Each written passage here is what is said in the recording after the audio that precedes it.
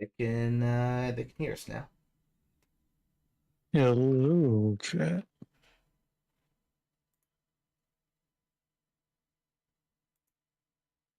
Hello, Vati. Happy Sunday. How are you today?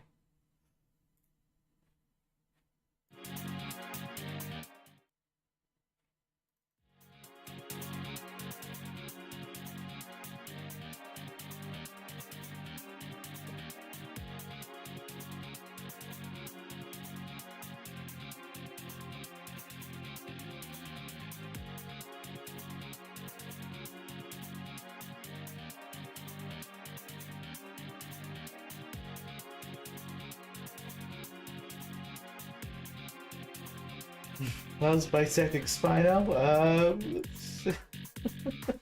He's he's feeling a little under the weather.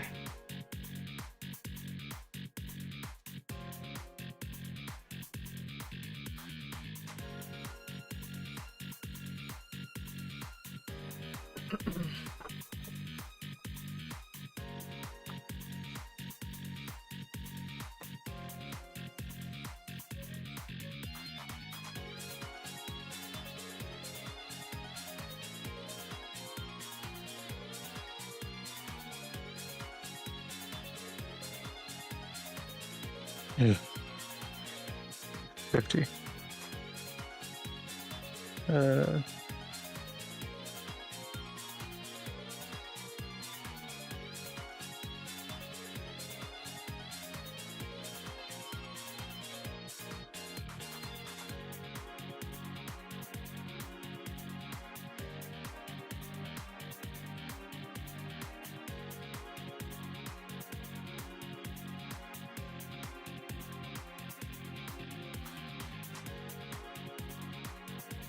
yeah. I need to work. You need to work? I need to get better. Okay. Oh, you DM me something. Mm-hmm.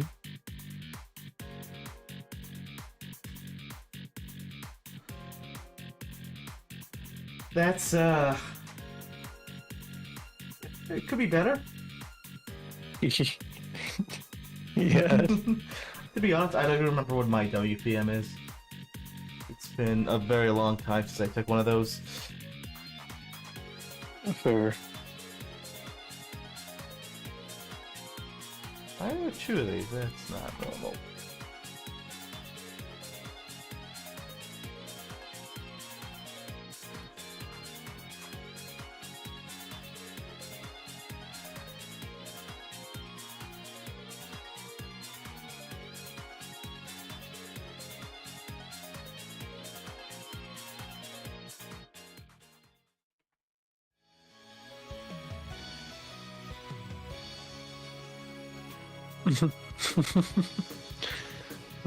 Vati. You poor soul. I believe in keeping my expectations low, so I am not disappointed. And X9 is a big ask from Capcom. Mm-hmm.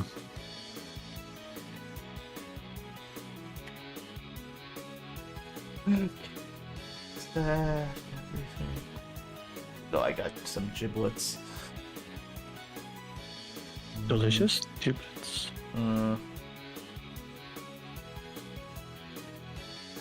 Gotta put everything in one folder.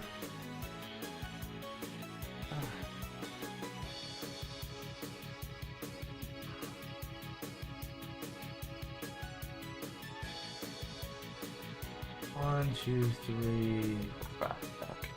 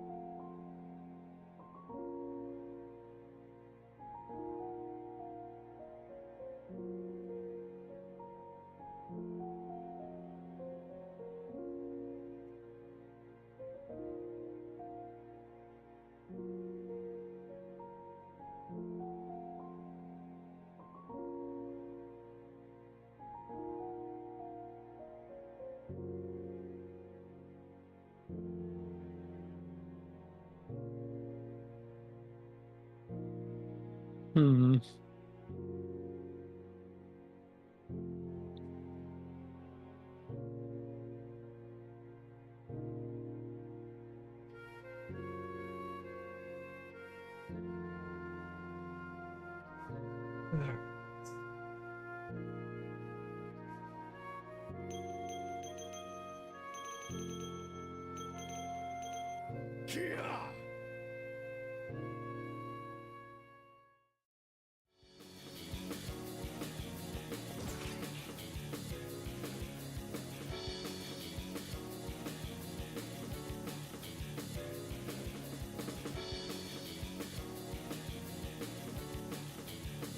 Let's move her out.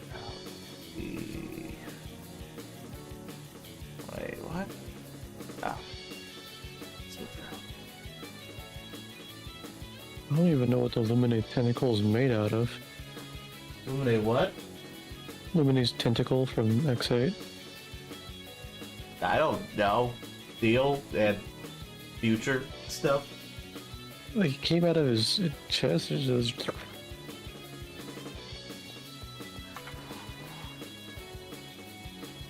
Like...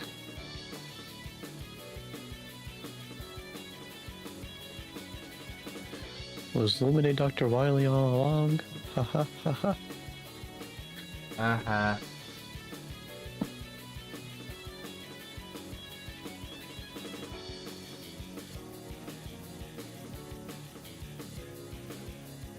I count on Capcom making Mega Man merch. Mm-hmm. Maybe a Legends And- collection with Tron Bond. Nah, never. Why not? They're never gonna get us a Legends collection Why not? because that requires them to port 2 games. 3 games. Adventures of Tron Bond? And 5 islands. And I don't see what your point is, though. They wouldn't port those 2. Why not? That's Capcom. You could even be more specific, my dude. Because it's gonna require undocumented R&D to move it from an iMode phone to PC. I'm talking about the PlayStation games. Yeah, that's only 2 games. There's 2 other There's games. 3 games on the PlayStation. Legends 1, Legends 2, and Adventures of Tron Bond. Yeah, Trombone wasn't localized, I think. It was. Or was it? I think it was. It might have been. But, There was definitely a There's PAL a- release. that would make sense. But there's a 4th game called 5 Islands, Okay. which was released for iMode. And you think they wouldn't go through the effort of porting that? Probably not, but the collection wouldn't be complete without it. I don't think it's that much of a hassle for them. They've definitely done more for less. I mean, they went through the process of porting over DS games and GBA games and writing whole systems to effectively emulate the graphics layer of those platforms. So, While this is true, a lot of that was already documented thanks to open source communities. sure. And they have the original source code, they have the original SDKs, the documentation with set of SDKs. They would have a good understanding of how it works. Hopefully, but not guaranteed. I presume their Vault has... I would hope their Vault has at least the final dev build and the final build sample. But,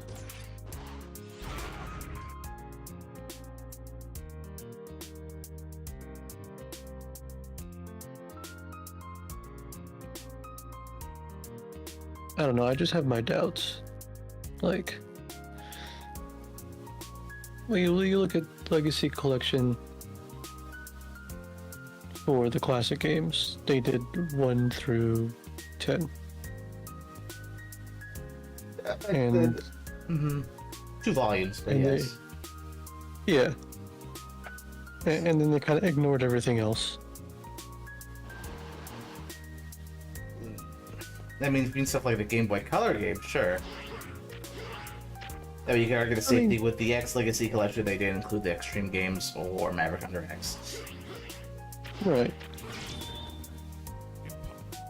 The same thing with the Battle Network games. There's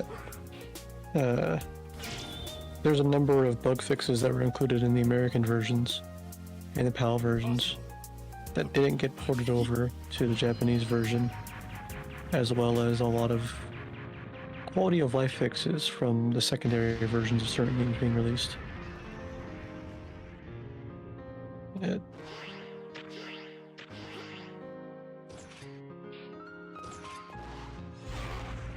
Oh, that is wrong. How could a puny thing like Wee. From my point of view, boards would be a very inexpensive way to print money.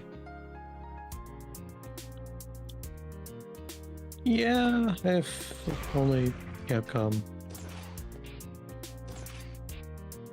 I see the whole reason they're doing collections now is because of that reason. It's a lot cheaper to do a collection than to make Mega Man 12 or X9 or ZXC or Legends 3 They could have or made that a one 12 first-person shooter game. Sadly, that team is currently not available. I know what's in house. But you get what I'm saying. I mean, they could have done a 12. They already had the engine made, they had the assets made, they just needed to add more to it. I think they could have easily made a 12 and kept that engine rolling. I didn't find anything wrong with 11 in terms of gameplay. Like,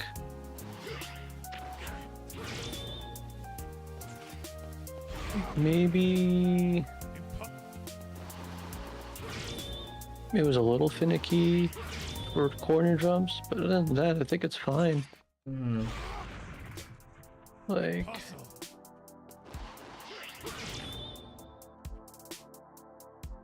I think he looks just about right.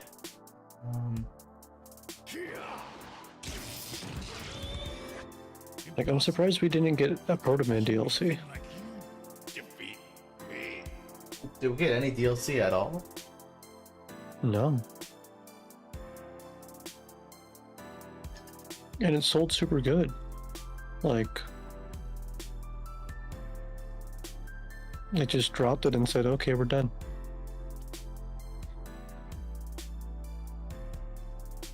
What was the budget of the game, though?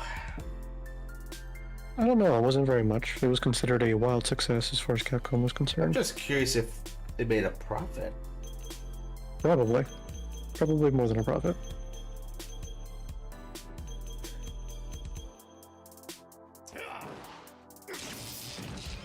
$2 million copies. 2 million at 60, minus 30% for the vendors. You're looking at roughly 40 million. Wait, no. Roughly 80 million.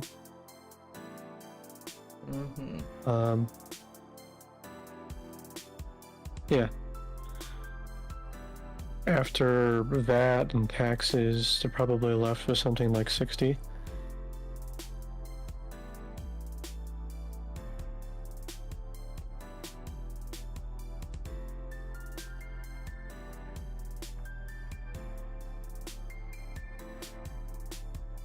They probably spent like only a couple million on the game, I would presume.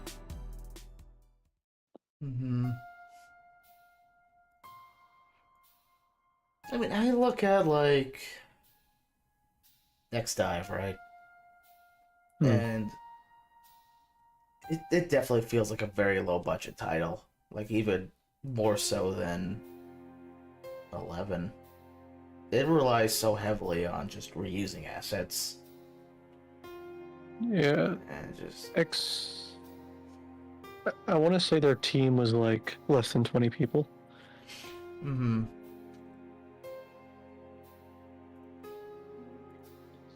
And they made a lot.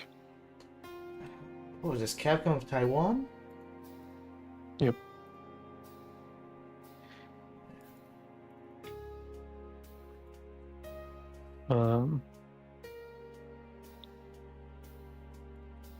I don't remember the exact number, but it made a lot of money. Mm-hmm. Yeah, makes sense. Mm-hmm. Probably all the more reason why they're not making another mainline game.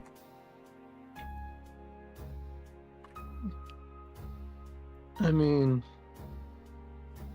Because like a gacha game has a lot less risk and it's still successful for them.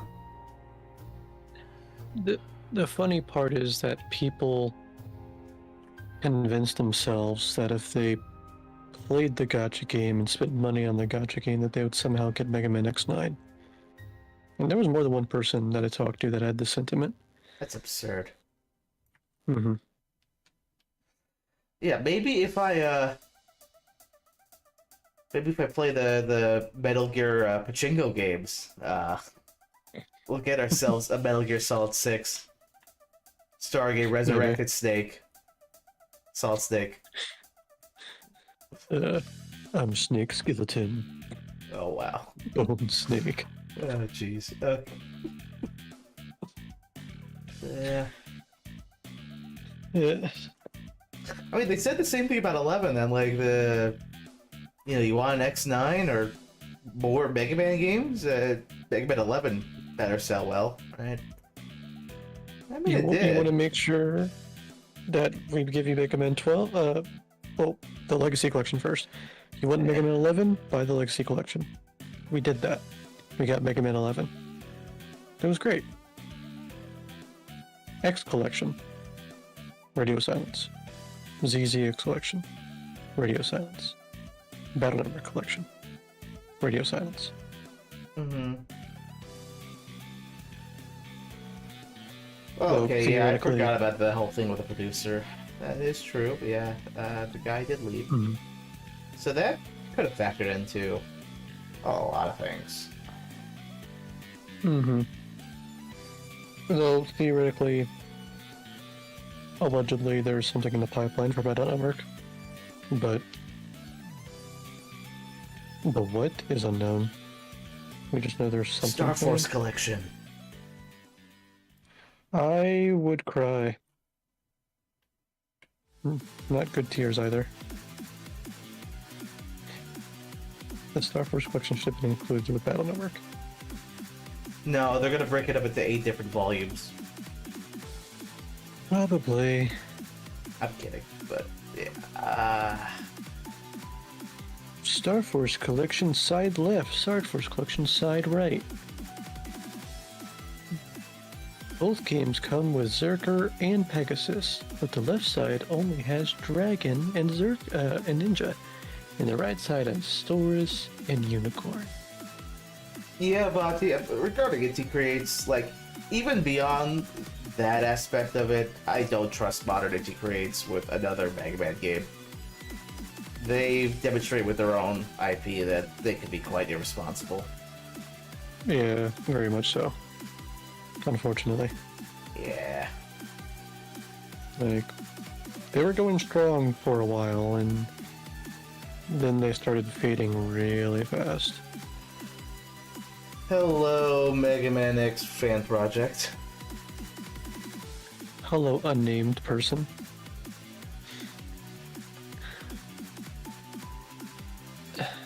Like,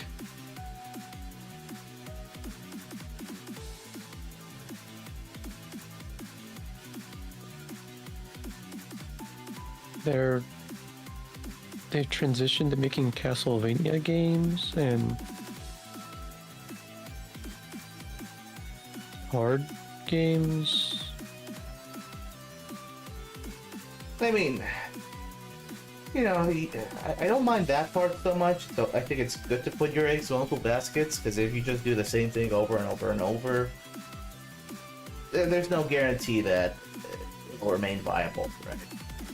I mean, even Capcom as a company, they have a lot of different franchises, different genres. That's true, but they all share a very core theme among them all. Well, yes, that is the real issue, if you ask me. Like, if they didn't rely on that so much, it'd be a different story. Yeah. But that's like their main selling point. Yeah.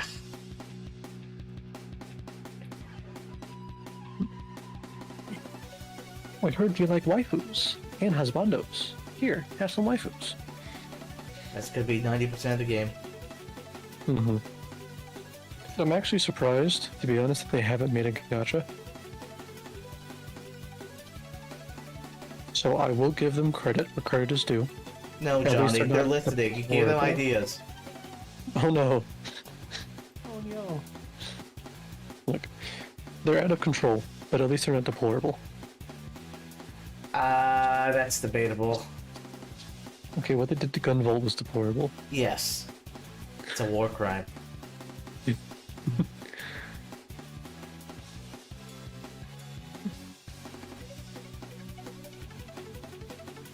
I mean, the gameplay loop can be good. I understand that. I just don't like the package. Does that make sense, Fadi?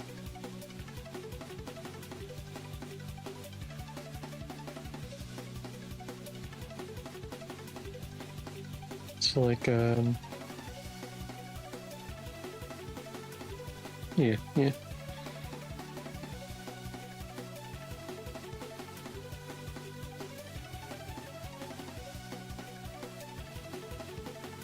The space, that particular space needs to be innovated on, and it's good that AA Studios are in that space, that particular subset of genres.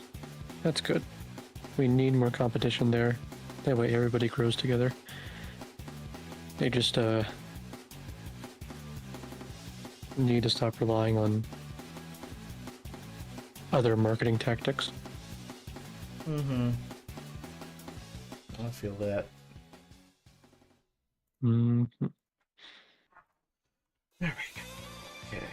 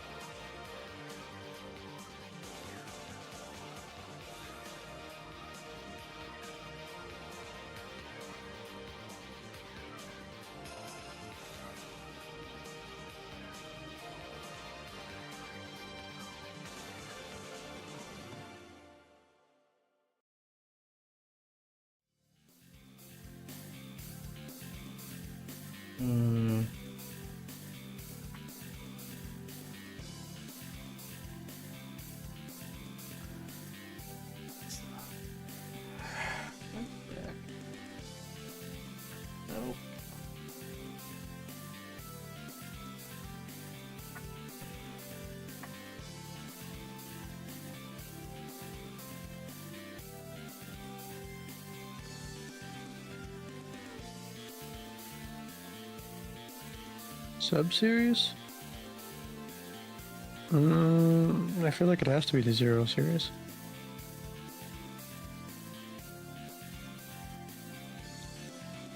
Though I do like the Battle Network series quite a bit.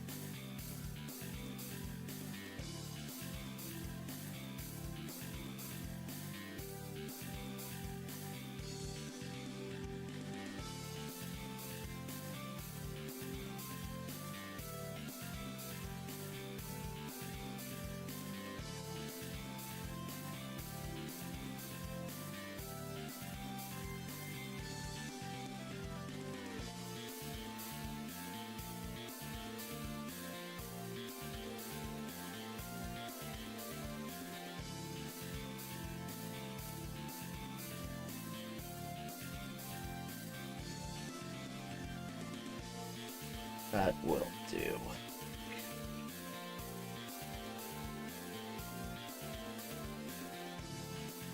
I would prefer if they just retcon the entire series and restart. Same here, actually. Everything after 1 is poisoned. And they just keep on taking themselves deeper and deeper into that hole.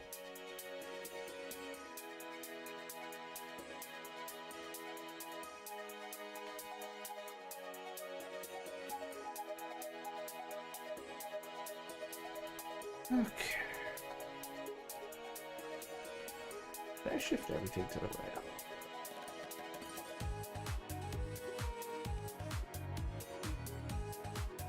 It's like a thing in this out.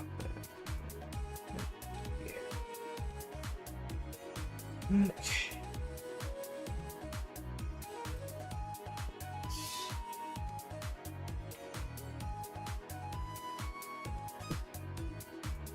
The one thing I appreciate them doing is separating Open and Gunvolt into their own games. I feel like with Gunvolt 2, they just couldn't handle having them both be played at the same time and trying to keep the content unique. Gunvolt 2 as a whole feels like it's being spread a bit too thin, I think. It makes sense them making Copen part of his own series, mind you, in a different timeline and all that. But yeah, it's a little weird that in Gunvolt 3 he's not mentioned at all. They just kind of forgot he existed. I really think that they could have done something special if they focused on, you know, not following the formula to a T. They were like, we have to have 8 bosses. We make it both playable. We have to have both of them fight all 8 bosses. You know, they didn't.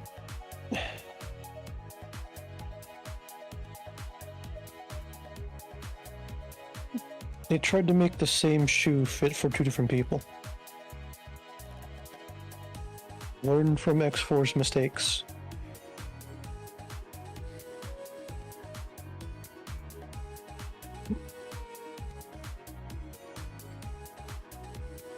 And then they wanted a X5 style X versus Zero fight at the end, but I don't think that was executed quite well either. For many reasons. For one, I think there wasn't sufficient build-up to that fight. Both in terms of the events in Gunvolt 2 and in terms of them trying to build it up over multiple games. You don't have a lot you're working off of. But also, from a gameplay standpoint, I didn't find their boss fight satisfying, whether you're playing against Copen fighting Gunvolt or the other way around.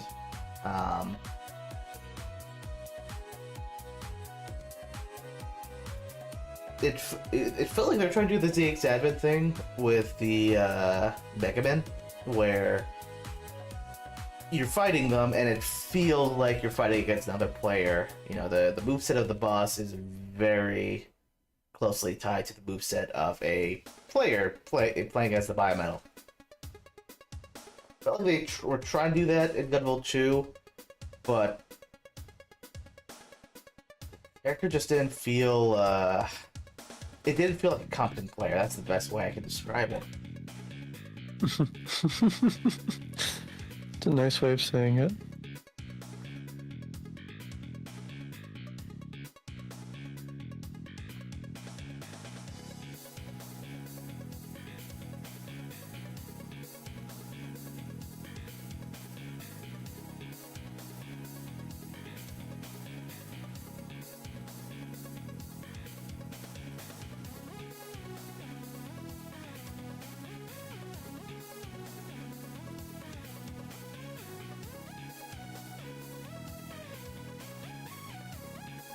I don't doubt it. And also, if I recall right, in the fight against Copen in Gunvolt 2, didn't he get back his revolver from the first game? Mm-hmm. For no explanation whatsoever. But you know, suddenly he has Gunvolt's kryptonite. Mm-hmm. Which Asimov stole off of him, and don't know if it was ever confirmed that he picked the thing back up. I thought that was like the whole reason why he couldn't use it in Gunvolt 2, beyond just balancing and all that.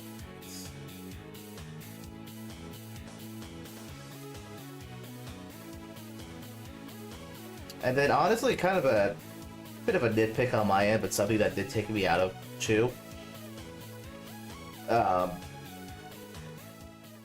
This is supposed to be, you know, the fight's supposed to be this big deal, right?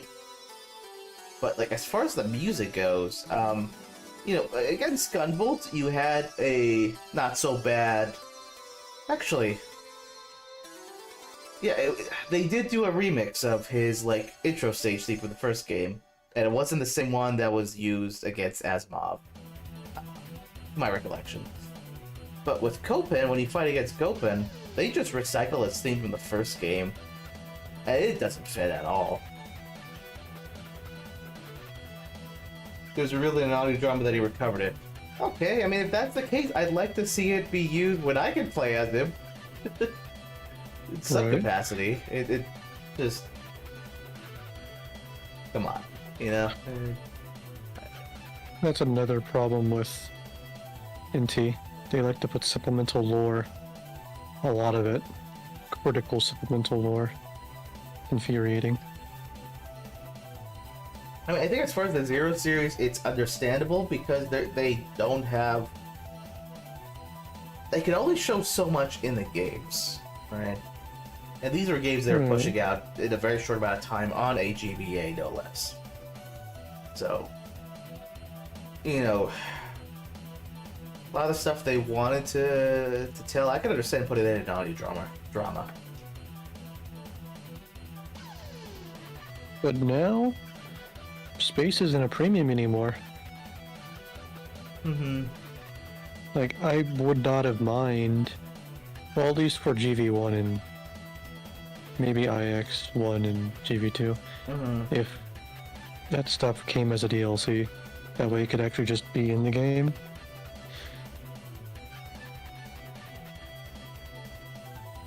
Refresh my memory, Storm. What is Stellar Spark?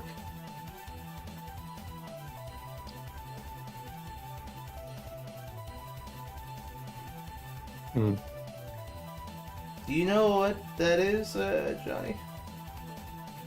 I am not... I don't remember. Doesn't sound familiar. Copen's electric powers. Oh...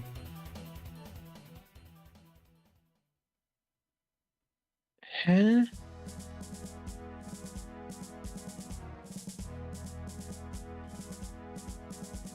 So he analyzed his power and replicated it. I see.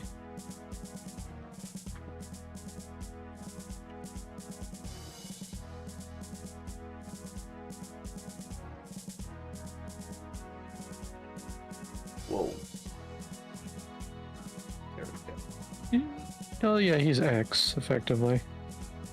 Which I thought was a really cool concept.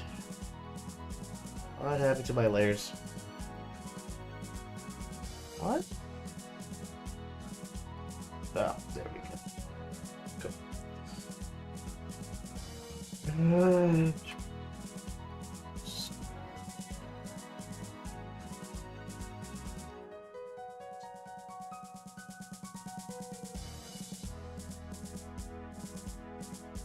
Right, the new collection. I mean, they might include the drama. I think it's just gonna be an audio track you can listen to. I don't think it's gonna be like integrated to the game. It looks like they just want to do a quick collection. Well, so they actually are including the. I mean, that's good. That's. This is way too big. Oh boy.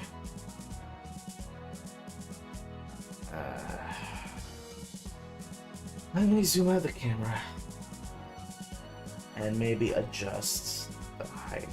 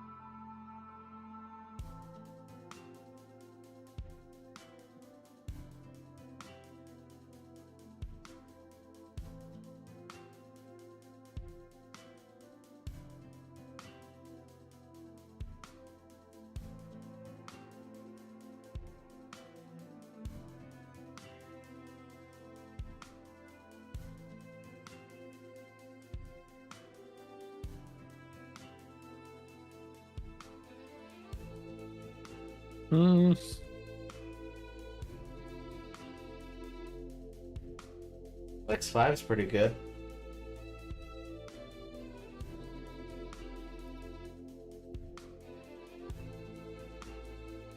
Four and five sit in that area.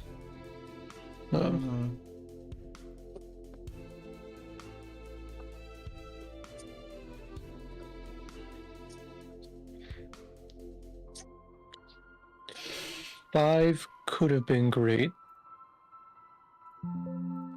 And if they made different decisions, six could have also been great.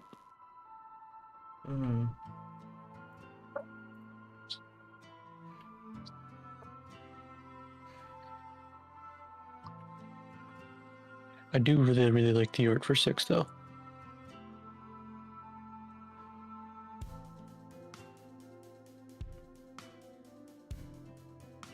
Need to test something.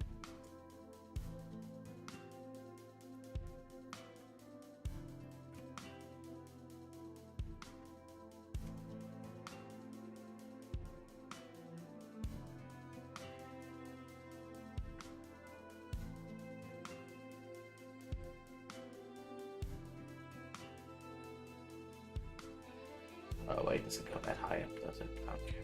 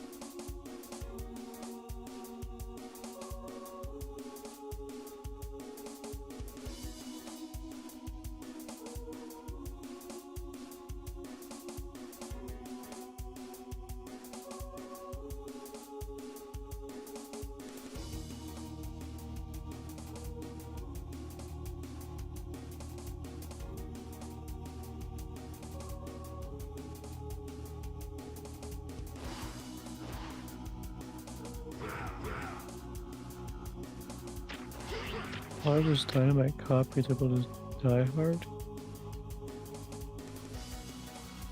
Dynamite cop?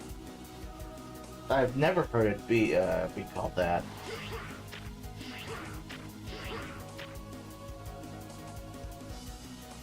That's... Huh. Great Christmas film, though.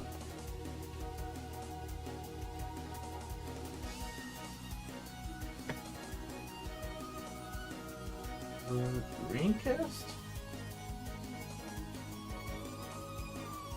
Yeah. Sega Oh. Model 2 hardware.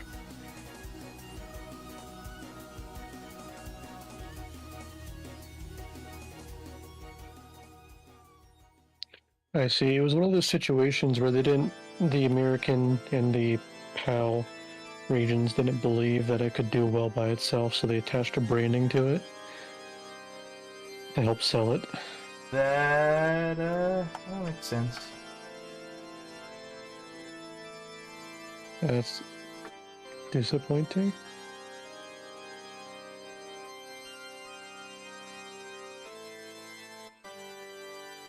It had a sequel after its sequel called Dynamite Deca EX Asian Dynamite. That's certainly a name. The game any good? I don't know.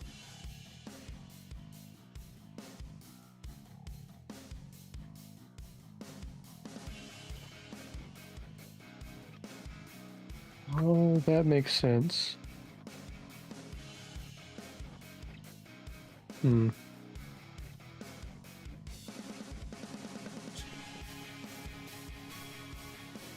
It seems most complaints about the games are that they're very short.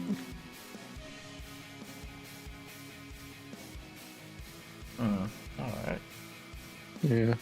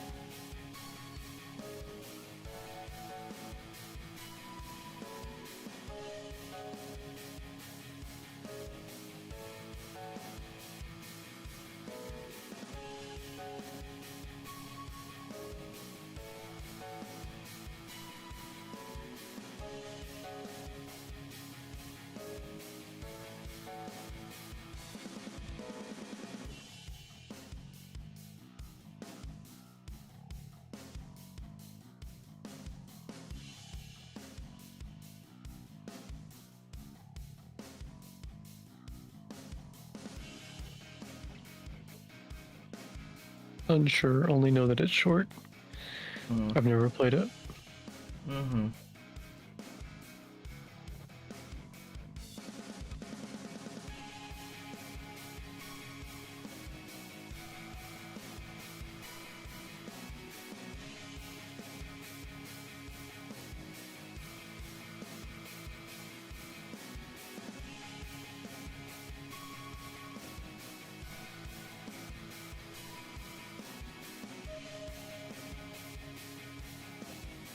I mean, more games is better. Just in general. I suppose.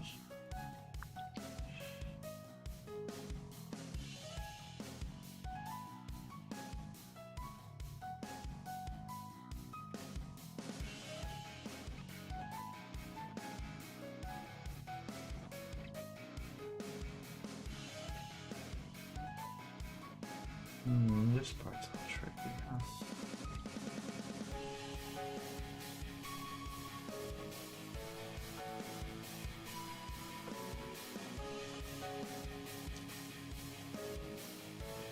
Maybe adjust the perspective on this a bit.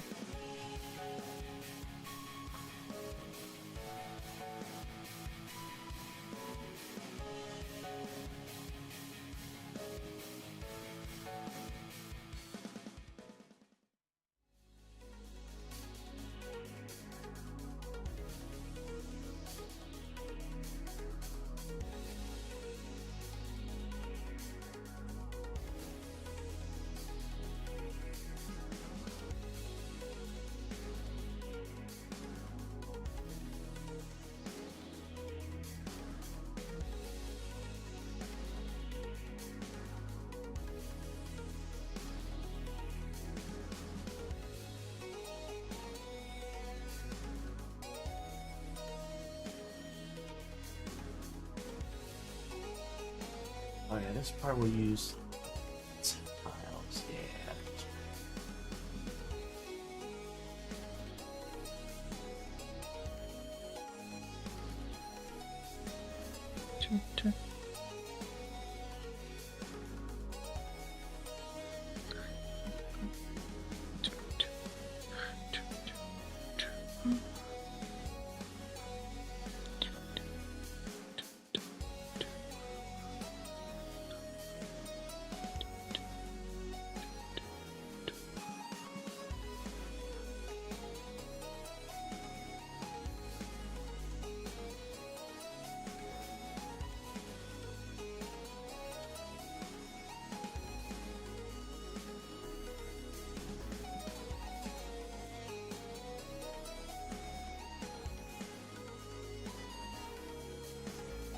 Hmm.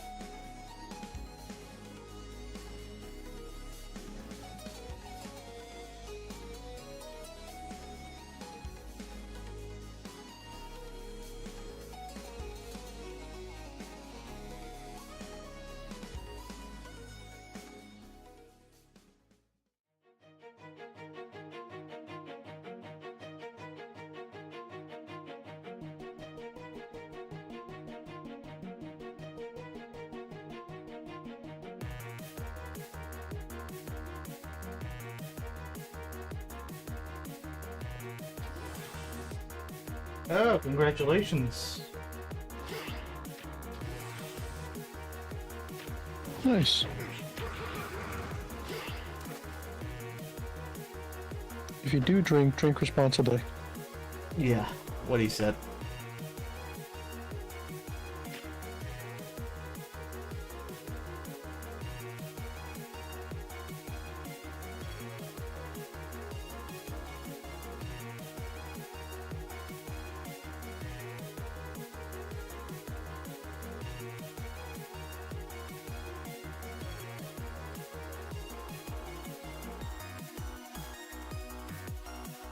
Yeah, understandable.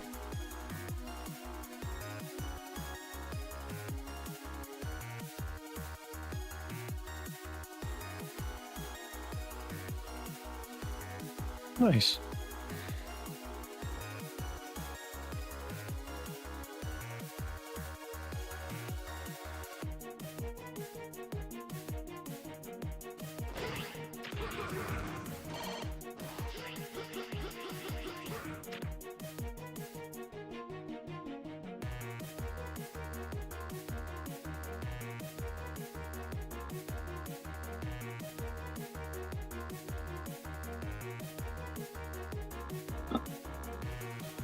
Should keep. Oh. Hmm.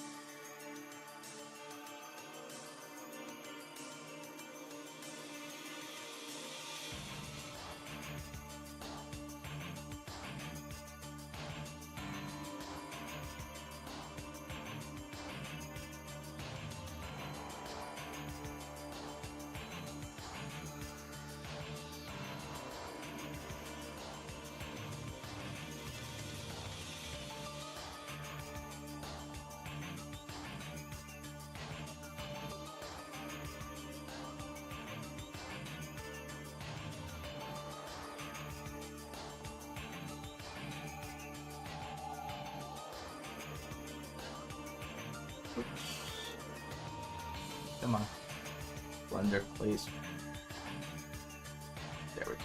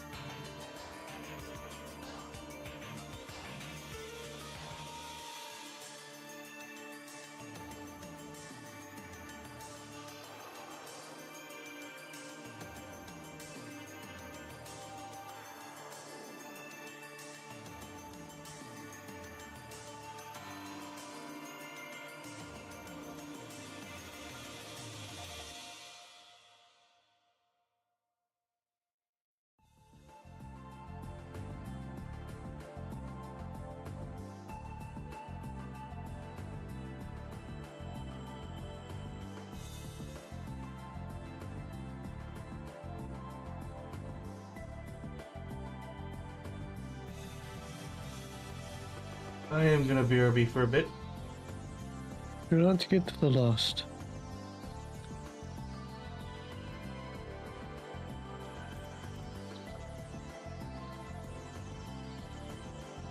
Right.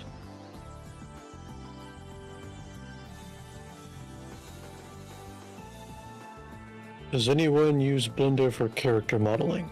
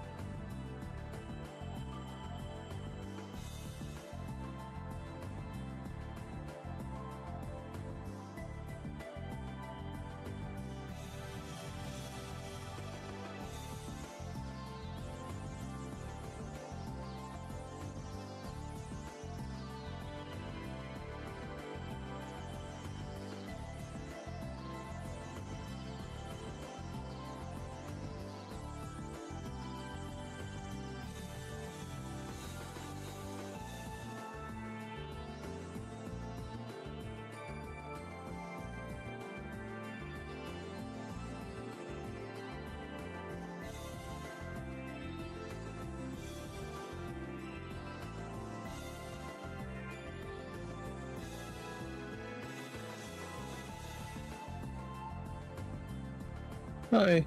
I'm just gonna call you Batu. Yeah, we're not really new. We've been around for a while. But it's just taking you a while to discover us. Welcome, welcome.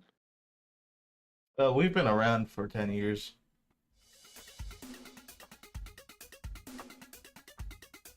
Well, Dragoon has always been taller than Zero if you look at the X series. Mm-hmm. He's a big boy.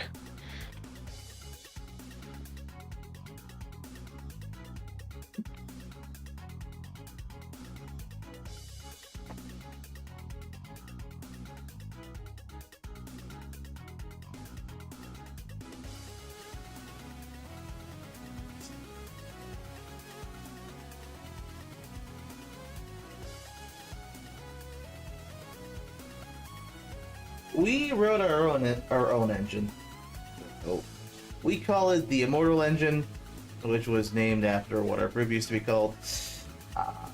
We're in C#. It uses OpenGL. And, yeah.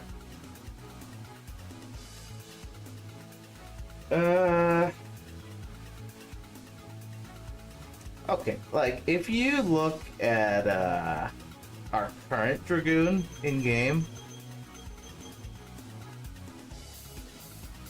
One moment.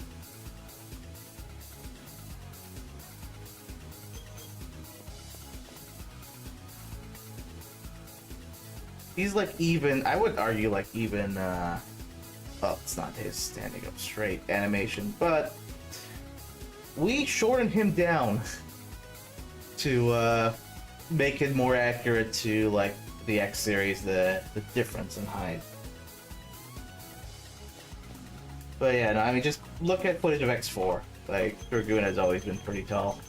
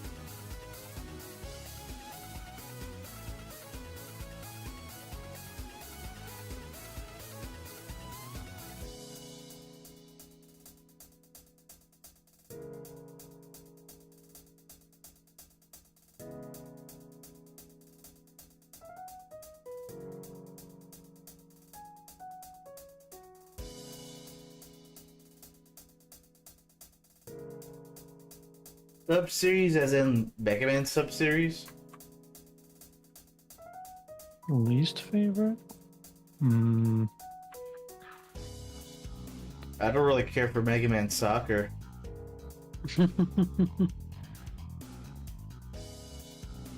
X-Type, I don't like. I feel like it's too easy to point the gotcha and say bad. Sure, you could argue it's low-hanging fruit. Mm-hmm.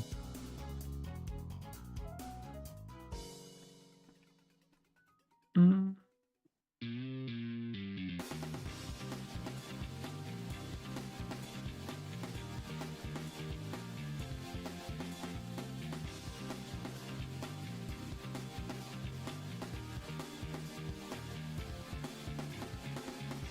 Mm.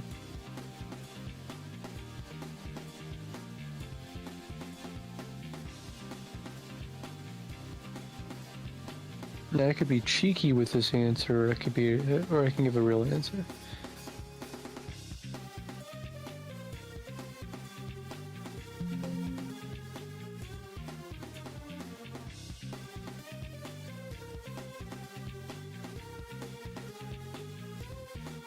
Mm.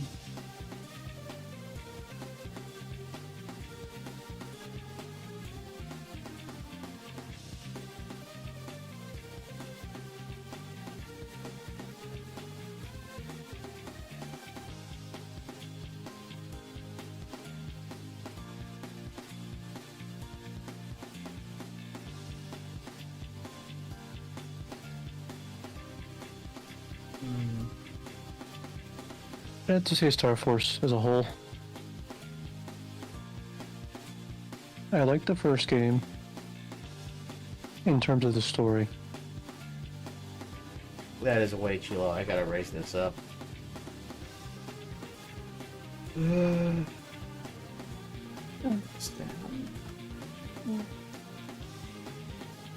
the rest of the series fills me with unfathomable rage.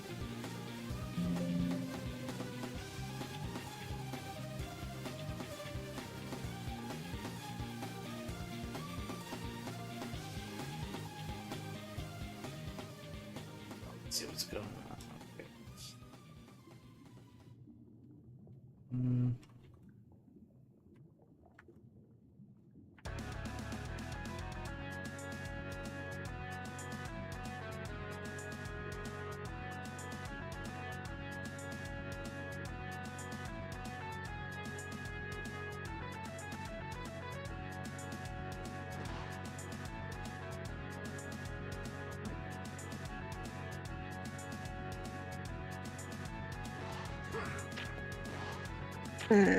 It's a combination of factors. No, it wasn't just Star Force 2.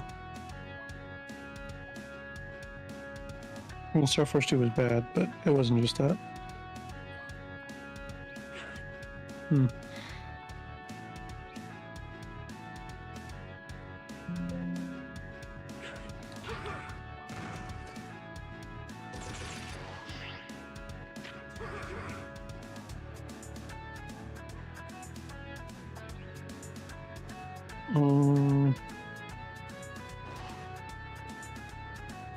If I had to pin it down,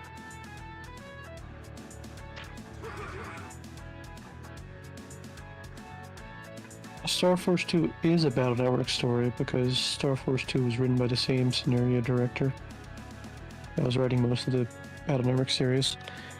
Star Force 1 was written by a different scenario director.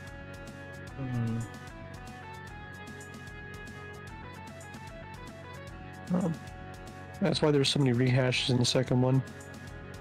Like the inner pants swim trunks scene being replayed. It's because it's the same guy.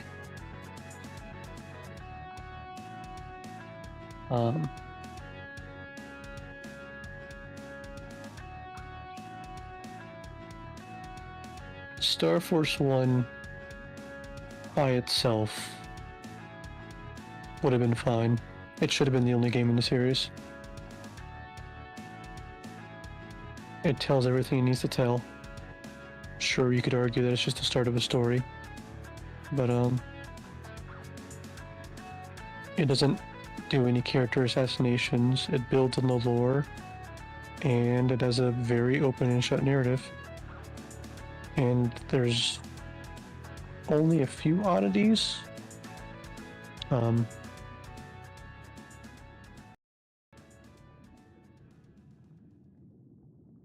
Probably because they had to sacrifice dev time to make 3 different versions of the game, instead of just having a single version of the game. Well,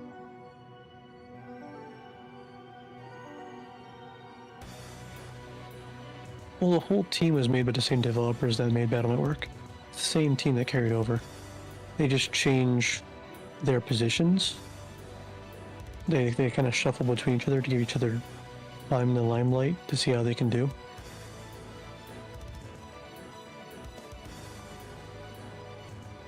Same team, though. Same team.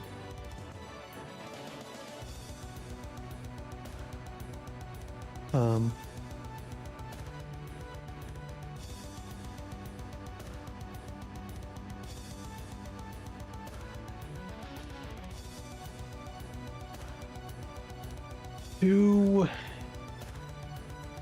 really disrespected all of their characters. I feel like every character in some way was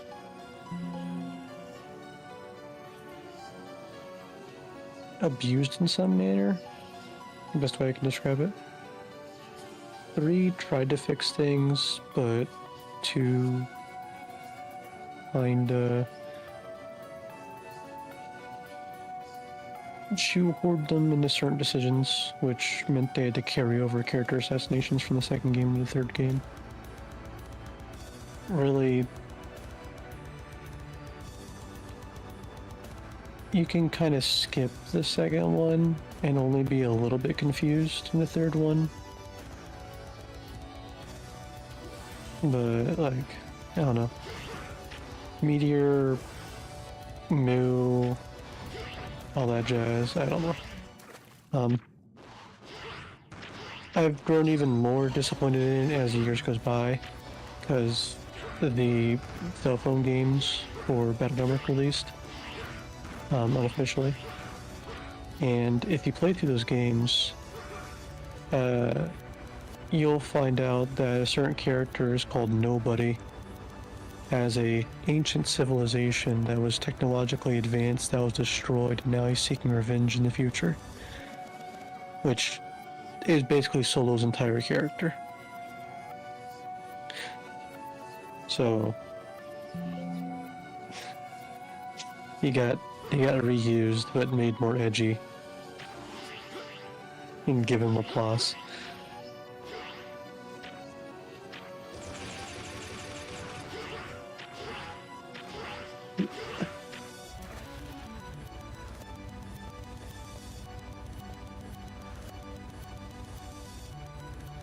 I don't know, I mean, mechanically it was interesting. They did a lot more.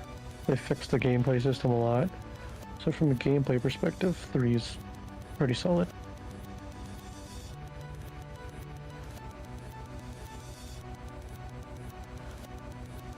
Yeah, he is. He is.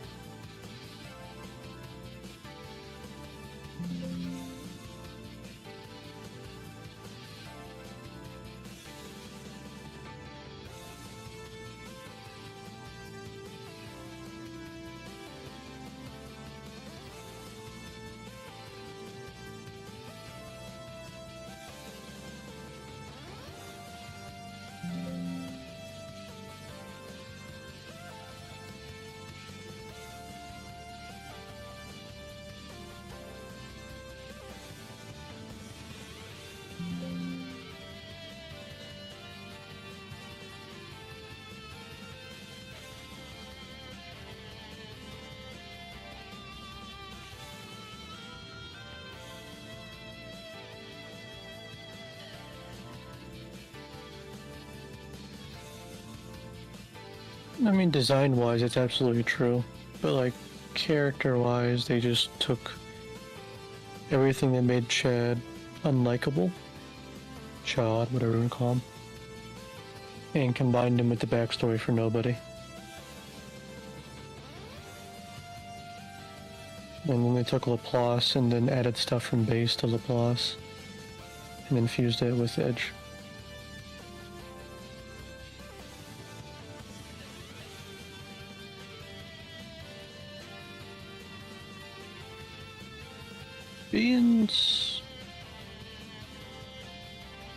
It's good. It's just, you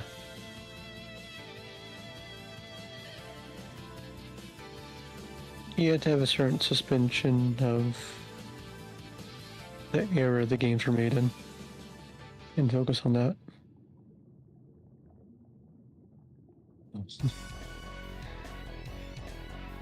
Thankfully, the games industry isn't the movie industry. Unless you're Kojima, of course. For better or for worse.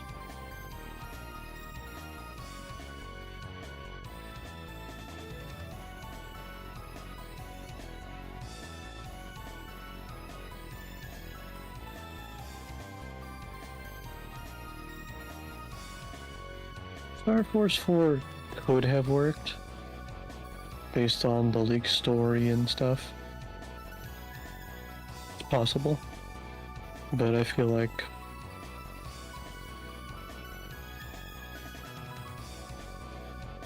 it was too different from what they normally do that Capcom wouldn't allow it to breathe, so to speak.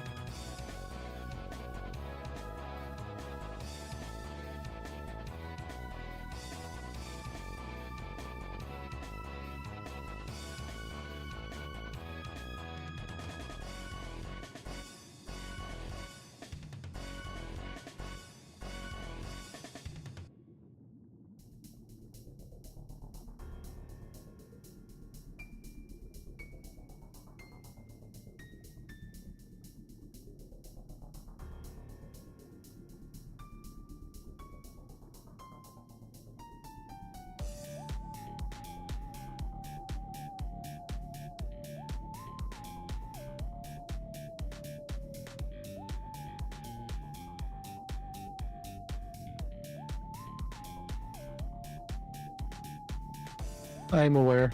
It was being made by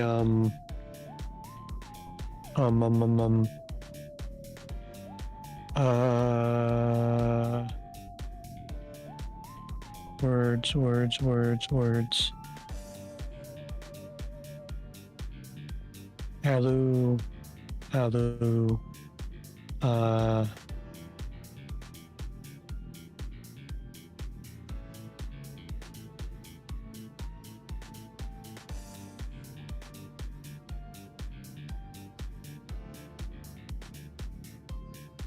LMA. Right. Being by LMA and Cosmic, I think. Professor Net used to work on it, but I don't. Yeah.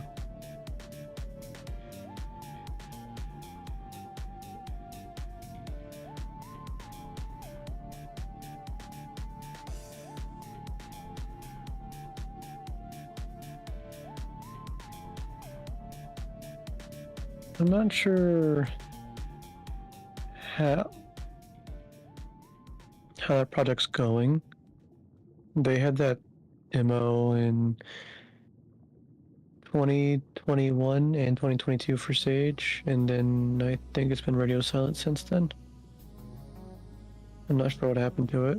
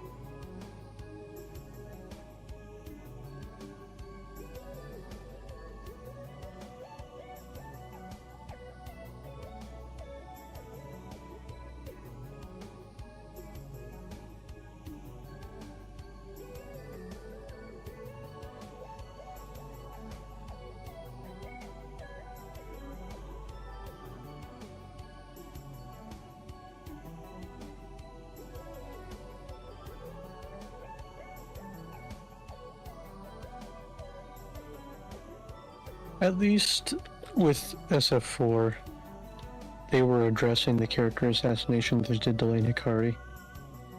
And, you know, maybe they would have had the character fix the police state they ended up in. I don't know. Possibly.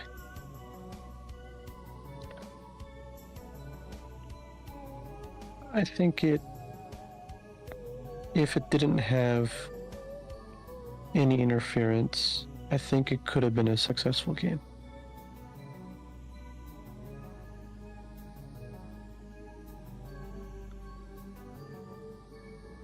Especially if it only had one version instead of the split version. I think that's really what did it in for them.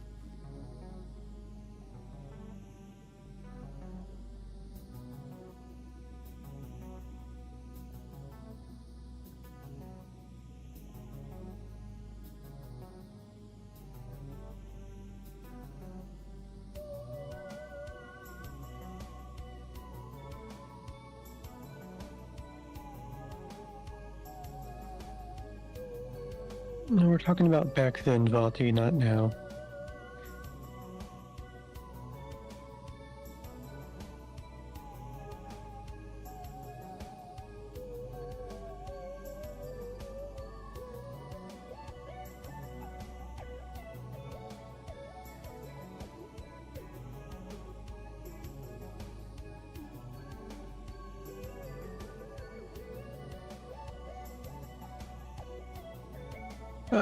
I was saying it would have been interesting because they would have fixed the character assassination that they did Delaney Hikari.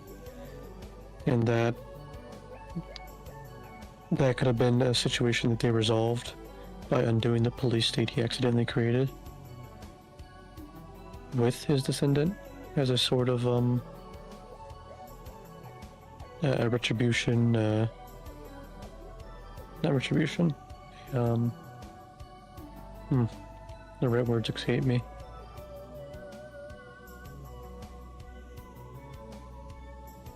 Point being, it would have worked, I think. And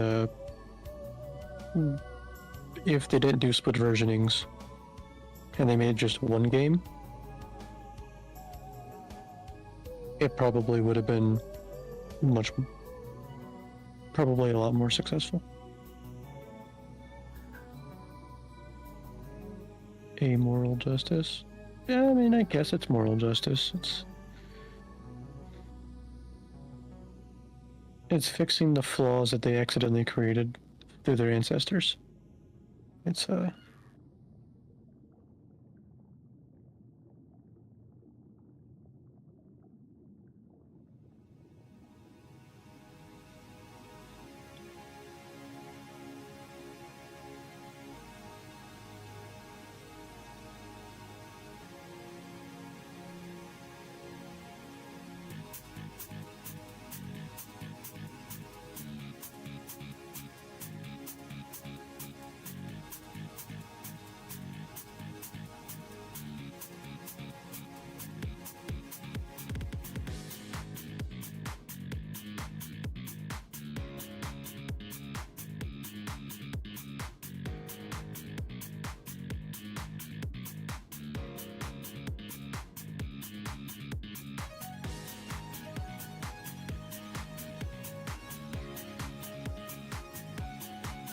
yeah, in the plot of SF4.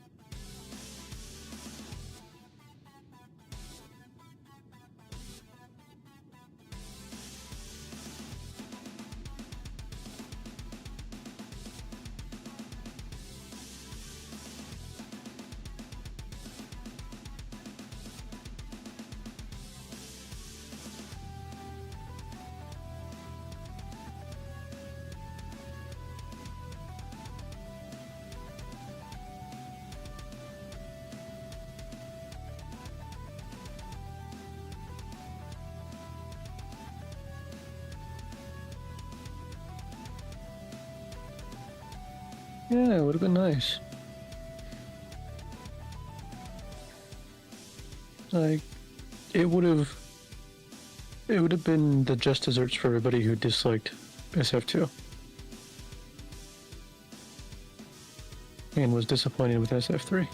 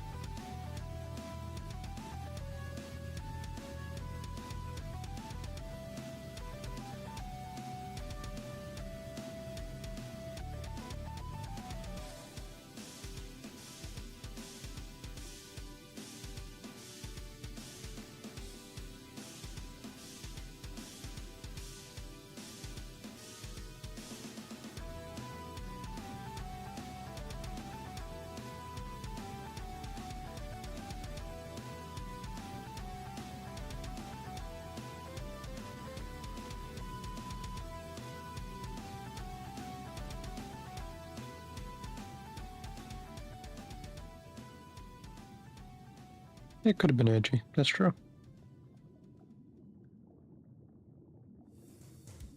It depends on how seriously they took it.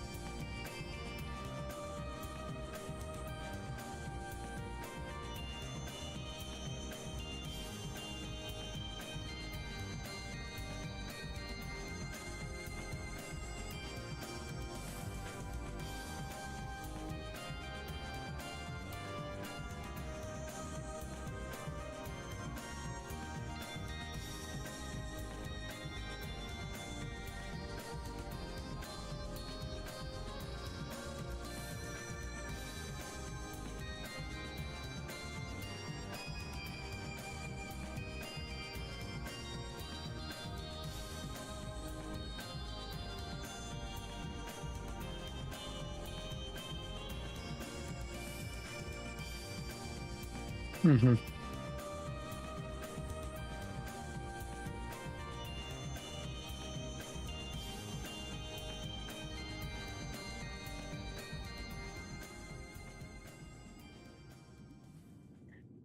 I don't know. Hmm.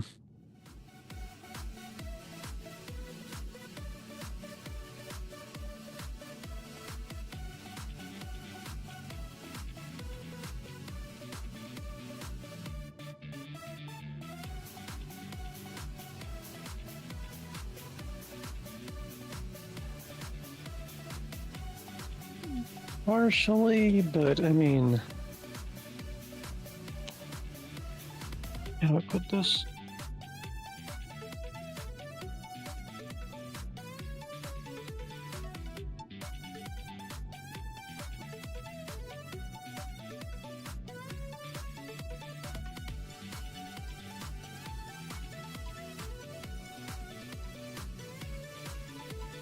Hmm.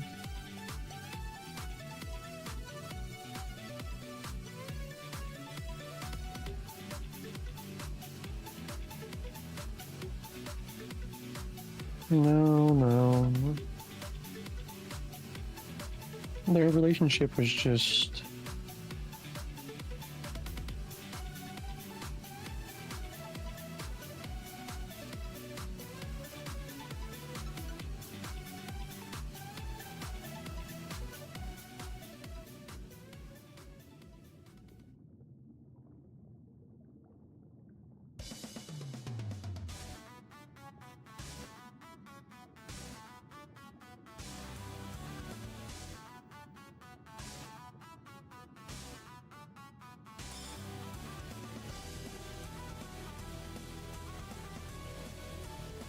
like...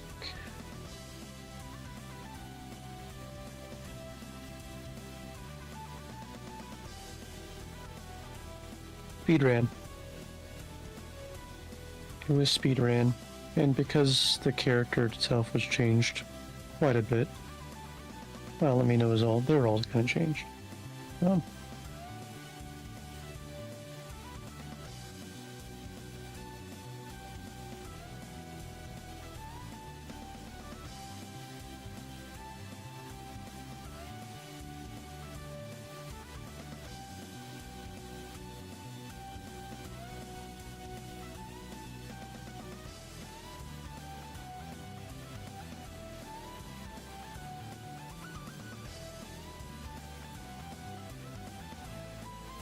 SF1 did a good job with that. It's...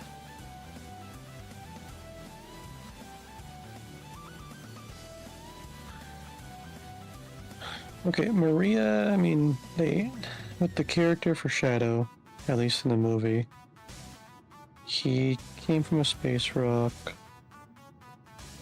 He woke up, Maria was kind of like the only person that was nice to him. And so they had good times for a while, and she treated him like family. And he grew to know love, and he appreciated that. And everything was going good until it wasn't.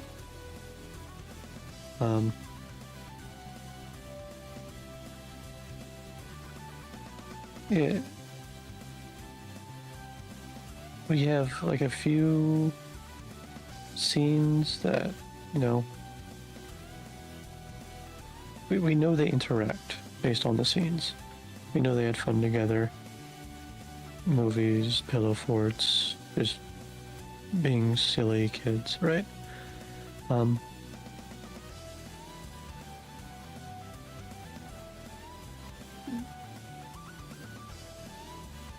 But they didn't have time to have a much deeper relationship, one that sold that they had become family, not just friends.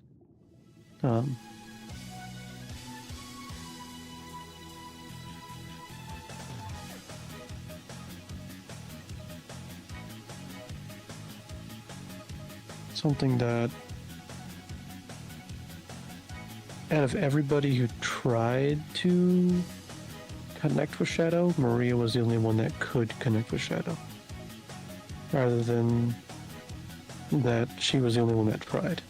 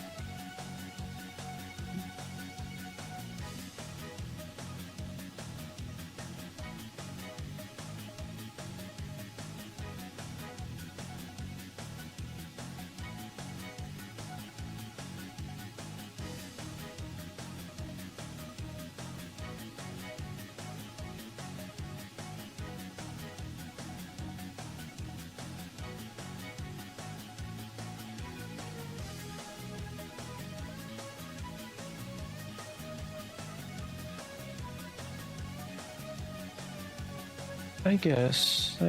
I mean...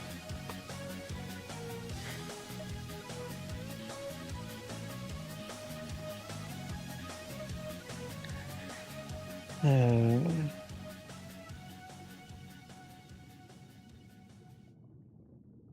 it was pushing runtimes, and it was a runtime issue. I think if they had spent more time. Talking about the Sonic 3 movie? Mm-hmm. Can I just say, without spoiling anything, I was not a fan of Keanu's take on Shadow.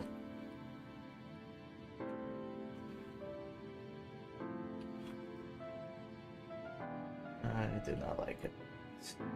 I need guns. Lots of guns. It's just John Wick.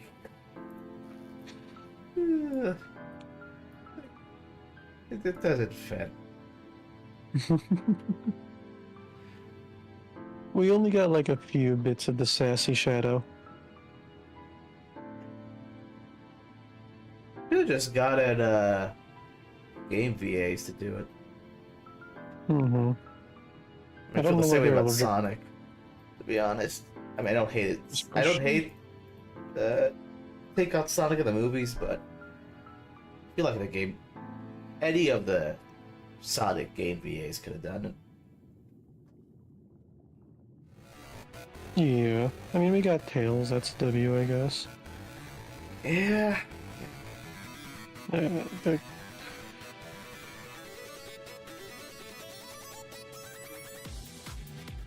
Shadow at least. Not Shadow. Knuckles at least as a. Idris Elba did a great take on that, so yeah. Hmm.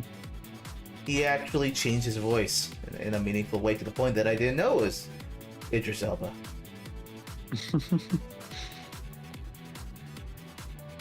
Mm.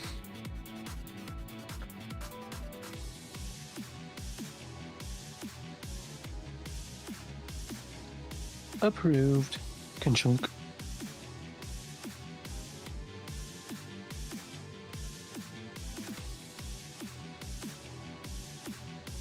I mean, that's fine. It's just there's a deeper level, like.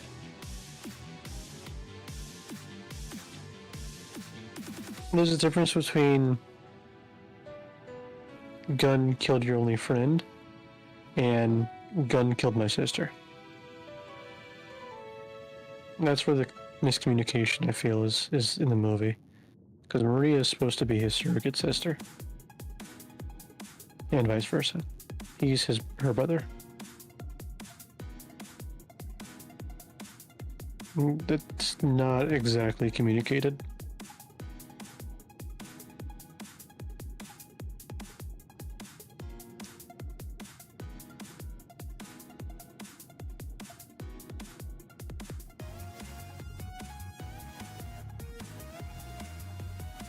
I understand that the medium is targeted to children, but the problem is that most of Sonic fans are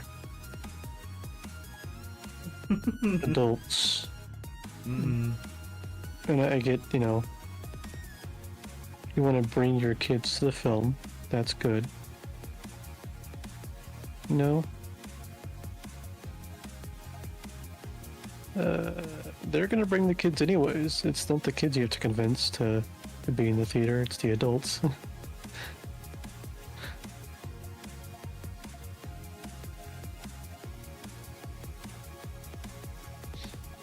Now, what I'd really like is a movie adaptation of Sonic 06. Jesus. You're the only one, Jack. 06 was great. Not for the plot. That was terrible. Not for the gameplay. That was atrocious. But I think the music and the environment designs are great. The future is on fire. They had, well, okay, not that, but they found this nice balance between fantasy and modern, almost like a Final Fantasy game. And I appreciate that.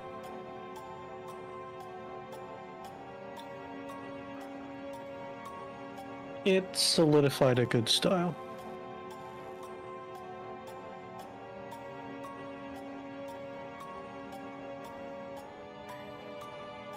Hi, I'm a hedgehog too, but I'm not Shadow. I'm Silver. I have spiky hair and I can use telekinesis. It's no use. Take this. Oh yeah, I'm a time traveler. I'm basically Trunks. Yeah.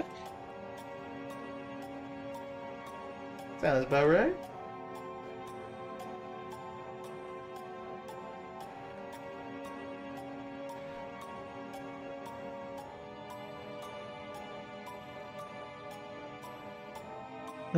Between Secret Rings, Black Knight, Unleashed, and '06, that era of Sonic was just a downward spiral. Good rings I liked as a kid.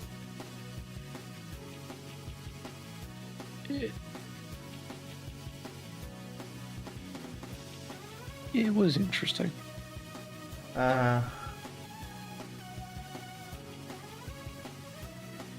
I mean, the script could use a few passes, sure, but also... I like the memes.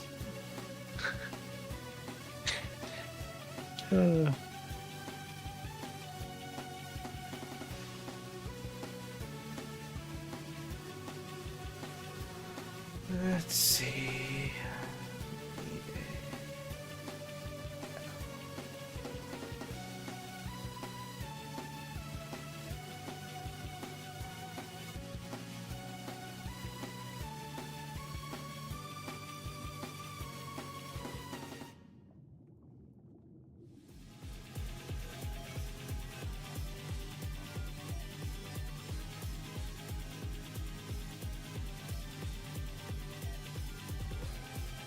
Yeah. They were interesting. I had some problems with the gameplay. But they were doing something new, which... you know, fair.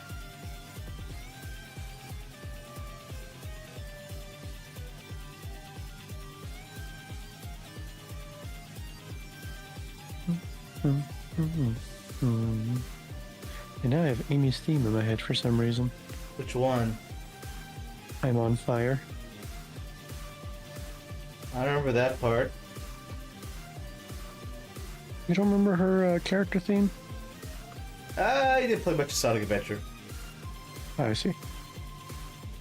I just remember the It's rap with Knuckles.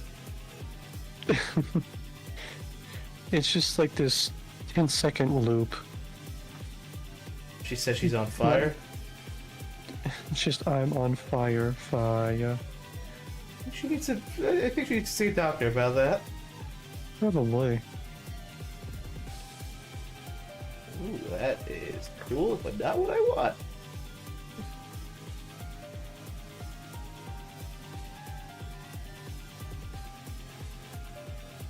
That's fine.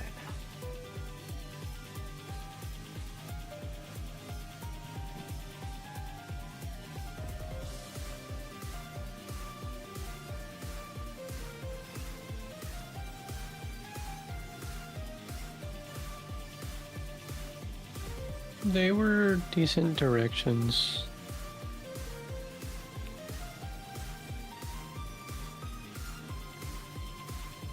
Besides the gameplay.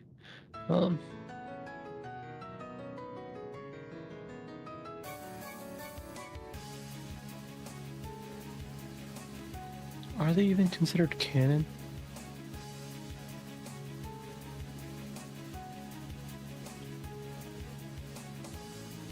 Who?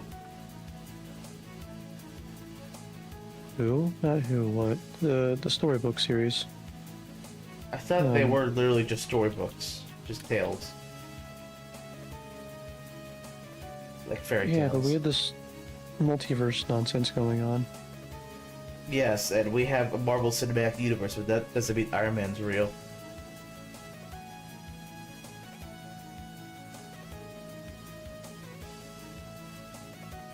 Hello, Capitan Peru, how are you?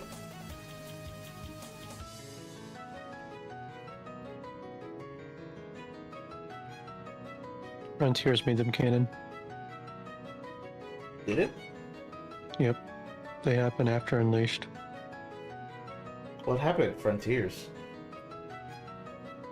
Frontiers decided to have this tiny midget AI daughter of Eggman from the future decide to scramble reality for some strange reason. Uh-huh.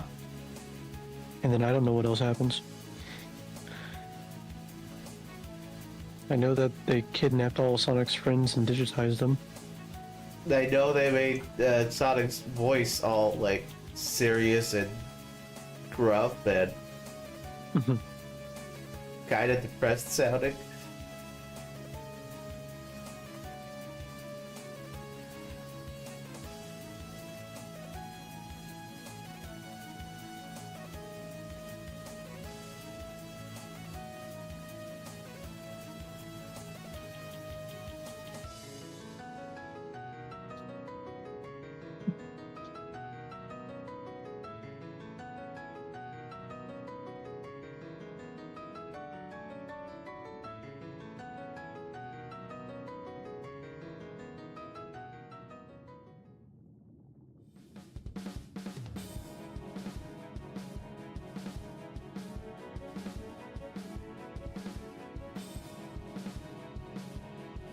Yeah, that's...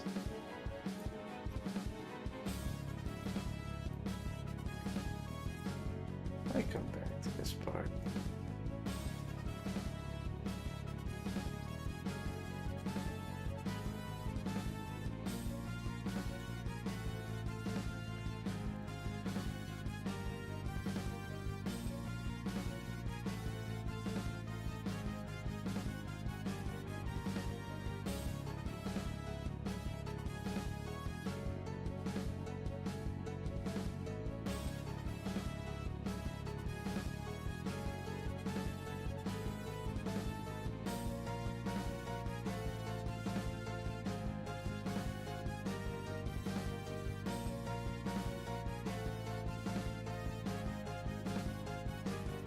Pirates Theme? The one in X4, you mean?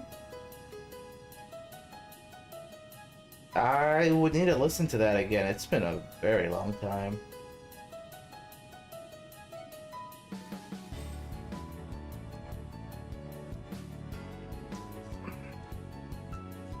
Hypothetically, it's possible. I mean, they had a JB1080 Horiyama.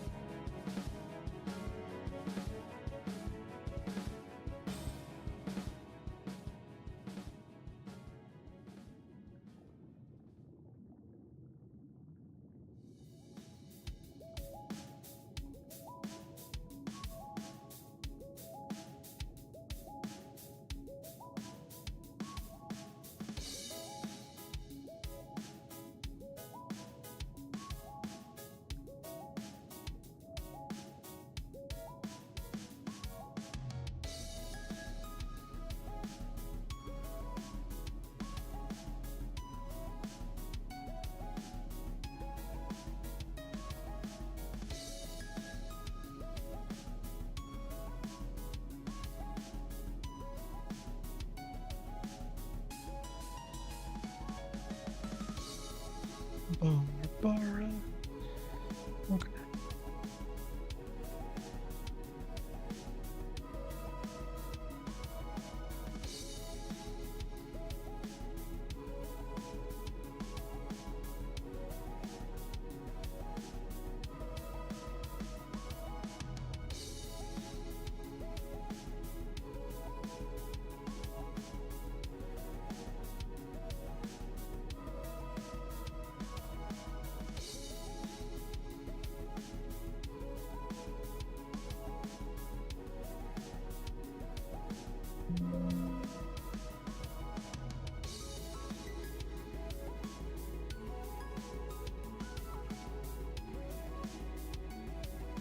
I'll have to give it a listen later, Perker.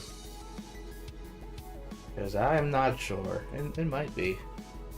It's also very velocity sensitive, so depending on the note velocity, it changes the sound quite a bit.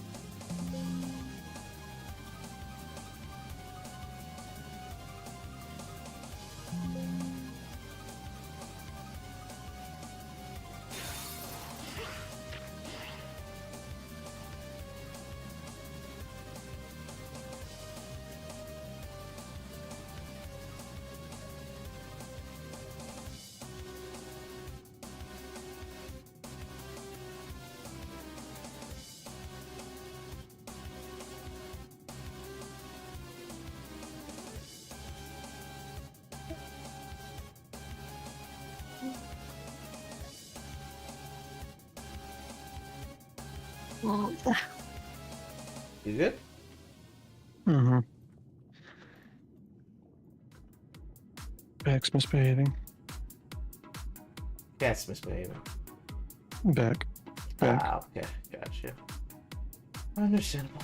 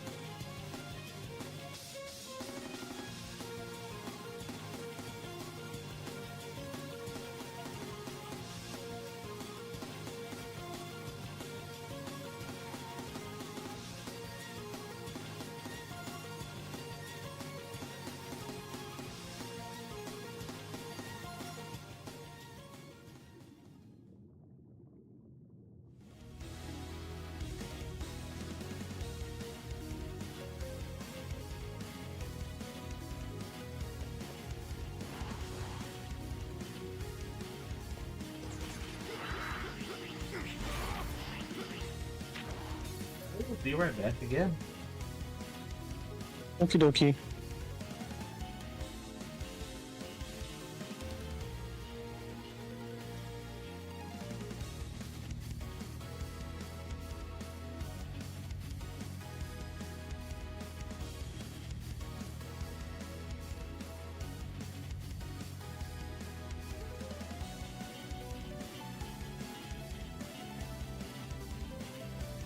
Bum, bum, ba-dum.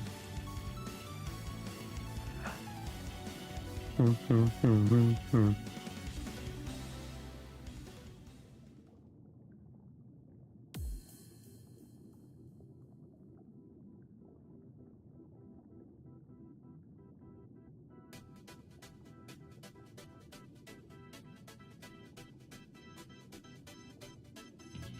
I'm sorry, chat. I'm just very tired today.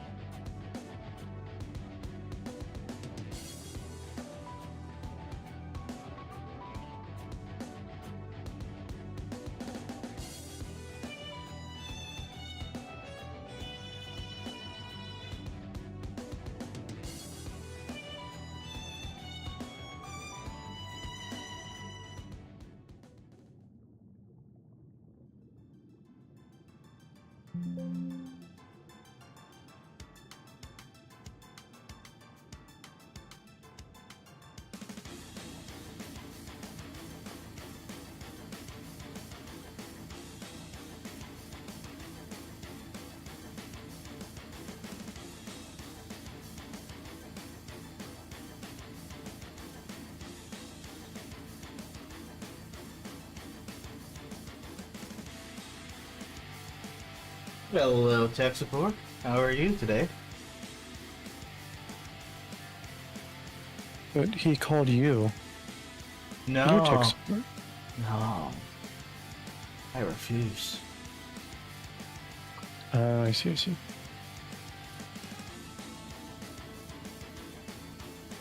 So he's tech support? He is now. Oh. How are you today, Jetstream? Are you Microsoft today, Jetstream? Are you Microsoft, Jet Sam?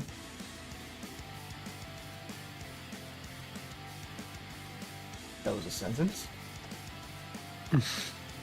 Yes.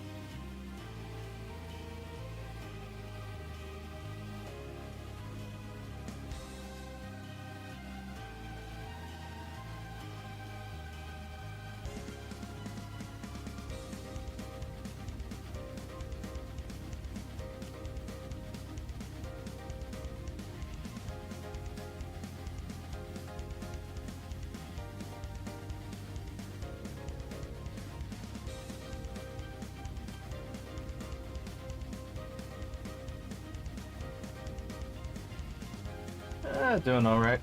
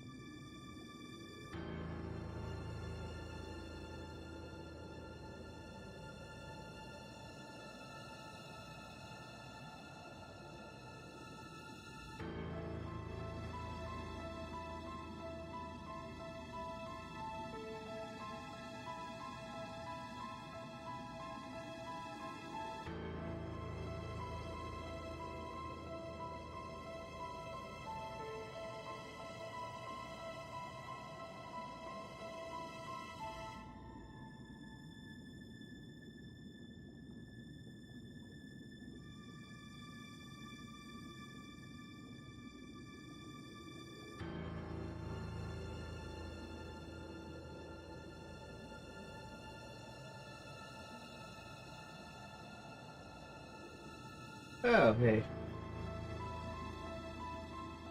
Hey. Doing alright today? Hope you're having a good day, too.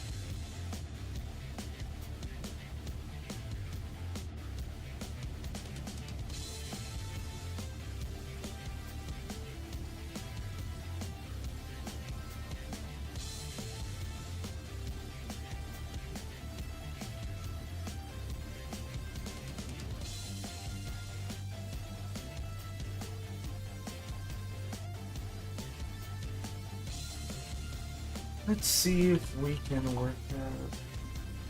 Point is.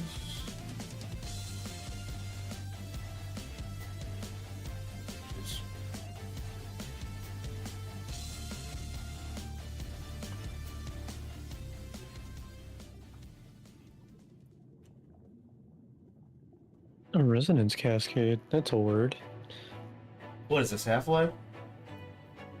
Apparently. Roughly here.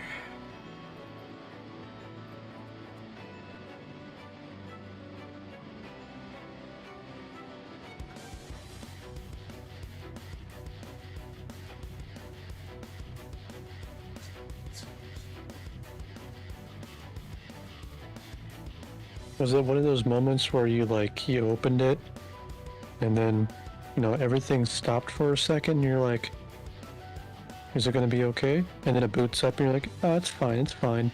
And then you hear the jet engine taking off to your side? Is that what happened?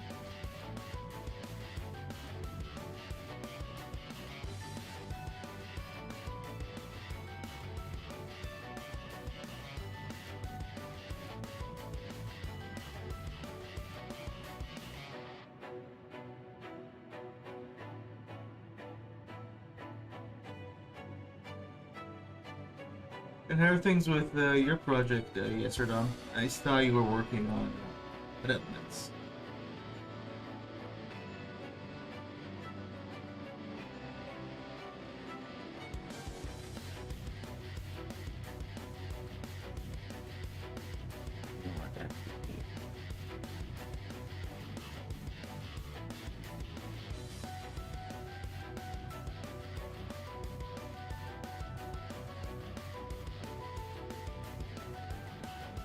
What's over there?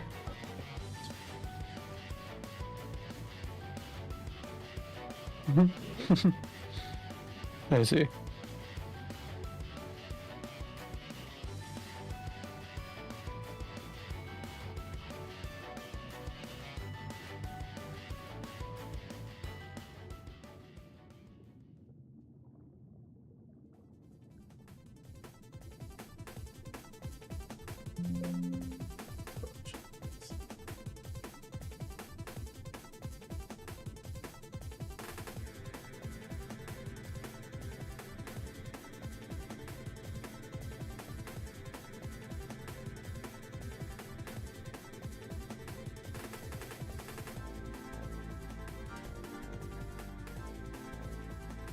Fair enough.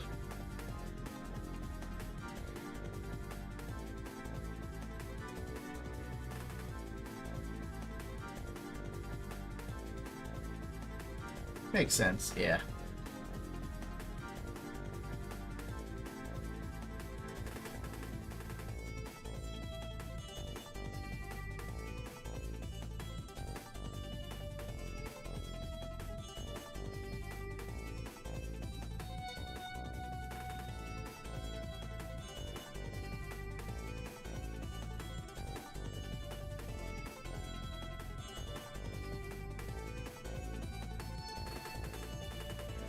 Sounds like a plan.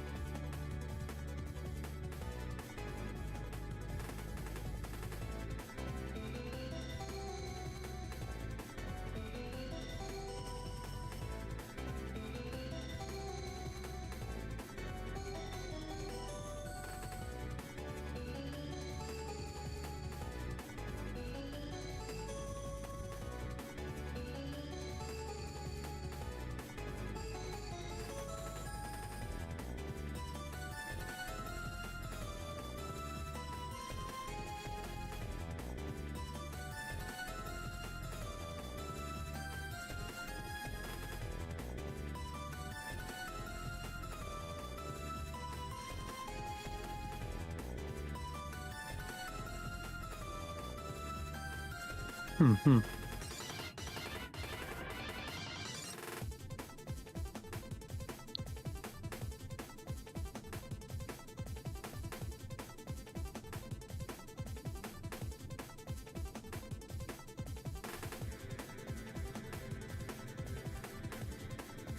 That'd be nice.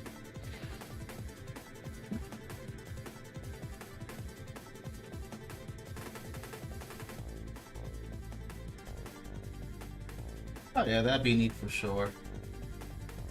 Yeah.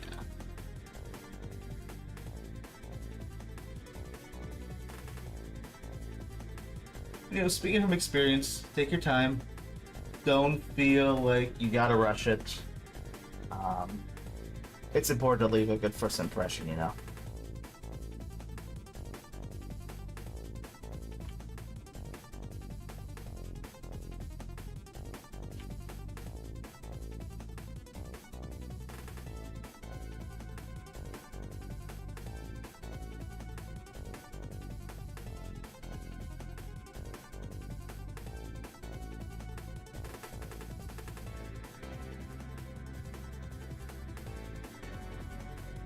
Oh, am I drawing on the CG layer? Oh my god, are you serious right now? How much did I... Okay, all of it. Alright, gotta redo a bit of this. I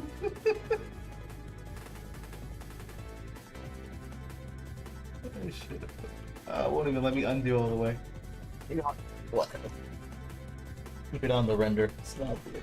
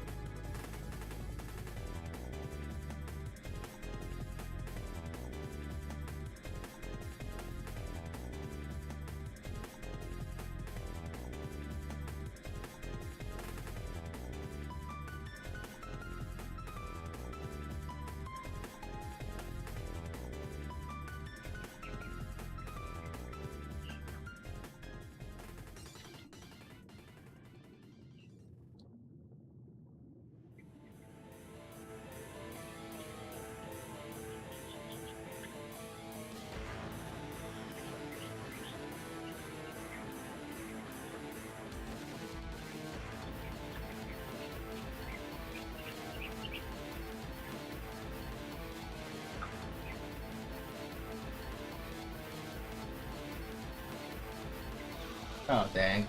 That sucks. Rest in peace. It happens way too often with me. I keep on forgetting you're supposed to, like, lock these layers when you're not intending to draw on them. I need to do that better, or do that more.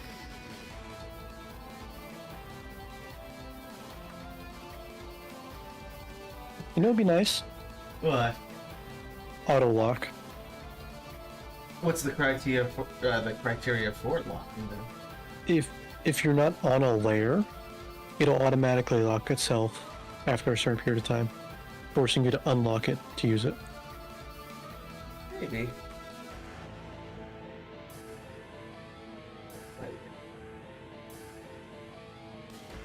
I feel like there are cases where it's gonna lock your thing when you need it.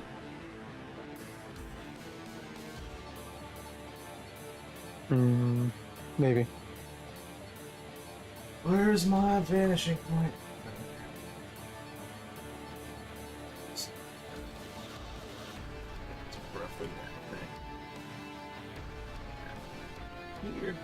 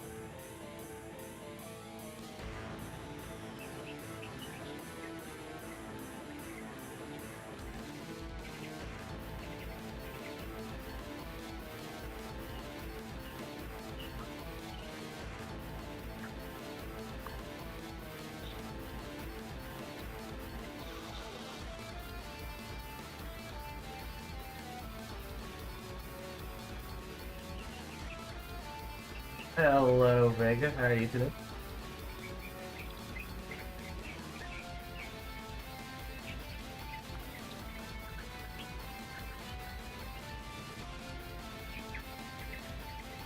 Johnny, am I hearing birds from your end?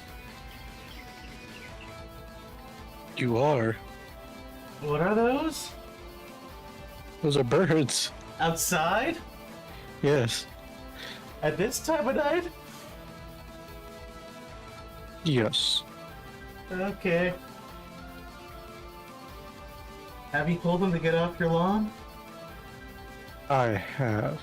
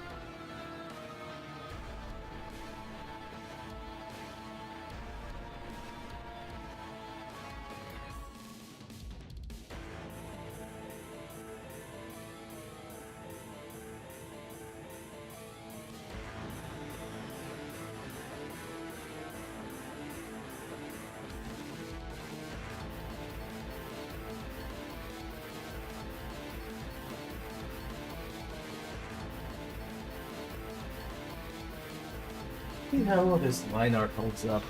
I'll scale. Okay. Didn't get completely obliterated. That's good. It's just about the right thickness, I think. Maybe slightly thicker. But fine.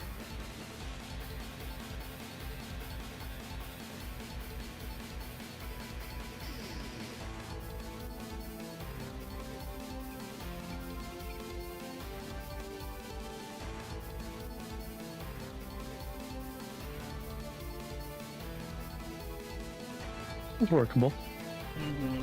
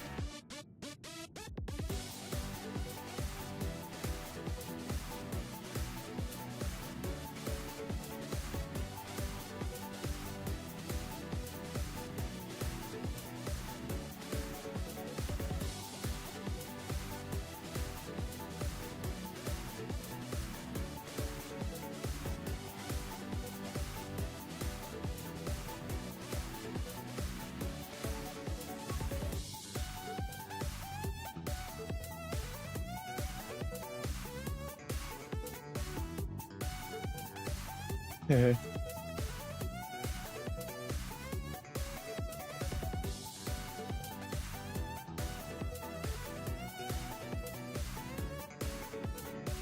That's just Vega.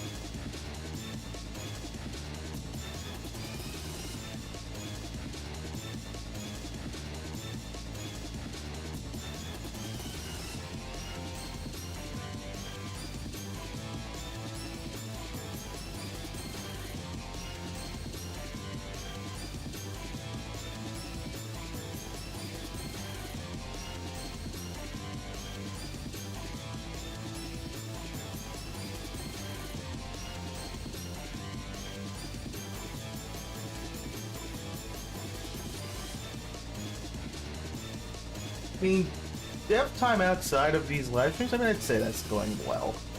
As of late, mainly been working on Spino. We did work on that a bit earlier on the live stream, actually. Well, implementing the changes that were done on the stream. Also been working a bit on Dragoon. Update design that fixes the proportion issues between him and Zero.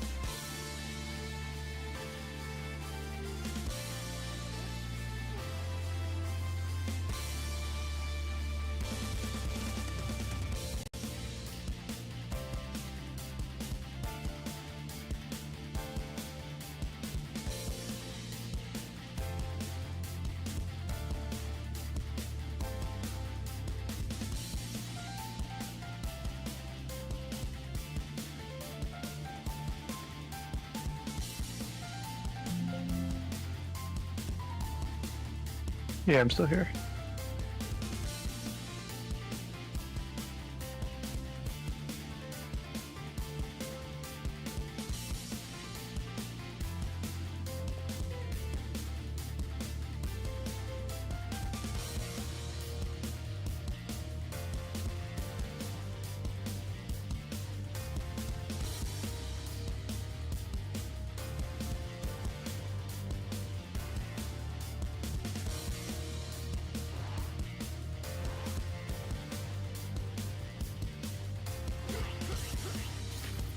Thank you, Vegas. Appreciate it.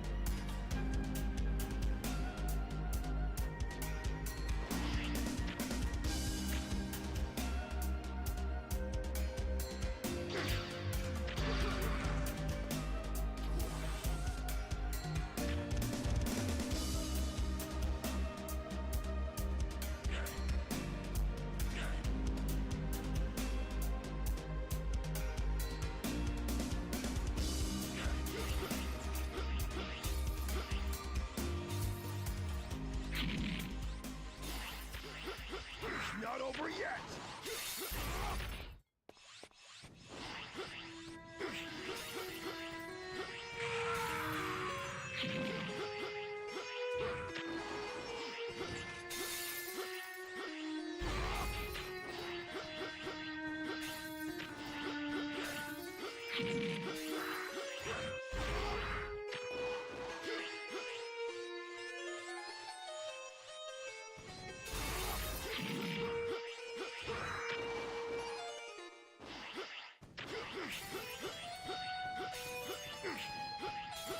I can still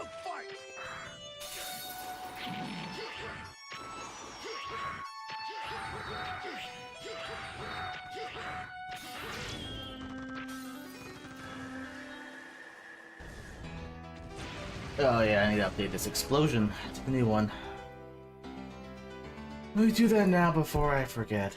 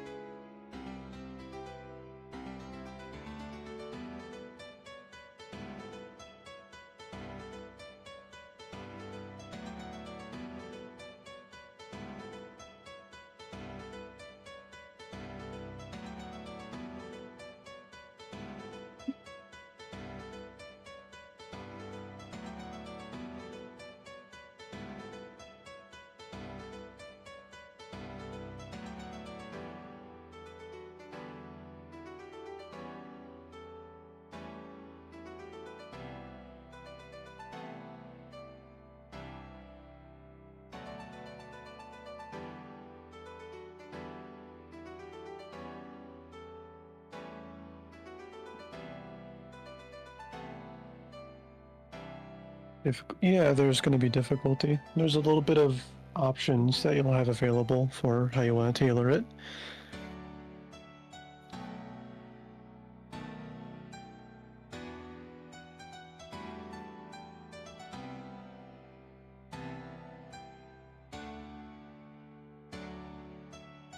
Yeah, man, wildest Pokemon game ever.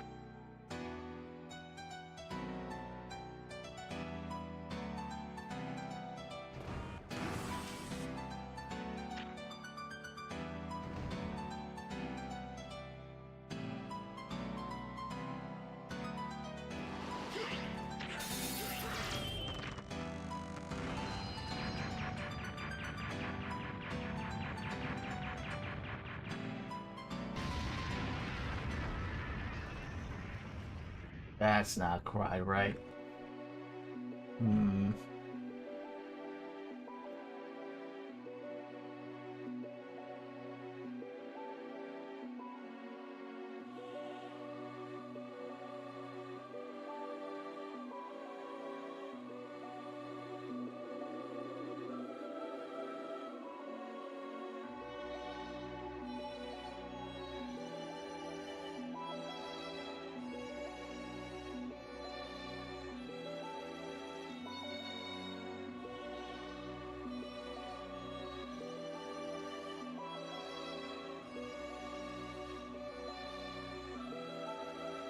Chain whip? Oh, he broke it. For some reason, he kept on breaking his weapon. What He are we broke the talking pry about? rod and then he the chain whip. He broke the triple rod and then he broke the chain whip somehow. And then somehow either he left or he broke the recoil rods, because they don't show up in 4.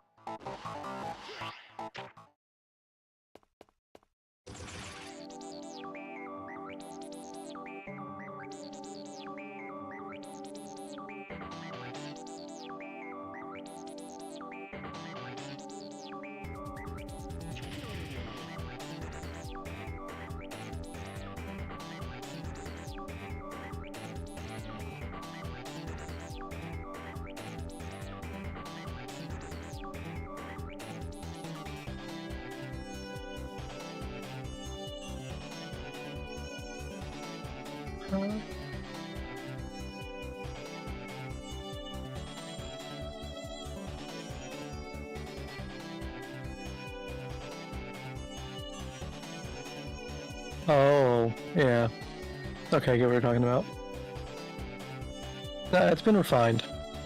And there's a few other additions that have been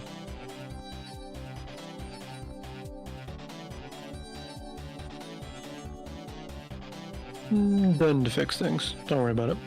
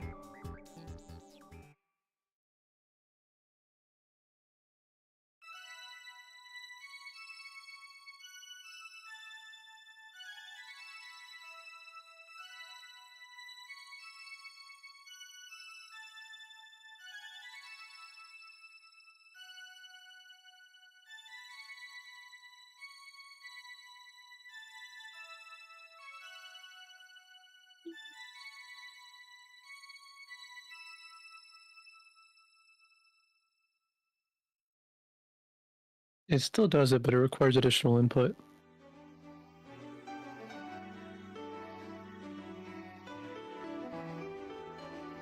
Stop holding the up button.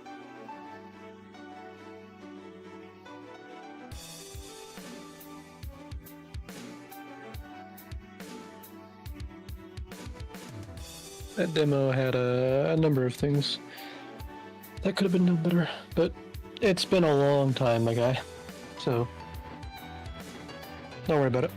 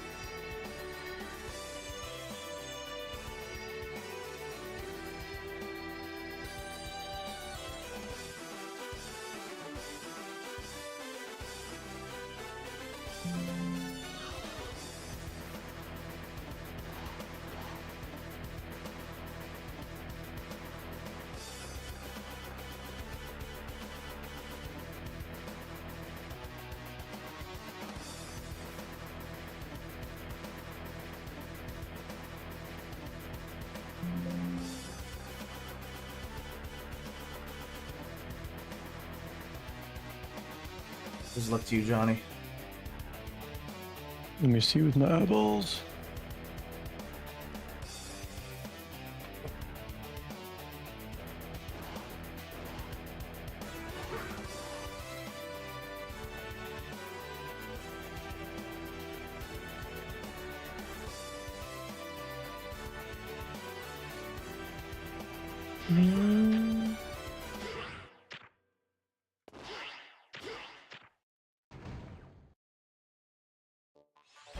There's something funky going on with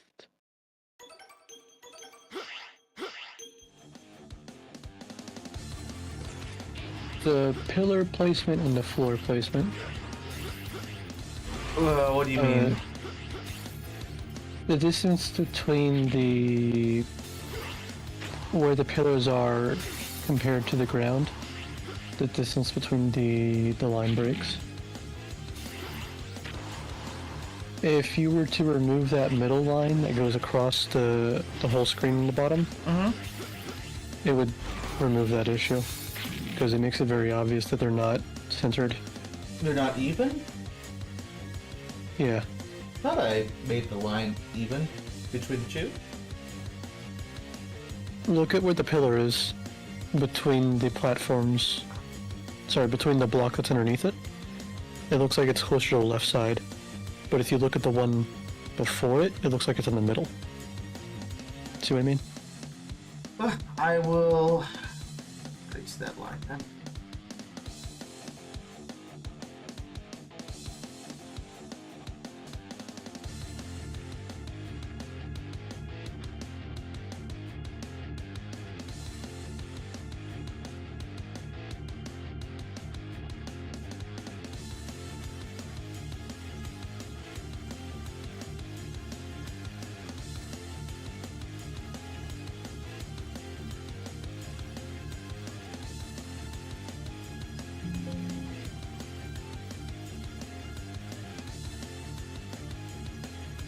One of the nice bonuses of this line art layer I drew is I can just use the magic wand and get each surface.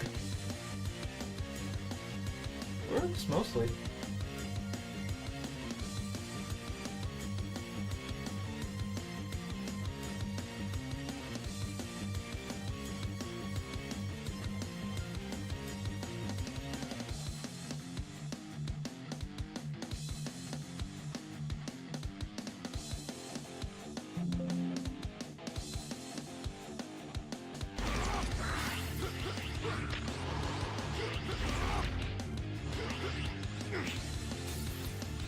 That's weird, it's just like sound effects there.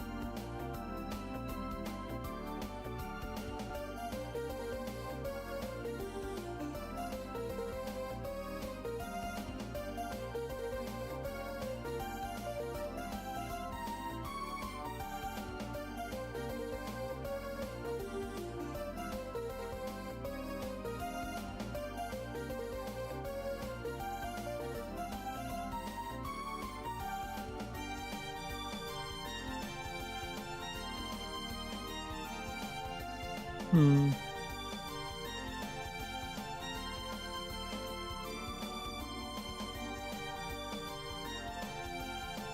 All EX skills obtained from the bosses are just going to be EX skills obtained from the bosses. If you get a Buster EX skill, you get a Buster EX skill. I don't want to spoil anything.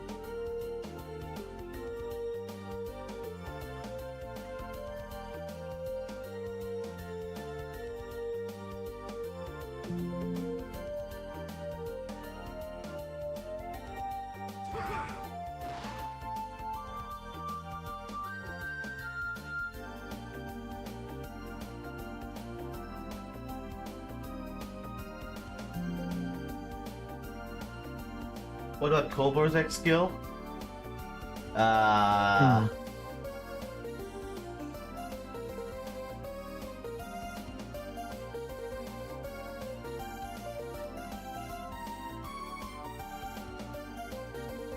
He rises from the dead and uses his own life insurance money to go on vacation.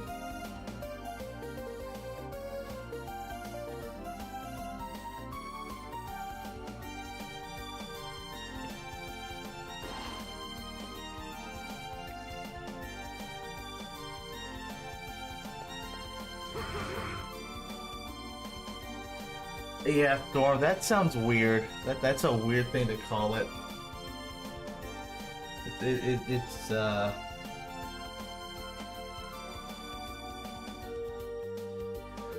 bit off-putting.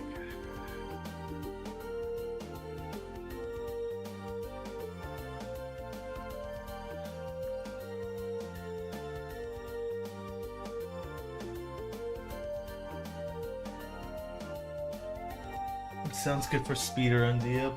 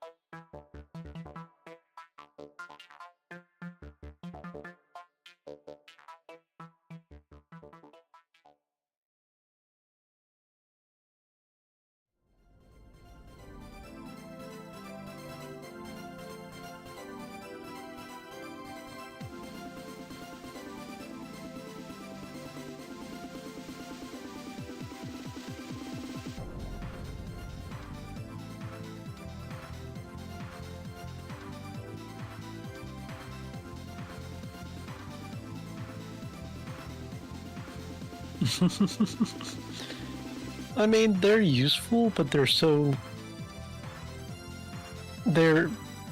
useful in niches.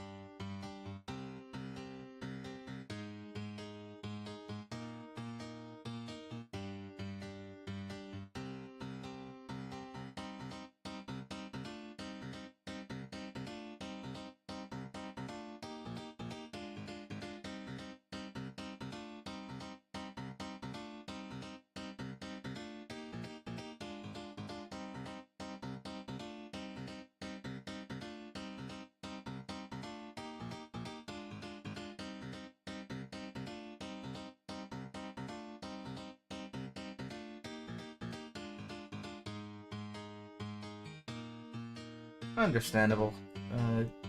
From Shadow.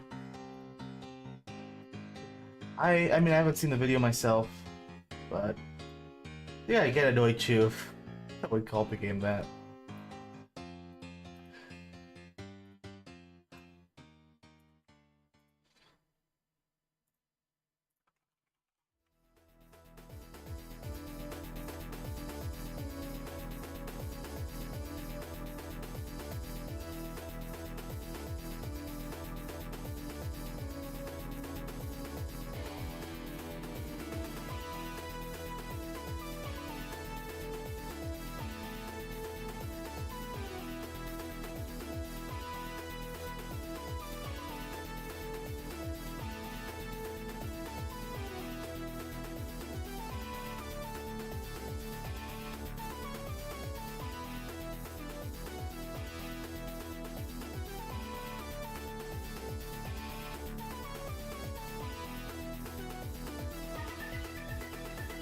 I think the only game that classifies as that hashtag should be 3, because 3 had so much stripped from it.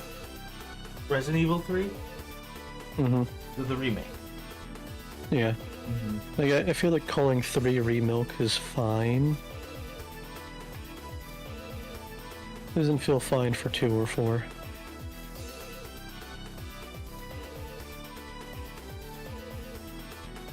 So yeah, 3 got a rush to begin with, and then got a rush in the remake. Yeah. Really frustrating.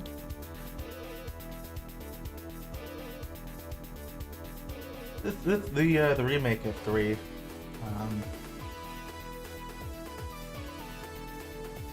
Felt like, okay, Resident Evil 2 remake generally felt like survival horror. Like, it strayed away from the later RE game thing of turning it into a power fantasy, like just Chris in RE5 or RE6, where they try too hard to be Call of Duty.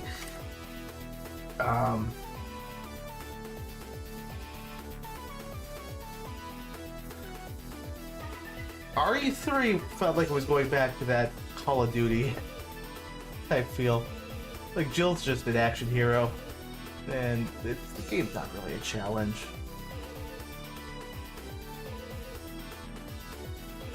You have a lot of ammo to work with, and honestly, I was kind of disappointed by Nemesis. I will say, one thing I loved about RE3 though, the remake, was the parts of the presentation. I love the nightmare at the beginning. I thought it was a really cool idea.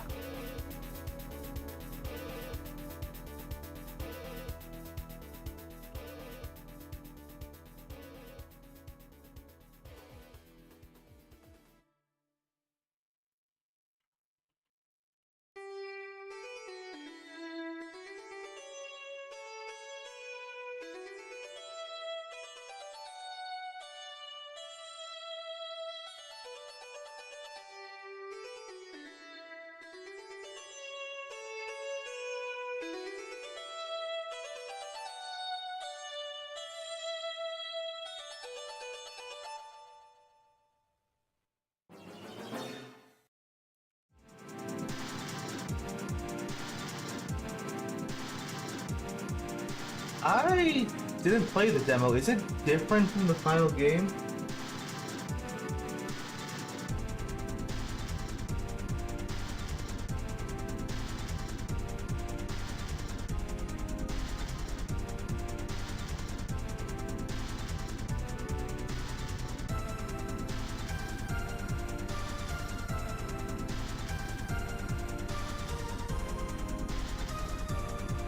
I don't know. I'm asking Storm. I mean, I figured. Alright,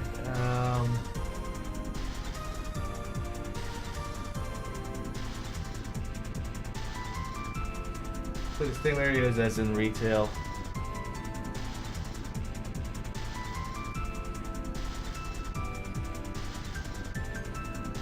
They just have a different AI.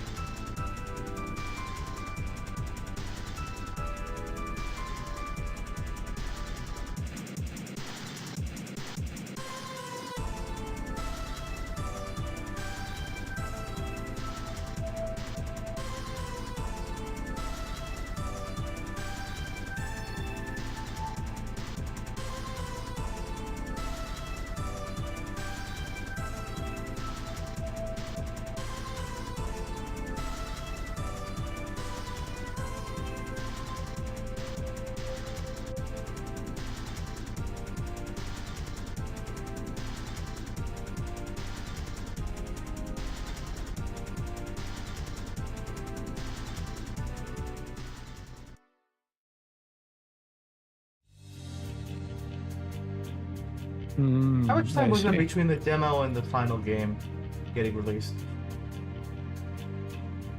So I'm curious if this was a case of they changed it partway through development, or they specifically made him harder for the demo to create certain expectations.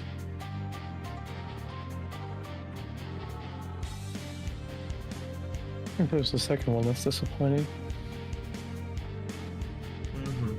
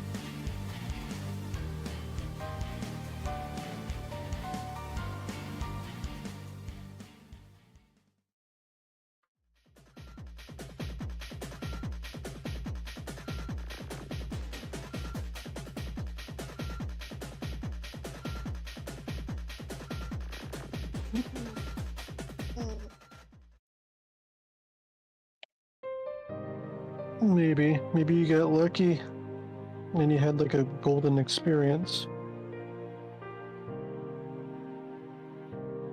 That was not a JoJo reference.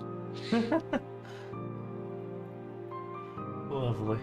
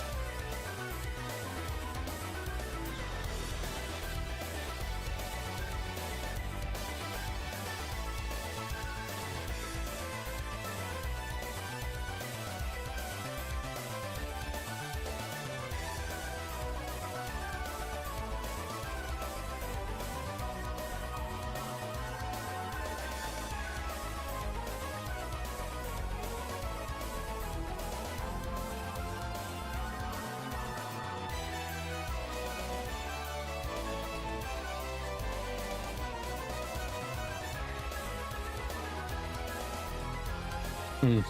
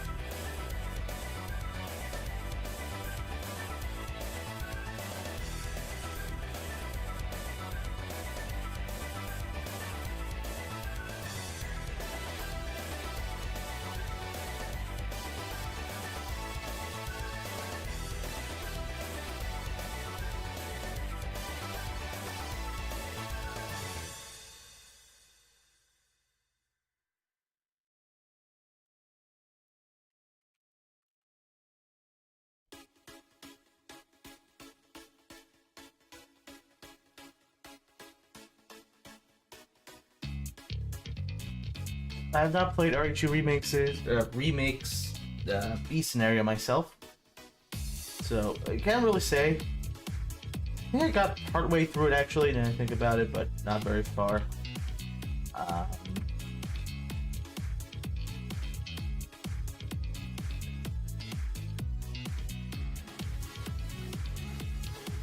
The only issue I have is that the child segment is so on rails and slow. Mm-hmm. Like,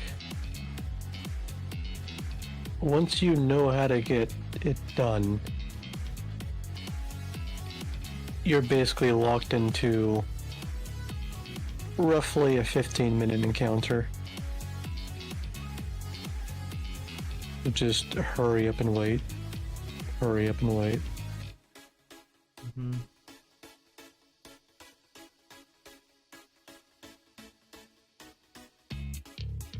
I get what they were going for. It was supposed to be this sense of helplessness and whatnot. It did not come off that way. Mm-hmm. I did like the mini games, the scenarios. Kendo's was a lot of fun.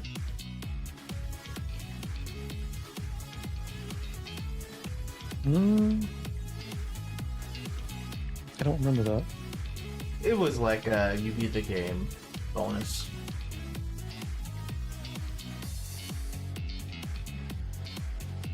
It's where you also were able to play as Hunk. I see. I didn't really touch anything outside of the main game. Yeah, that is true, Storm. I would say though that RE4 remake also brought a lot of new stuff on the table. You know, the parry mechanic is something I love. I wish the original game had, you know. I just had a dumb idea. Make it RE4 remake demake. Right, but as a mod for the original. That's a work. It would be. But it's a funny imagining. Mm-hmm.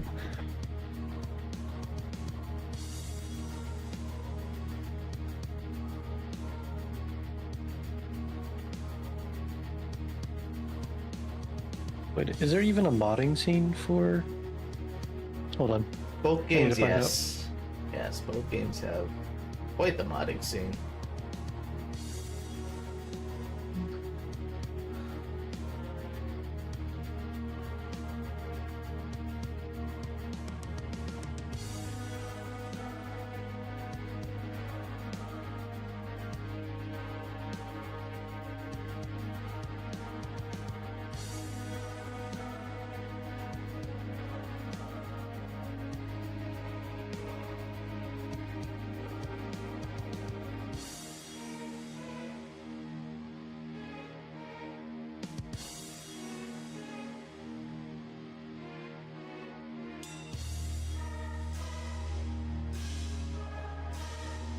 There's actually a substantial...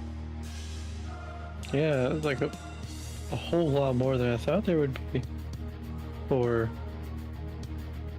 original RE4. I mean, it's had a PC port since 2005. I just didn't think people would be modding the game besides like skins or something, but surprisingly it's a lot more in depth. Mm-hmm.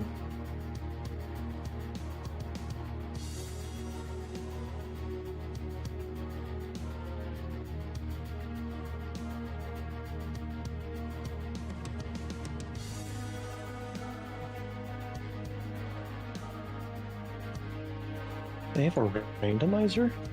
Ooh. Every game's got a randomizer these days. I know, but it...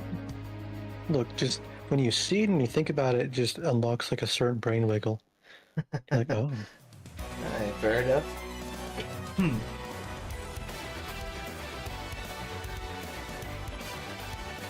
It's like not knowing that there's a certain flavor of ice cream.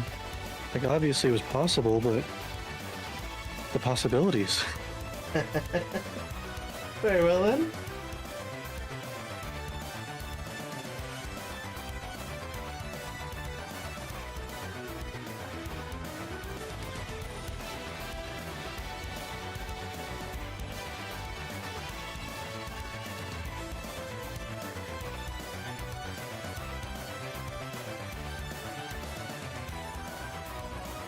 Oh.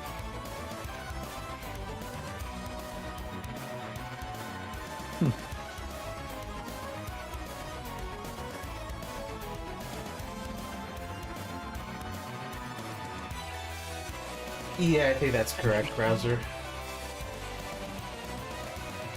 Yeah, I think so. I saw a video about that yesterday. I actually gonna try that. It looks like a lot of fun.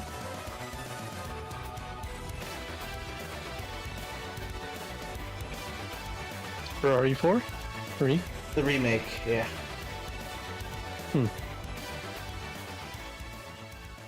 Curious.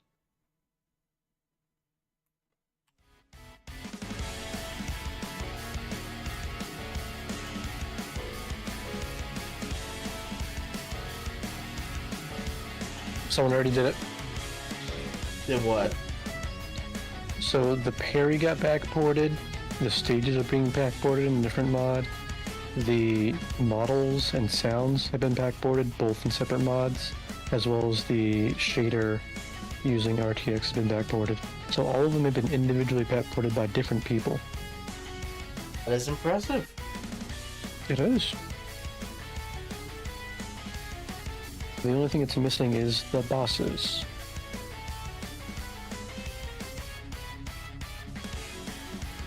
And maybe the new AI. And attach a mechanic. I don't see those anywhere.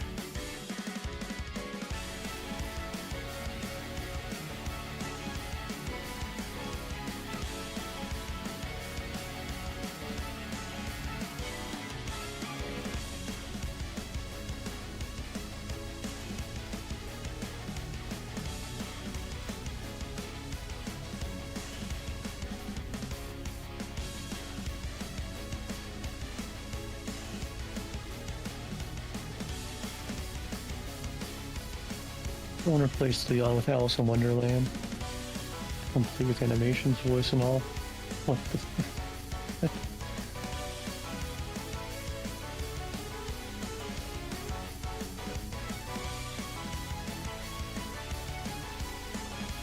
That's ridiculous.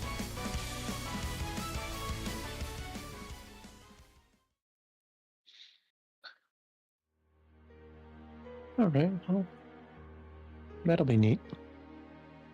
Mm-hmm. I need to play Re4 Remake one of these days. Good game.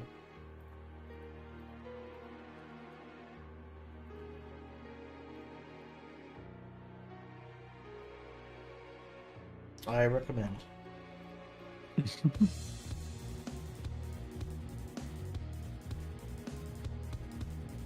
I want to shoot the Los Plagas.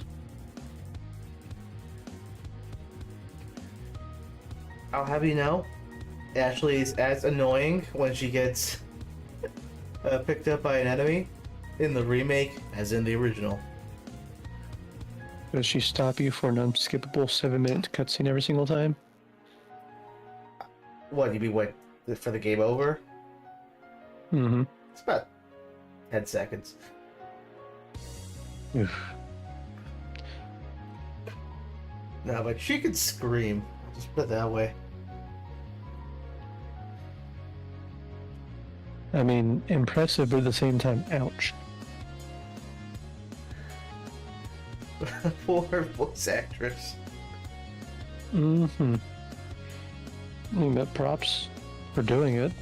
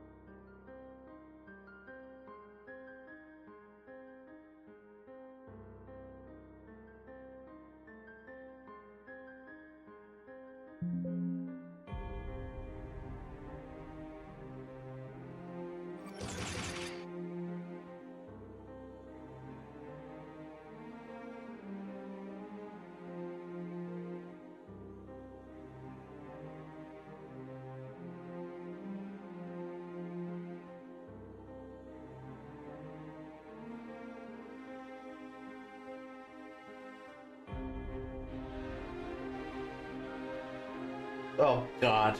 Johnny, take a look at this mess.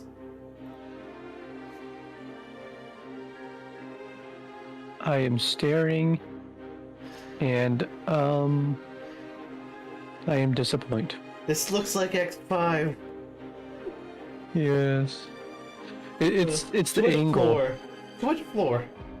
Mm-hmm, mm-hmm. Let me bring the camera down before Sculpin kills me.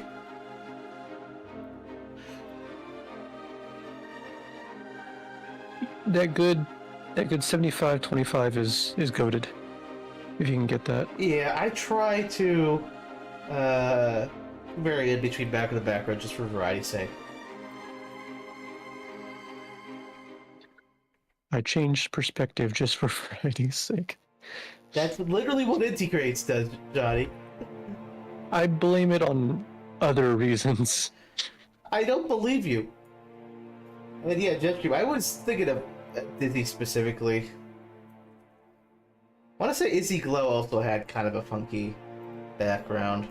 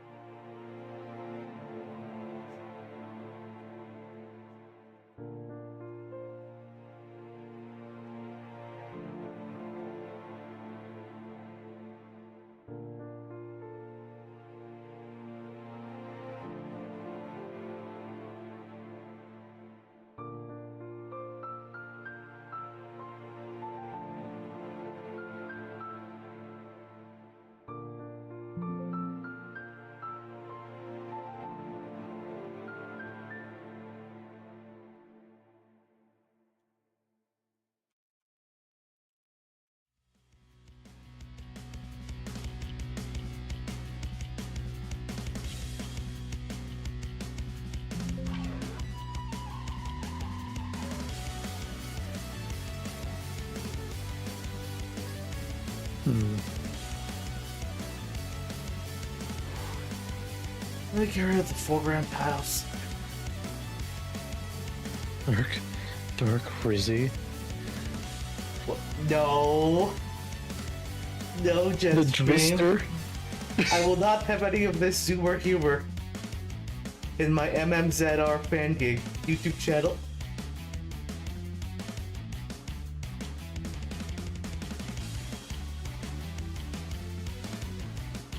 Okay, I think this is a little better. I think 0 might be a little too high though. Gotta break it down, maybe 2 pixels.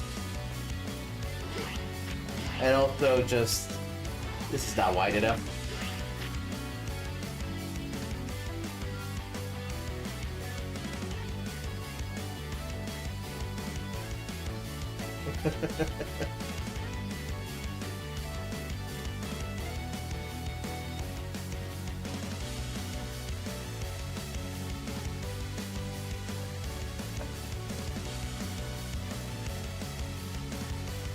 Johnny, why? No. And also, while these corners feel nice, they make no sense. Like, I think it's even wider than this. What am I doing? Let me bring it even further beyond. No, you can keep it like that, but you have to make sure that the corners go. It's actually a wall.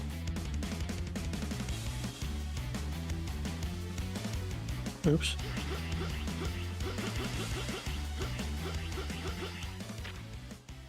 You know what I mean? You can have smaller windows, it's fine. Ah, that's fine, I got it.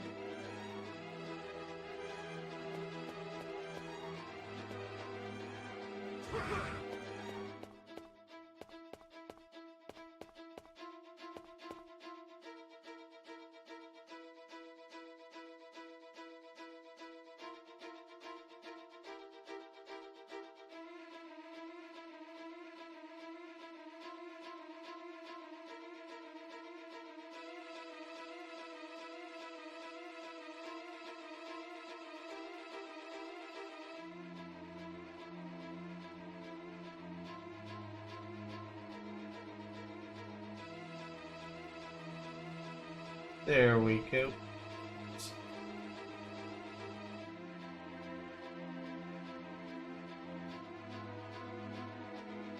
Oh, maybe not.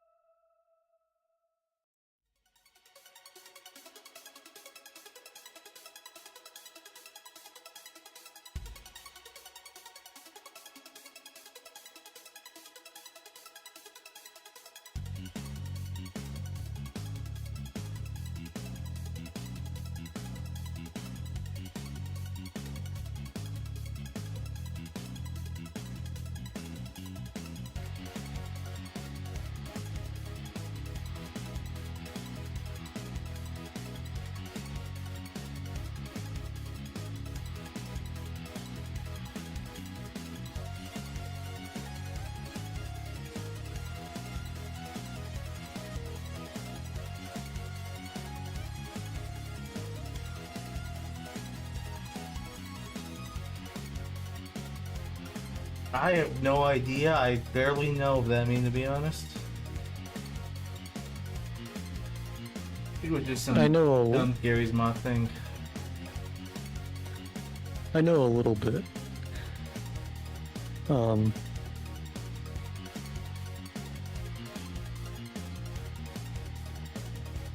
There was like maybe 17-ish episodes before it actually picked up. It was one of those esoteric things where it started off as a shitpost, and then I guess the guy felt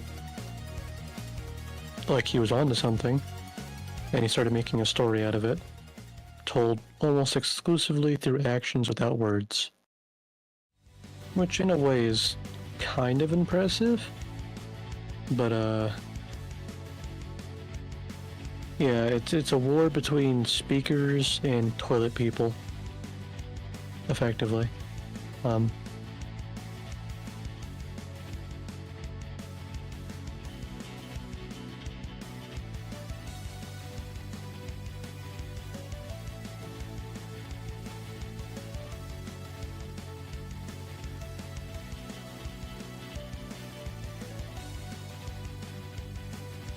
Yeah, Fortnite. Do something with it. Maybe. All I know is that there's a legal issue because the Skibbity Toilet Man is using models that aren't owned by them, and yet they're trying to claim IP ownership over the model, and they're selling product that has the model on the toilet. Gary's not gonna be all- happy about that. Yeah, it's all a legal nightmare right now. You know, it's just the kind of thing you could. There'd be people that would be willing to pay money for, you know? I mean, when you market to kids, they'll buy anything, unfortunately. Yeah.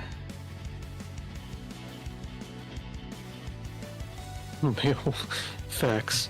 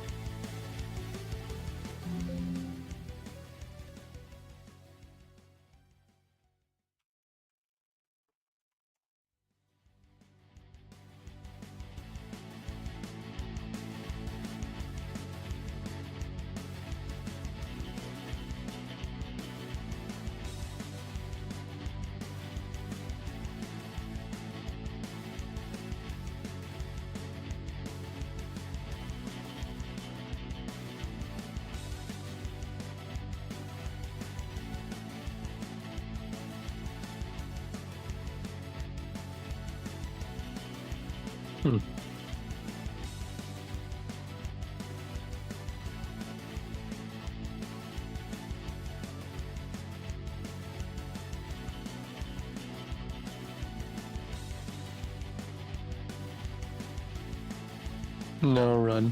X is also a playable character.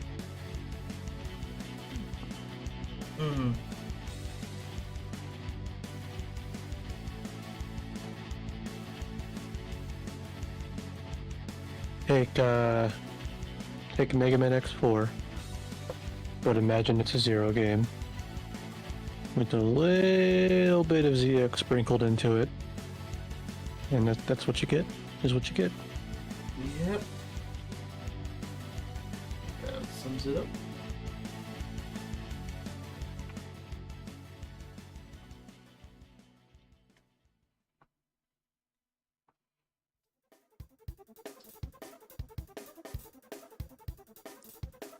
Yeah, weapons. What's that all about? Colonel. Colonel, stop it. Don't do that. That's not very nice. It's bad. It's evil. Don't do that. That hurts people. Colonel, if you don't stop, I'm gonna tell Iris.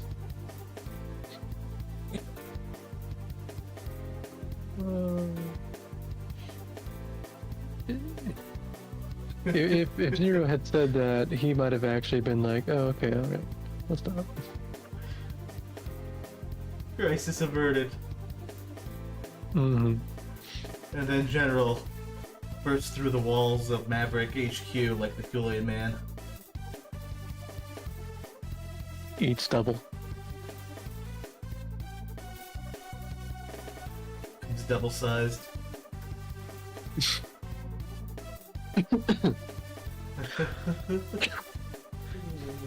Or he could be like a transformer and like fold into a smaller version of himself, so he's normal sized.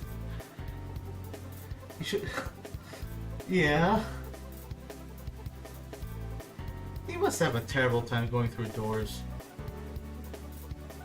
Bruh, he doesn't even fit through his own boss door. How did he get in there? He was built in there, I guess. I live here. Mm-hmm. Oh, jeez.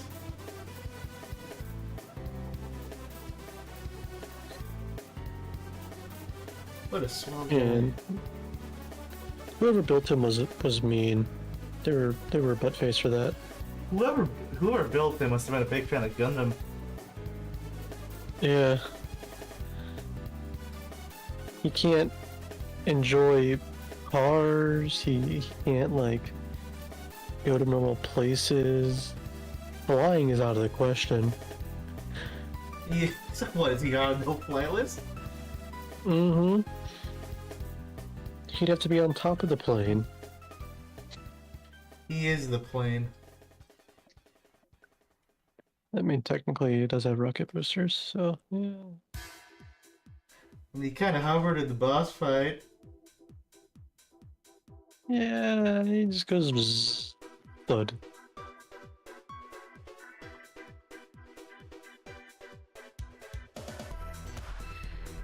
Hmm.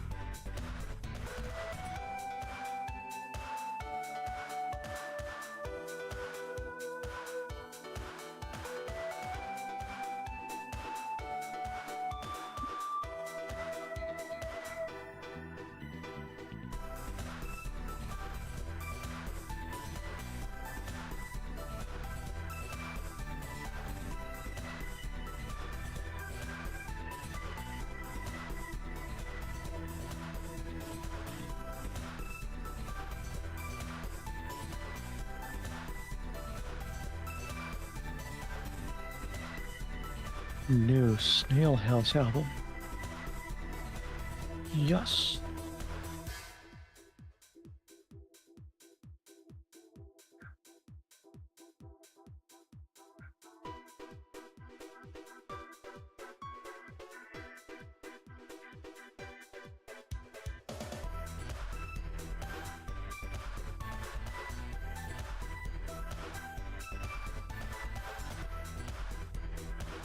Spider?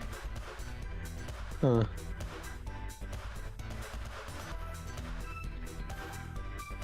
Hmm. There's a...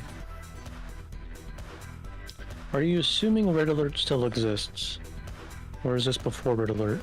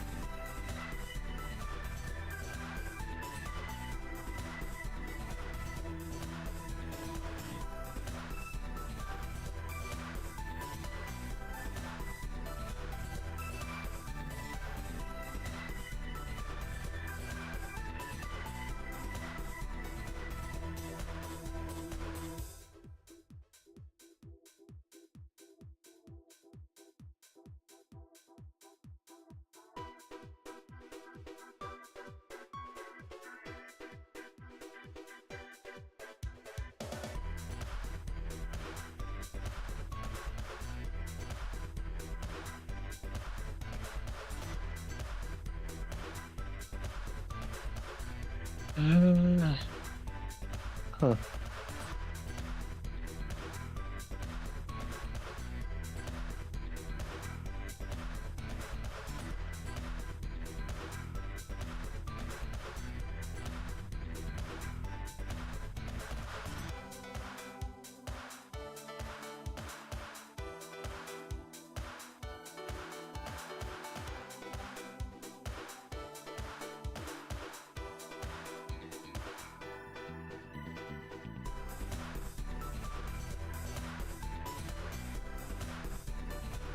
Dynamo versus General, a game of hide and seek. Who would win?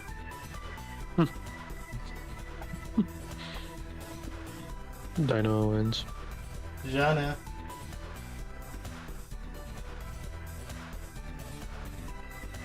Hmm.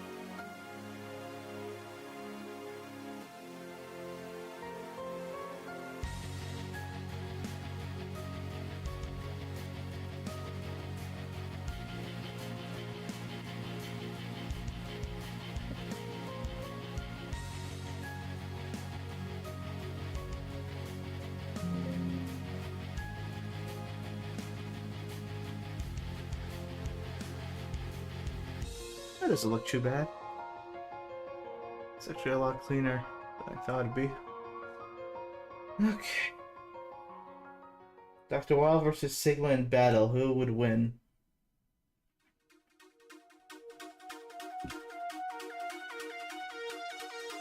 After thinking for a while, Colonel Redips went over Colonel. Any particular reason?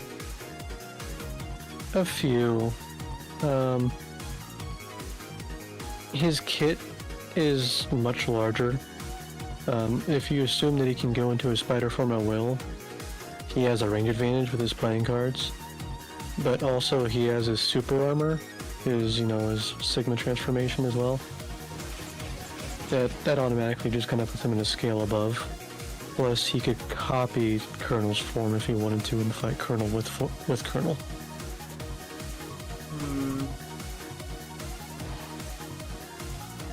That's my reasoning there, at least.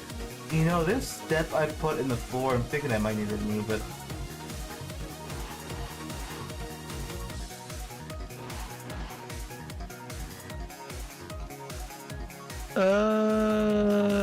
It's too close. There's no... What do you mean? Well, you have to have that clear segmentation between foreground tile and background tile. We don't have that right now. It's making this... no, I mean, it's... You want to have the foreground and background be connected. Connected yet separate. No. When it's seamless, it looks great. They've done that a few times. And it looks great. Sometimes there's still a little play you have to put there to help. What's the word?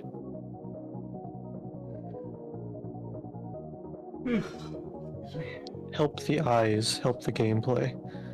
No, well, that comes down to coloring, I would argue, because yes, the foreground tiles are going to be colored a little brighter.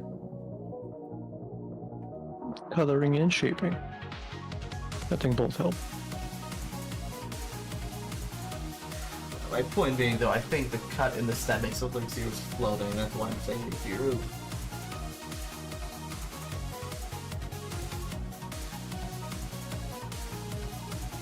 Mm.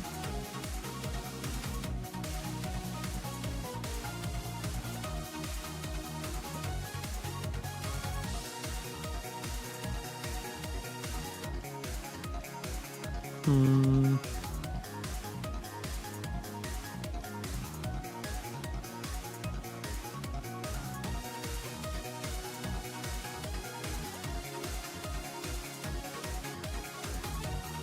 Yes, they did. They really did.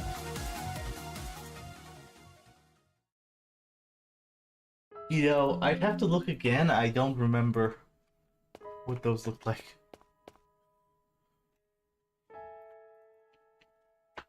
Also, they liked orb nipples too. Well, that was a thing in the PlayStation games too, the PS1 games. Mm-hmm. Mm-hmm.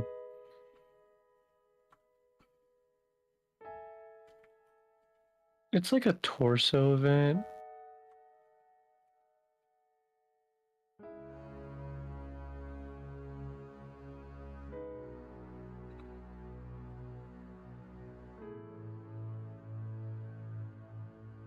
Um,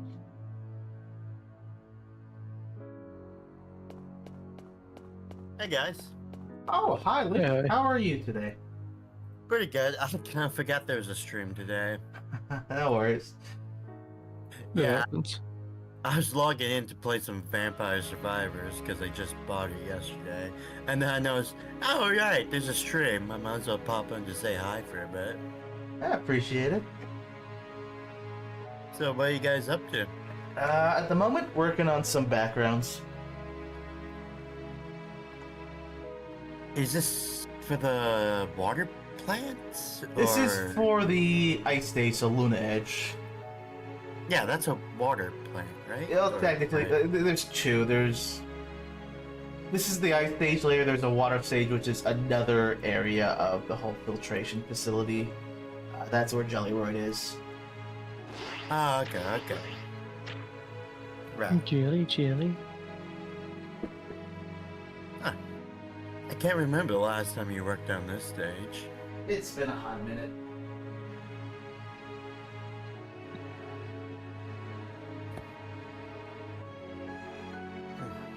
Is there anything major ever since the last time I was here? We remade most of Spino. Have you seen that? I think I saw like a clip of it. Well, might as well show it to you. Alright, it's also like a silhouette in the showcase as well. Yeah. Give I'm me surprised they one redesigned him again. Yeah, the old one didn't look like a Zero boss. So we were trying to make him more faithful to the way like Nakayama designs his bosses. Like the old one looked too organic. That's fair. Also, just so you know, you're kind of quiet. Oh, sorry, I probably have the volume a little low on my mic. Ah, no worries. Dodge this. Ha! Oh, my controller's not plugged in. Uh-oh. You're too slow. Is that a little better? I can't tell the difference, to be honest. Wait. What about now? Is that the same? Dodge this. Is it? Should be. Wait, he's not trying to use Oh, the- now that's better. Dodge this. You're good. Wait, this is better now? Yes. Mm-hmm. Okay. Just making sure.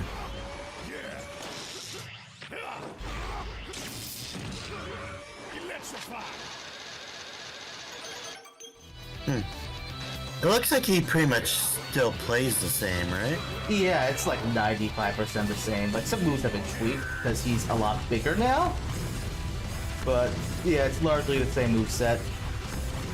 Actually, Yeah. it's entirely the same moveset. Yeah, I guess the bigger hitbox is good, because this is supposed to be an early game boss. Yeah, you gotta be careful not to get hit. Yeah, now that just his spin dash is so much more intimidating because he's Oh, yeah! Yeah, you can't really jump over that. Yeah, he's gonna become a pancake.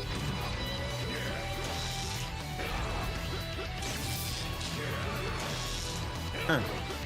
Yeah, he's Oh, so I think that background's new. It is. It's not for Spino. It's just something we were working on at the time. Okay.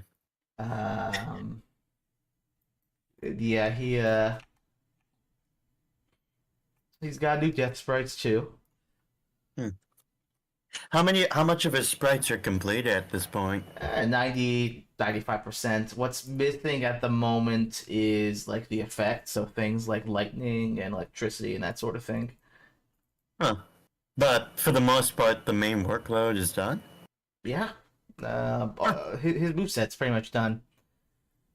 Huh, that's surprisingly fast, although I guess he already had a pretty good basis to work with to begin with. Yeah, yeah. I mean, it took Sculpin a while to get the design just right, and then his sprites are one of the advantages of Spino sprites, and this is something Inti Creates does as well, especially with the big bosses.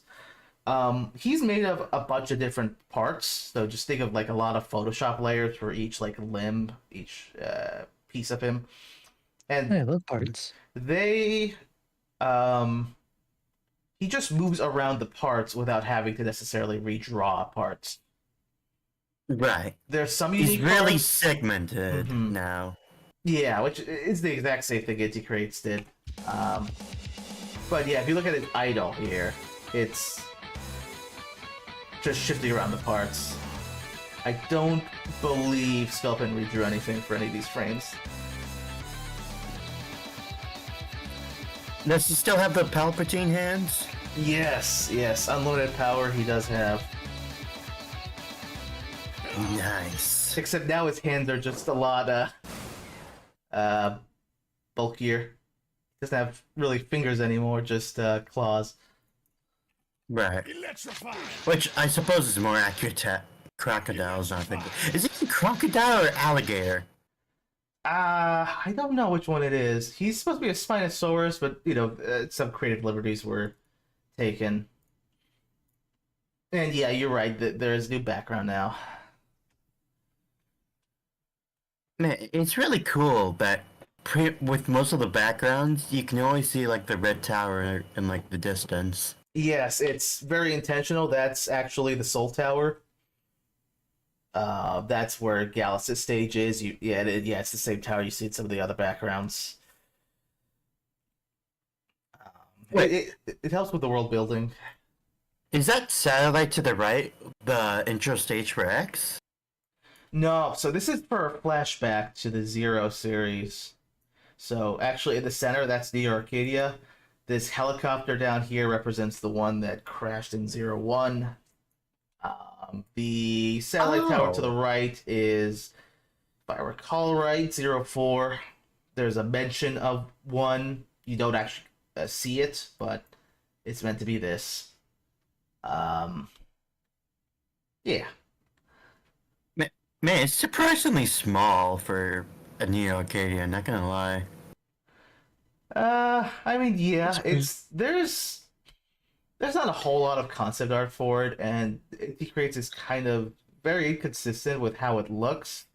We kind of mishmashed a few different references, because like there's some artwork where it's enclosed in a dome and some artwork where it's not. There's artwork or there's several towers. There's artwork where it's a giant cross. It's all over the place. Yeah. Do we know like the population of Neo Arcadia at least? 9 million, I think. 9 million humans at least. I don't know what the Reploid count was. Would that really fit that many humans? I mean, Well, have you seen how many people fit in New York City? I'm not really familiar with New York City, so I don't know. It's a tiny island, and it has several million people on it. I want to say two That's things. fair. It's That's very fair. far away, Mm-hmm. and two, Mega Man has a history of making things smaller but bigger at the same time. Like, we had the resistance force of several thousand people, but we only saw like 12 people. That's fair. And Legends Islands were probably like way bigger and more populated, but you just didn't see it. Hmm. Mm-hmm. Yeah. Yeah, that's pretty common for your video games. Just making bigger stuff like on a smaller scale. Electrify.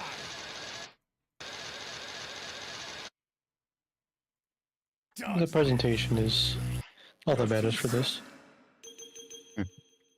Also, was Jelly Royd always that short? I mean, she's kind of become shorter over time. Okay, I'm gonna show you something else.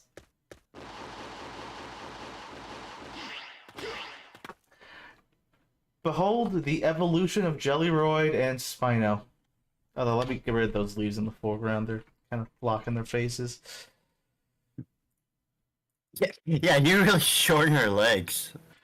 The ironic thing is, even though she's as short as she's ever been, she's still taller than Zero. Now that'll never not be funny. Right. Although, it's a... I just feel like her hitbox may potentially be a little too small, like with the blade legs. Maybe. I mean, we'll see how it is when we actually work on our boss fight again. Probably her moveset's going to change at least a little bit because her existing boss fight, there are a lot of issues with it. I want That's to turn her into a blade. And yeah, Spino definitely looks a lot more mechanical now. Yeah, that was kind of the big issue with the old one. The old one looked like it looked far too organic, I think. And also just the shading, it was very pillow shaded. Now, it's funny how the first version of Spino was too mechanical, then the second one's too organic, and now the last one's like a perfect middle ground. Yeah, definitely. Yeah. The first one had a bad case of Digimon. Yeah, I can see it. Man, you really made Jellyroid pretty big in your fourth version, that's for sure. Yeah. Our goals with her have shifted over the years, I'll put it that way. But, yeah, it's quite the journey for both of them. And also, I mean, Dragoon's also kind of going through a bit of an update as well. Because the one that's in the game right now is way too tall. Just proportionally Really? between him and between him and Zero, like he's way too tall. And he is taller than Zero in X4, but not by how much he is like right now. Okay, that's fair. Yeah. So yeah, we're working on kind of an update design. His thighs, wow.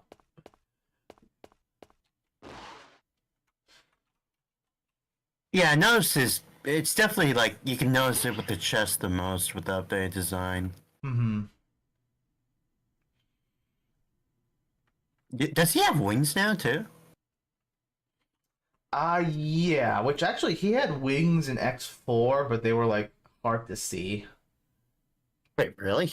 Yeah. If you look up his design, like photo art of him, you'll see it. They're kind of really stubby. They don't really do anything, but they're there. Yeah, I will actually send you a link. You know when he turns into the bird that breathes fire? Oh, is that like when the most noticeable? Oh yeah, I just saw some Yeah. like fan art. Yeah, Yeah. such tiny wings. Not sure what their application is. I don't think they let him fly. It's for his rising uppercut, I think. Oh, is that right? It'd be nice if they had a bit more of a prevalent use in ZR. Maybe. We were trying to make sure they're not too distracting. Can you keep up with me? Okay, but what if they were like fire wings? That's what is he? Phoenix of the Magnian variety? Yeah. Uh-oh. Hold on. I accidentally rewinded my playlist, and now I don't know where it is. Rest in peace.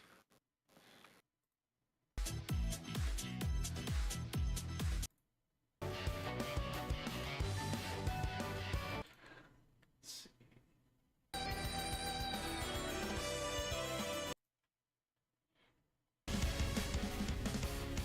Close enough.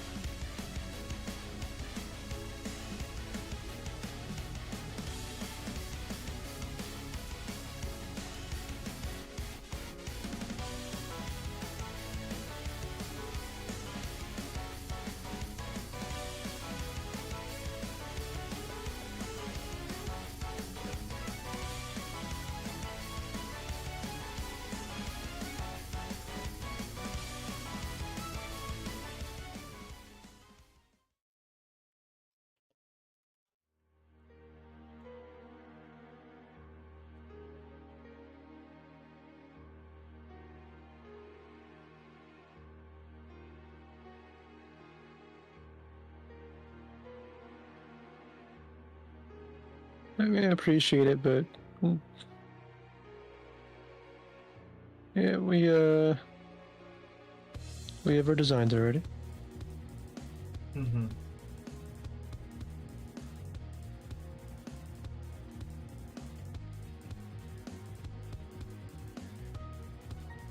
I'm assuming then that's concept art for the background.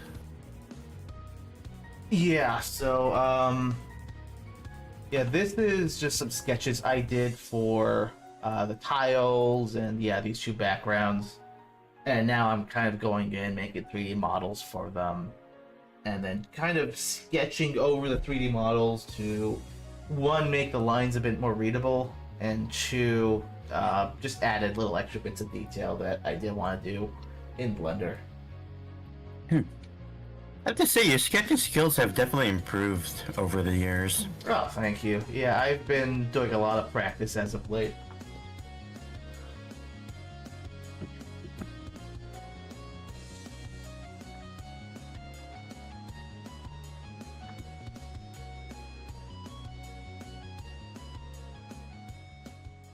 I'm assuming you haven't redone like too much of the game since I was gone, right? Like, I'm assuming most of the stages are still the same. Yeah, I mean, it's only been a few weeks, I feel, that you've been gone. It's weird to think that. I want to say it's been at least a month. Maybe. Also, I mean, also for me, just time flies. Right. Plus, I don't think I ever really got like a full recap on everything you guys done. Yeah, trying to think if there's anything I'm missing. You could have sworn you updated the weapons at some point. Probably, yeah. I mean, some of the X skills got updated, but even now, they kind of need to be looked at again. Fair.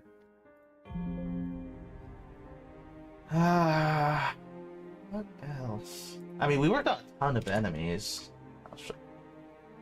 Like, touching up the Utopians and stuff like that. I think I still have them here. Yeah. I think you have to switch screens, Jack. Oh, you're right. I'm sharing the tablet. Pepperoni. There we go. Revenge.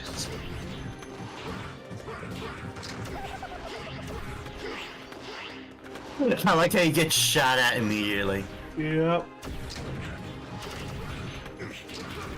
That bat's new. That shotgun's definitely new. Yeah, That so spinning blade. I got there's a SWAT variant of the Utopians now. Did he just crouch and machine gun you? Yeah. Huh. Yeah, they could do that. Solid sneaker, but Yeah, this one's a shielder, but I think either the shield broke or it's glitching right now.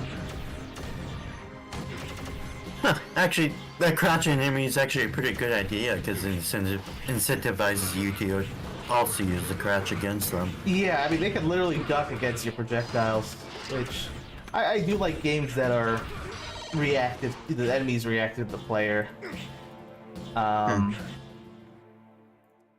We also have what's he called? Hold on. That enemy in the Zero series where it's like a wheel that's dropped by a flying enemy that's really annoying. Yeah, that's always annoying. Hopefully it won't be as annoying thanks to the screen resolution in this game. Yeah, I mean, we have our own variation here. There's two variants. One that bounces like this. And then another that just kind of revs up and motorcycles you. I wonder if there should be a little bit more of a visual indicator to warn the player, like just like a slightly different colored version. Well, it's either a case of it's being dropped. If it's being dropped by the flying guy, it's gonna bounce. If it's not, then it's gonna rev up. Okay.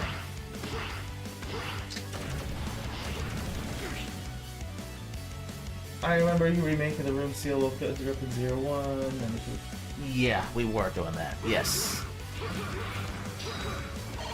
Oh yeah, did they take more than one air slash hit to kill, by the way? Because that's always the most annoying thing about those real enemies.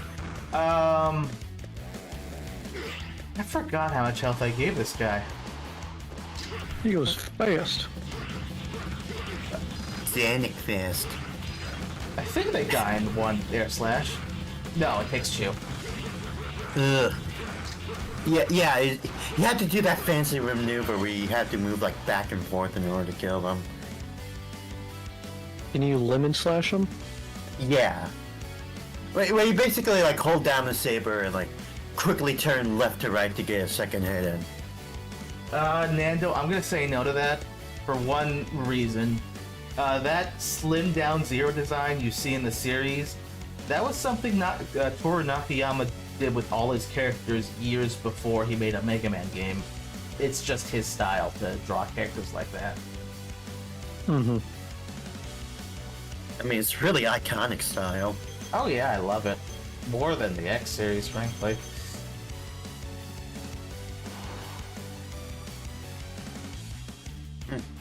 Not a big fan of the bulky designs of the X series. No, I can't relate to that.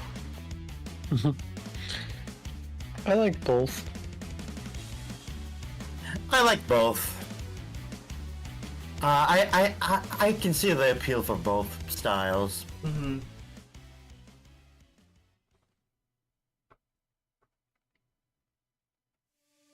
But I will say that I feel like Zero Series has more interesting character designs.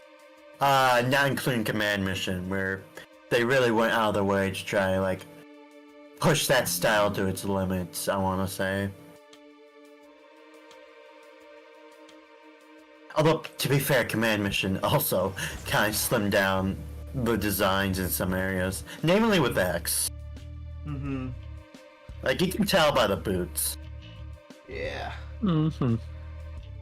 He had quite the design in that game. The flowing red scarf was sick, and I wish they kept it. Oh yeah. Oh, this vanishing point isn't right because of the way I'm flipping this. That makes sense. Just get rid of these lines there and reorient this later. Man, I really hope that if you guys have like a Command Mission style X costume, that you'd be able to program the red scarf into the game to work properly. What, like with proper physics? Just so that like it properly flows behind him when he's like walking or dashing. Mm. It's kind of like care physics at that point, isn't it? Kinda, but unlike with Zero, it's not spreaded on. What? How would you handle that? Would you do it with an engine effects, or would you spread it on? That's a good question. Spreading would be safer.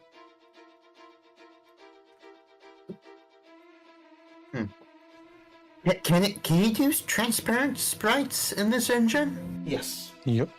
Okay, then yeah, it probably should work.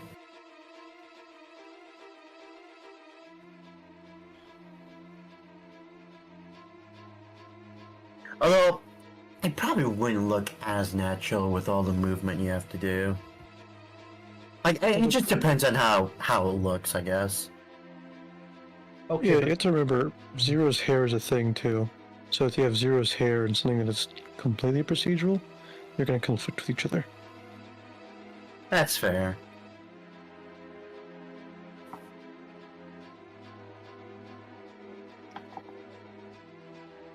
okay, but here's the real question: what would a Mega Man Zero game look like if it had ragdoll physics?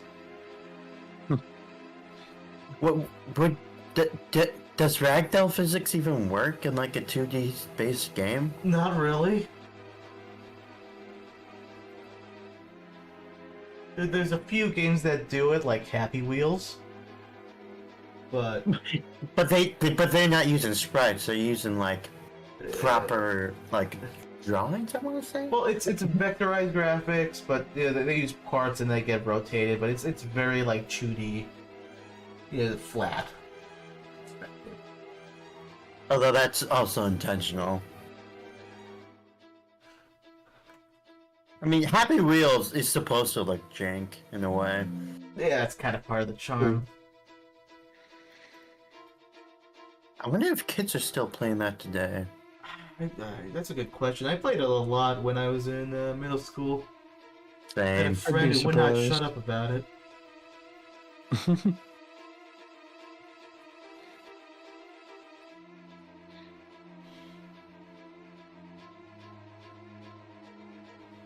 Yeah, do kids even know what cool math games is today? I forgot that was a thing until he brought it up.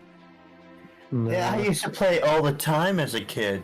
Like my school literally had to tell us, hey, if you play like educational games, cool math games doesn't count, and like we'd all riot. Oh yeah, relatable.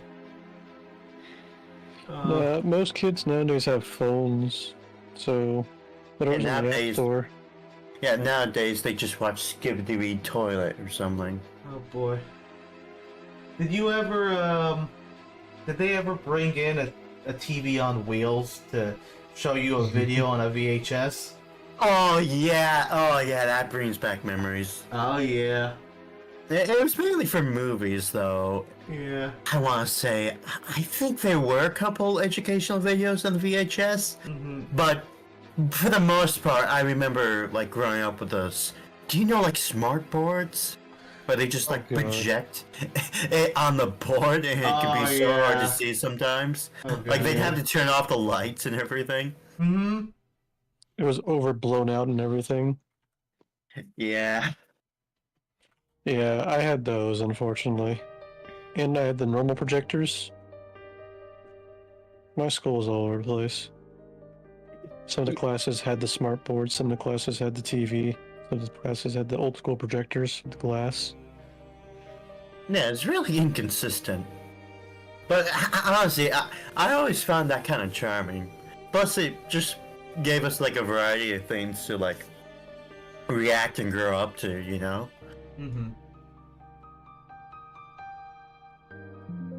Like, I'm probably part of the last generation that at least has a vague idea of what a VHS is. I feel that, yeah. Like, if I asked a kid, like, what a cassette player is, they'd probably go, what, is that a dessert or something? Well, at least with like cassette players, like Walkmans and audio cassettes, they still exist in pop culture and in media that's kind of nostalgic towards the 80s. You know, things like Stranger Things. I think that's what it's Stranger called. Things. Stranger Guardians of the Things, Galaxy. Black Mirror. I mean, to be Like fair, you can VHS. argue the same thing for VHSs. It's arguably CDs that probably would be more likely to go out of date. Yeah. No, too many consoles exist for CDs to be a mystery. Do consoles count as like CDs? I always thought they like the concept of. I meant more so like the concept of CDs rather than like the concept of discs. I'm not really sure if we're gonna be getting rid of discs for a I mean, while. we still got Blu-ray and stuff. Well, partially. Sony's stopped producing Blu-rays that are writable. Well, that's not No, very they're nice. only... Yeah, now they're only selling Blu-rays that are already printed. Mhm. To be honest, as a kid, DVDs and Blu-rays were always just interchangeable to me. Like, I don't think I even really noticed a difference back then. Mhm. Yeah, I mean... I think it's a lot more noticeable. I think 4K TVs are so common, and everyone has a 1080p screen or better. Like, Yeah, that's just the norm nowadays rather than the luxury. so DVD quality, you kind of notice it now, but back then didn't really matter. Oh yeah. You'd have to have the tech to really make it matter. Yeah, you couldn't really tell the difference on like an old CRT television. It probably doesn't help that a lot of the movies I watched were just like in like the car DVD player that we watched. Yeah. I had Do one of they those still too. have those? That's a good question. I think most people just strap a tablet to the back instead now. Oh, that's so sad. Like, it was so cool back then when I could just like sit back in the back of the car and just throw on a pair of headphones and just watch a movie. Now you can do that while playing Subway Surfers in the corner. Oh, boy.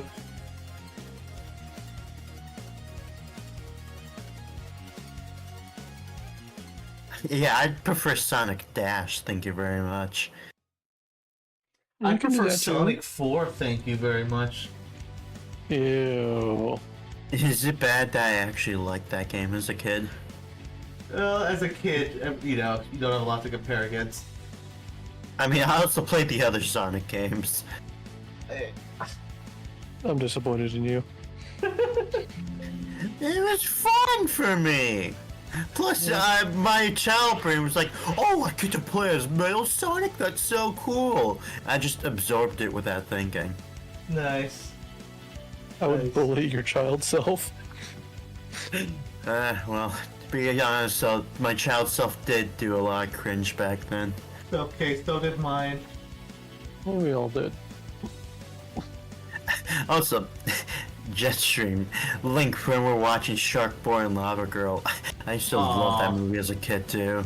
I loved it too. I got my old dream journal, then wrote one entry, then lost it. Like, I feel like objectively it's a bad movie, but I just can't bring myself to hate it. It's a bit contrived. It's very low budget. But it has heart, and that's what matters. Yeah. Like, there's a reason people still remember this. For Spy Kids, though.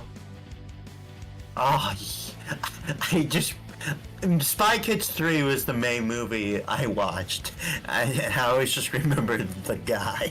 Oh yeah, with what's his name? The guy who played Frodo. Eli Woods, I think. I think it was played by Elijah Wood, yeah. Frodo. Yeah, you're right. Yeah, I thought he was like the most hyped character back then, and was so disappointed how like not hype he was. Literally 15 seconds of fame. It was flawless. That was a Perfect great timing. cameo. Although I guess that's even considered a cameo when he didn't really have a. Wasn't that famous back then? Yeah, This Lord of the before Rings Lords of the out back Rings, I then? think. This is before Lords of the Rings. Lord of the Rings, right? This was like 2000, Huh. right? Hold on. High math. Lord of It the was Five around the was- same time the Game Boy Advance came out. That's what I remember. Shark Boy was in 05. 2005? Uh-huh. What? I thought it was like 2001. especially with those effects. What, Shark Yeah. Boy and Lava Girl, you said? Oh, no, I think that's Spy Kids 3, I'm sorry. I'm twisting my wires. Oh, that's my bad. That's my bad. Did I I say looked at the wrong thing. Shark Boy and Lava Girl? You might have, or it might have just brain wiggled it. It doesn't help that I'm like multitasking here. Oh, Spy Kids 3 was released July 13th, 2003, and Lord of the Rings Fellowship. That was released in 2001. Okay, no, This he was is famous at after the time Lord then. of the Rings. Okay, so I guess it does constitute a cameo. Yeah. He was Yeah. famous enough that it would be, yeah. Best 15 seconds ever. Shows up, announces himself as the guy, dies, refuses to elaborate. Perfect. Mm-hmm. I think I got the last two lines mixed up or whatever. It's perfect. No, the GBA did not come out in 2005. It came out in like late 2000, I want to say. The GBA, I'll check. Yeah, wow, it 2000. came out in 05. Huh. It was actually, at least in Japan, it was released in March 21st, 2001. Yeah, that sounds about right.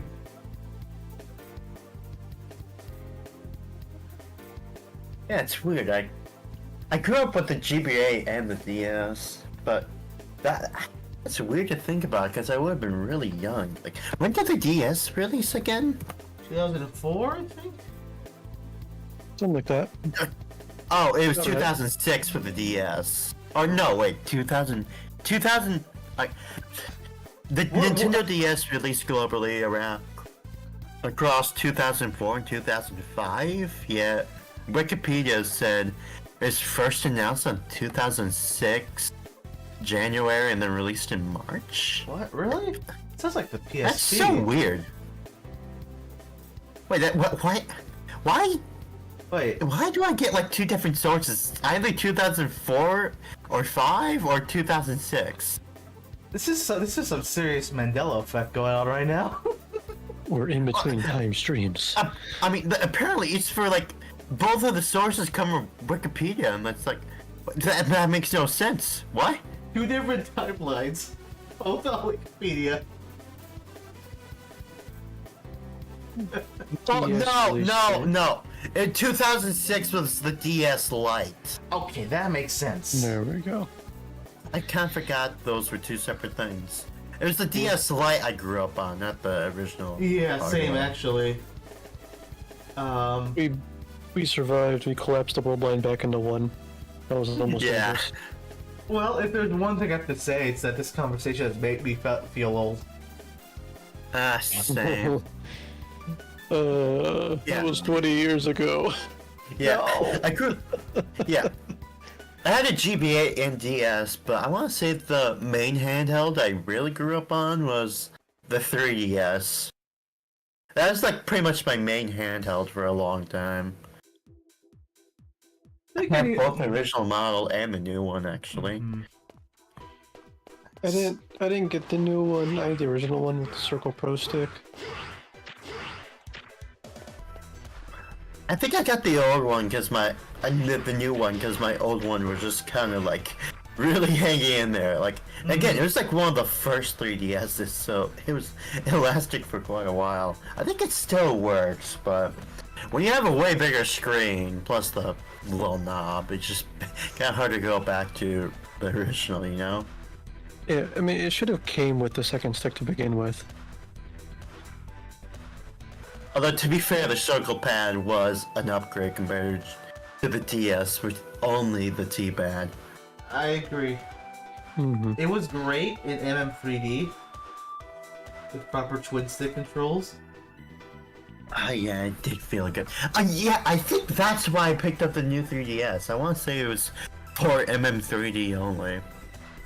I mean, I got the original 3DS just for Ocarina of Time 3D. And I mean, I got Smash on it later, but that's about it. Ocarina of Time Gunvolt 3D was 1 and one of 2. my first. I Sorry. had What did you say? He said Ocarina of Time 3D was his first. Ah, nice. I want to say it was a launch title for it. Yeah, I think O3D was. Honestly, that is a pretty good move. Oh yeah. Resident did a Pokemon. fantastic job. Super Mario.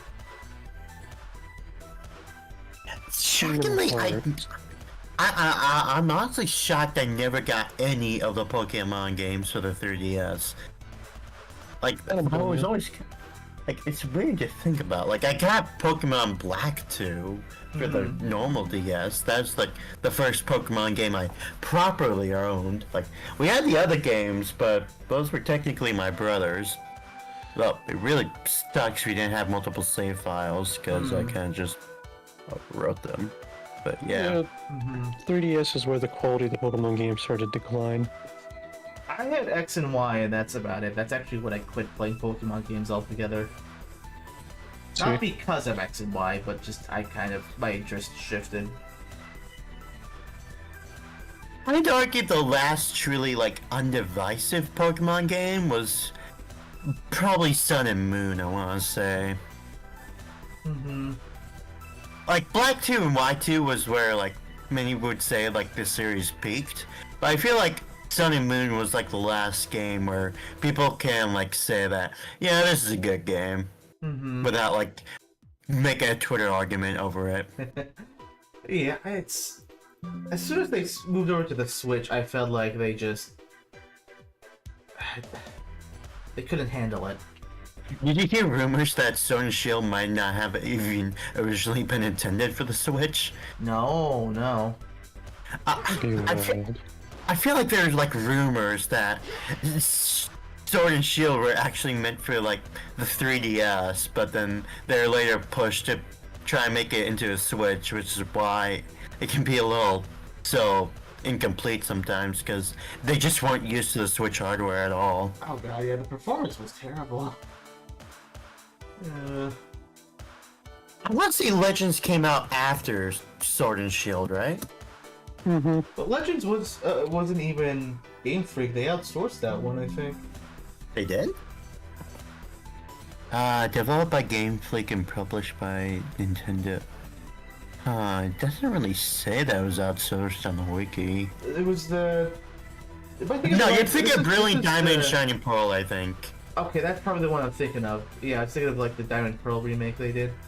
Yeah, the remake everyone was disappointed by. Powered by Unity.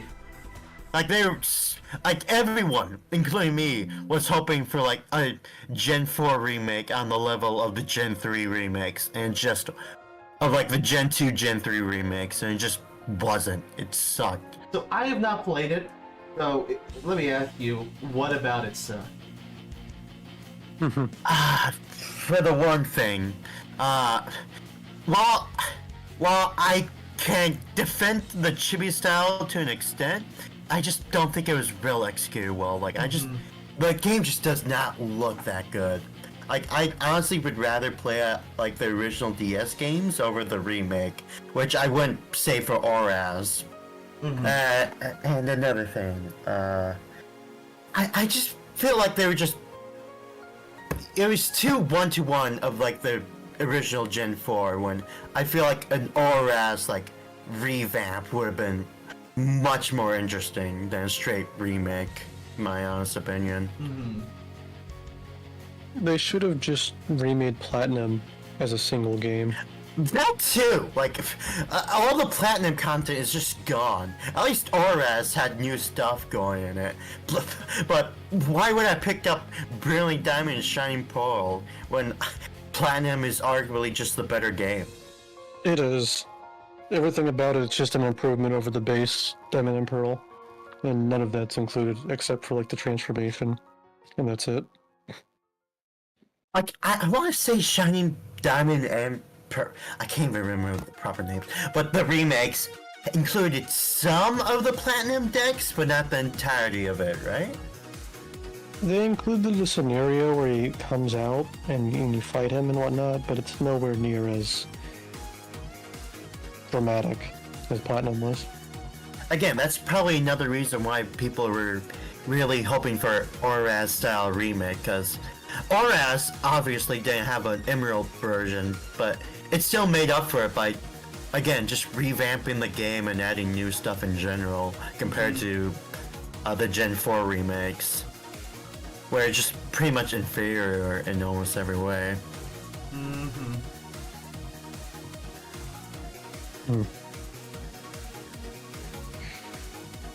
It sucks because Gen 4 was like my favorite generation as a kid. The Underground was fun. Yeah, I played that a lot as a kid. Although, it was always my brother's copies I always hijacked. Nice. Sneaky, sneaky. What comes with this place?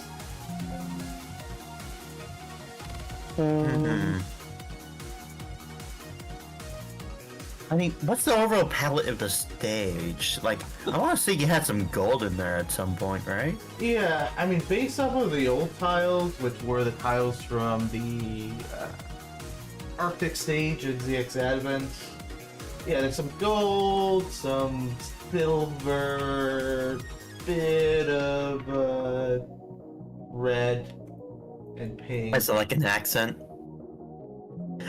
You know, ironically, I feel like those are like Luna Edge's colors now that I think about it.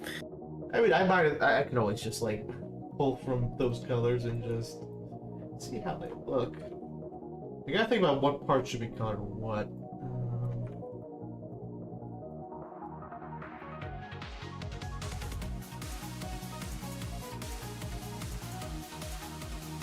I feel like adding some, yeah, I feel like going with the blue, gold, and red color scheme would be the best for this room, Yeah, for this background.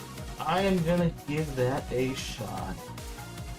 I'm thinking about it, and whatever Luna Edge's colors is, you should stray a little bit away from it. That way it doesn't accidentally blend in. Yeah, you probably shouldn't make the main color blue because his main color is blue. But don't you see, Johnny? He's camouflaging himself from Zero. Oh no. Arctic Wolf. Arctic Gear. Although now that I think about it, didn't Luna Edge's stage also just match his color scheme? Or at It least did. his It was a boss lot room of like did? blues and purples. Mm-hmm.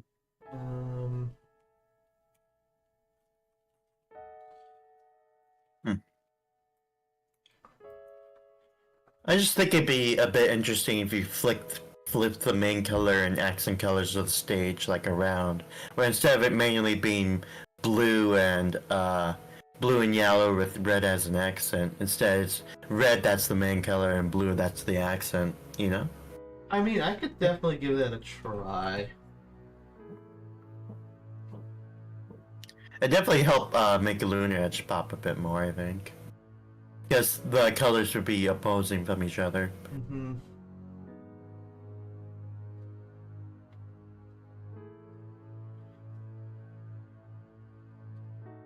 Is that supposed to be a gate in the background too?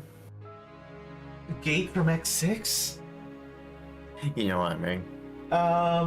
Yeah, it's a gate that just leads to more of these.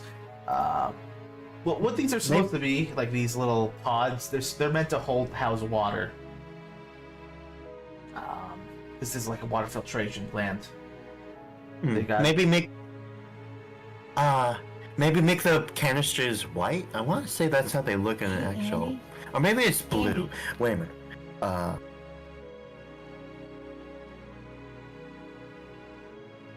no.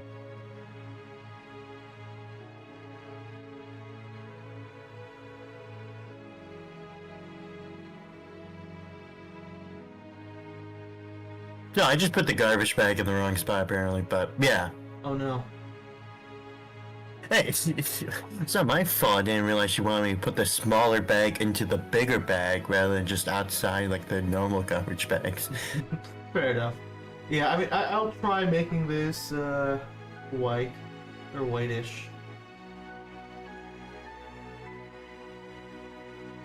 I remember going to like, what kind of field trips did you have? Because I remember going on like a water like cleansing place once as a field trip.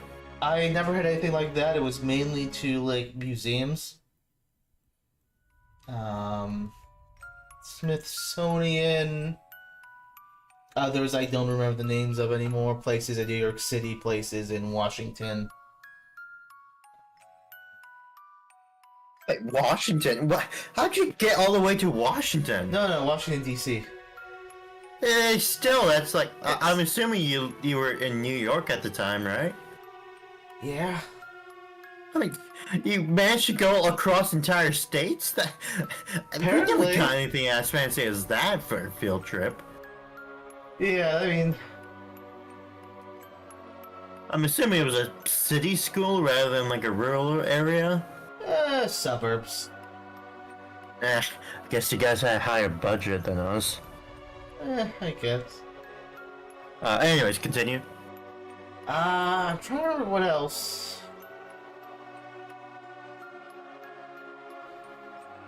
I mean, You guys ever go to a zoo once? Because I know I did for a field trip for mine.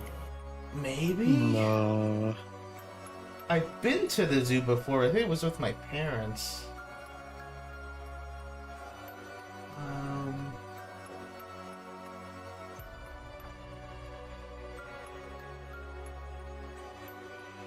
I don't remember most of my school trips. I just now realized. Were they just that unmemorable for you? I try to forget a lot about my school years. That's fair. It's either you had an amazing school year or your school year absolutely sucked. I don't think there's really an in-between. Yeah. People that say that high school represents the best years of your life, I think those people are delusional. And it's sad, to be honest. It's like, alright, your best years of your life are gonna be right here, and it's all down here from here. Yeah, like, is that really where you're gonna peak? Like, you got so much else to live for, man.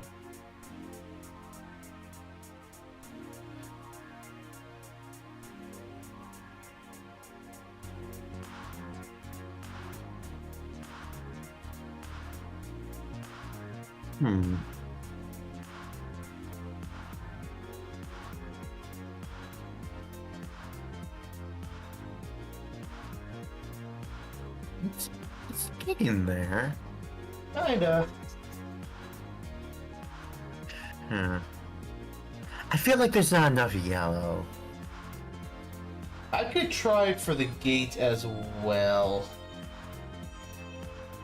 If you make the pipes yellow, it should balance it out. That too. Yeah, they see- usually like mark the pipes for these kind of places, right? I think so. Mm, I'm not a Blue plumber pipes- though. Blue pipes carry water, gray and black pipes carry bad water. Yellow pipes usually carry some sort of voltage in them. They don't usually carry a liquid. Red pipes carry high voltage wire. Green pipes, I think, carry chemicals. Well, what does that say about what these containers are carrying?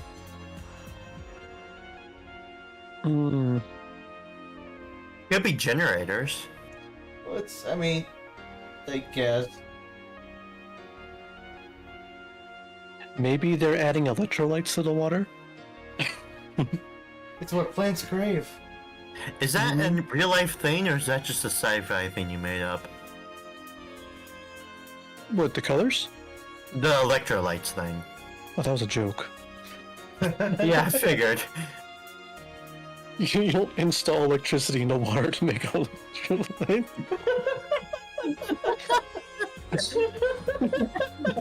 Okay, you speak so confidently about the pipe marking that I thought maybe you were a bit more of an expert on this, okay?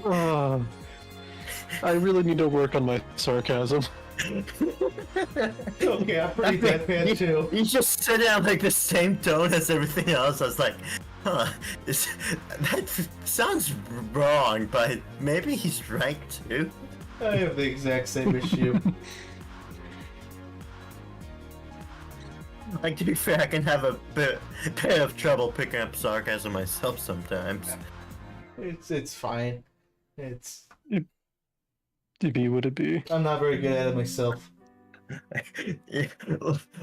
Listen, class. If we put some electric cables into this water, it'll make it better to drink. Trust me. Okay, I believe you.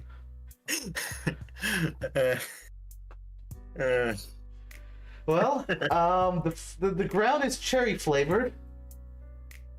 Delicious.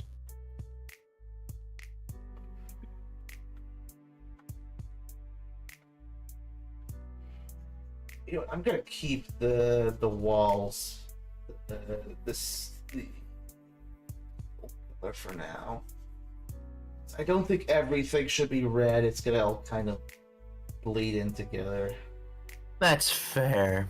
Having some neutral color, having neutral colors would probably balance out like the palette a bit. Mm-hmm. Mm-hmm.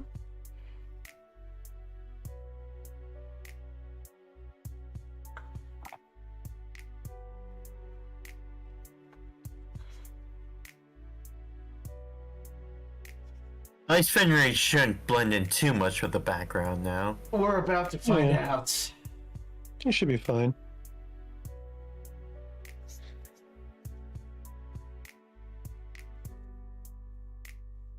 Oh yeah, you can remove electrolytes using electricity.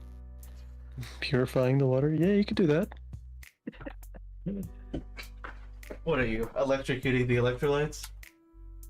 To create hydrogen gas. That's definitely safe. Absolutely.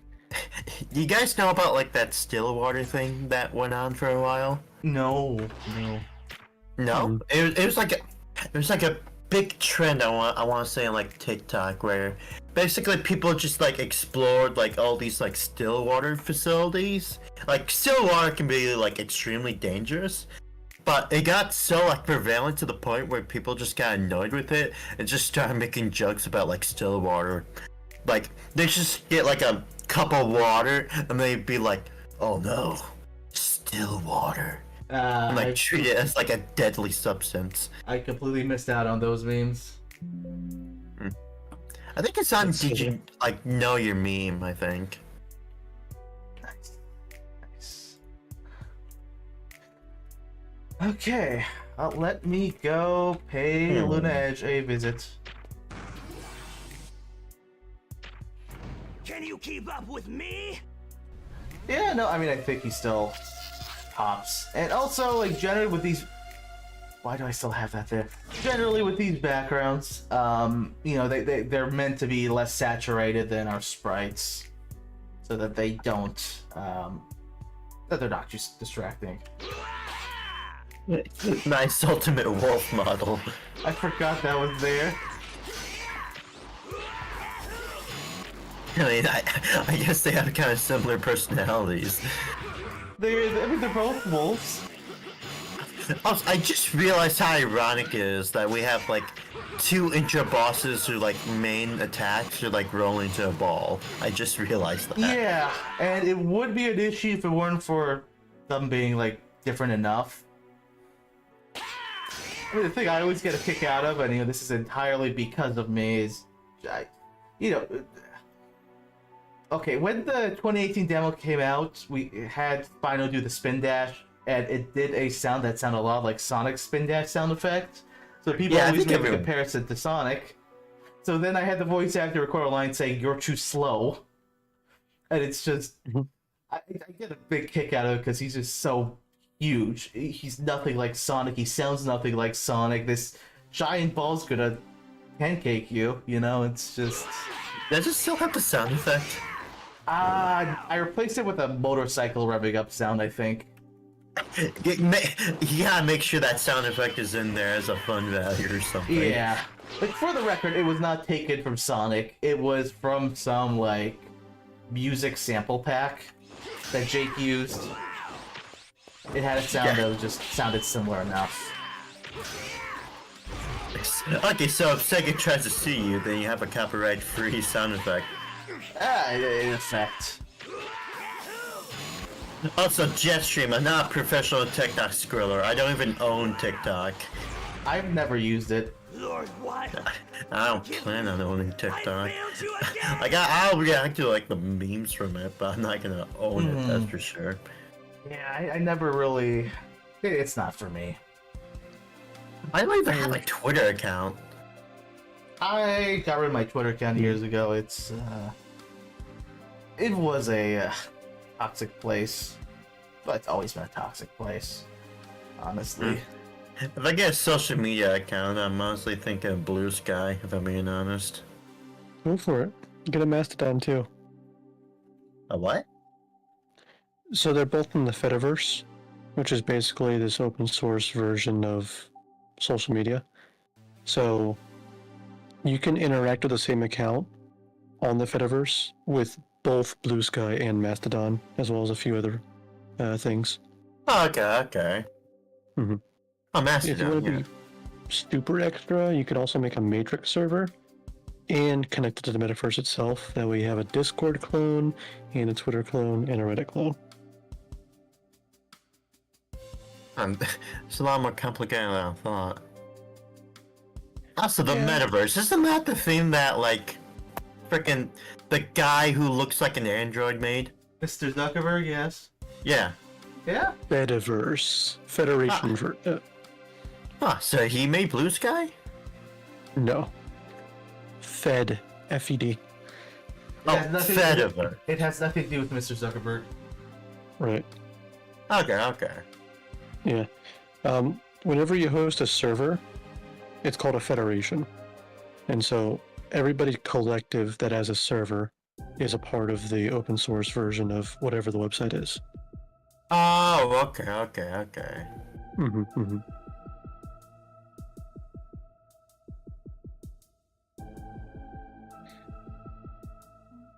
I wonder if there's like a Fediverse version of YouTube out there. No. It's mainly for text aggregation and image aggregation. Something Huh. like video hosting is a lot more expensive. Fair enough. I just realized something. What? This background right now just has like a McDonald's palette. Wait, what? Oh Whoa. no. Oh no, you're right. We need to put clown makeup on him now. Yeah. And the worst part is I recognized it because I work at McDonald's. It's like, wait, why does this look familiar? The whole reason why I Oh, no. suggested this palette is because of your corporate connections. Mickey D's It's like- subliminals. It's like you get like the fun red and the yellow and then the depressing gray, modern gray that McDonald's has jeez. now. Like, this is really just freaking McDonald's, darn it. Oh, It's so on brand. It's painful. no.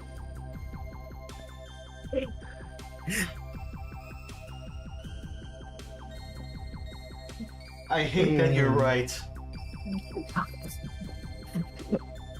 No, you have to throw the whole thing away. Look what you did. Yeah. I'm gonna make it less saturated. It's okay. I can salvage this. The clown's not gonna own any of this. And Fenrir is like the living ball pit because he rolls into a ball. Oh yeah. All we're missing is just like the slide. Oh jeez. Oh, fuck. I hated those slides when I was a kid because they had these like giant bolts holding the plastic pieces together, and they would shock me every single time. Yeah, I never really got much of a chance to play in the McDonald's playpen because the one in my local area didn't have one, and like the one in West Branch, while that was still there, it ended up being get rid of when we modernized everything. Yeah, I remember. That's another thing for the modernization of like McDonald's was because there's like some sort of like lawsuit going on about like McDonald's like attracting kids and keeping them there, so they had to like make it unfun, you know? I had no idea. What?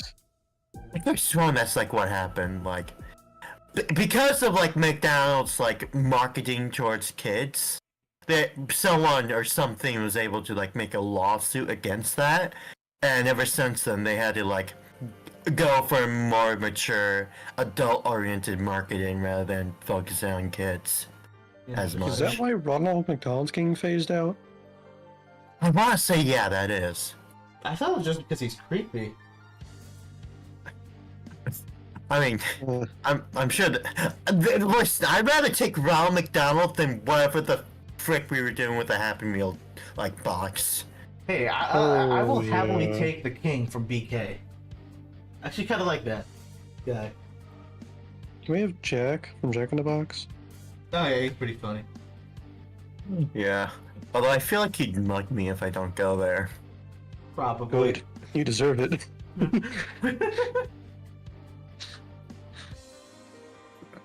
The Sourdough Smackdown.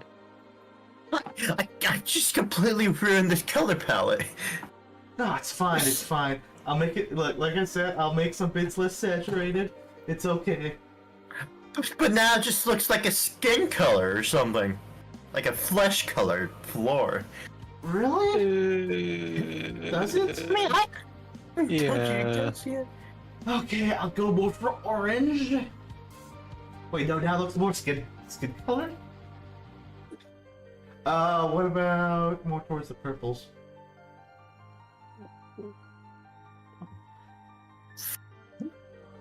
You're being summoned, Link.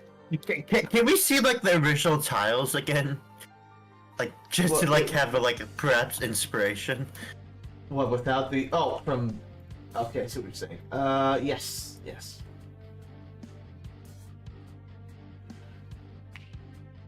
Okay. Oh yeah, it's mainly the gold that was the floor. Huh. Yeah. In that case, maybe try making it blue this time. Like invert like the blue and yellow. For the floor? Yeah. Okay. Like have like the exterior be blue and the interior be yellow. So you want a yellow floor? No, I want a blue floor. Okay, gotcha. I will try that. Because if we have a yellow floor, the red pipes would still make it feel like McDonald's. Like, we desperately need this blue just to get rid of the McDonald's palette. This stage has been brought to you by McDonald's. Ba-da-ba-ba-ba. I hate it.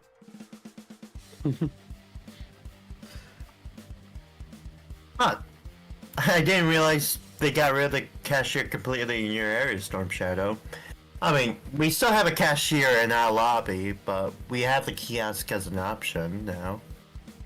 I remember that, like, corporate wanted us to eventually just, like, phase out the cashiers in favor of pure kiosk, but I don't think that's just manageable at all. We just lose too much customers if we did that.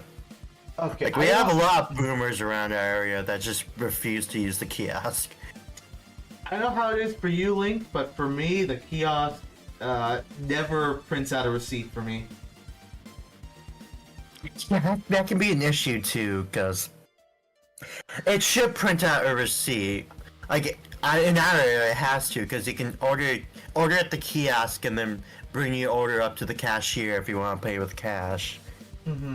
Yeah, that's another reason why I don't think we'll ever be able to get rid of the cashiers completely, because there's really no other way to pay with cash safely. Yeah, the ones I have, the kiosks I have, you like put in your credit card when you want to pay into the kiosk. Yeah, that's the same with that kiosk, but again, there's also a lot of people that just want to pay with cash. Mm-hmm. Makes sense. Oh god, yeah, this already looks so much better compared to like the McDonald's palette. Oh, hi Xenia. How are you today? Happy Sunday.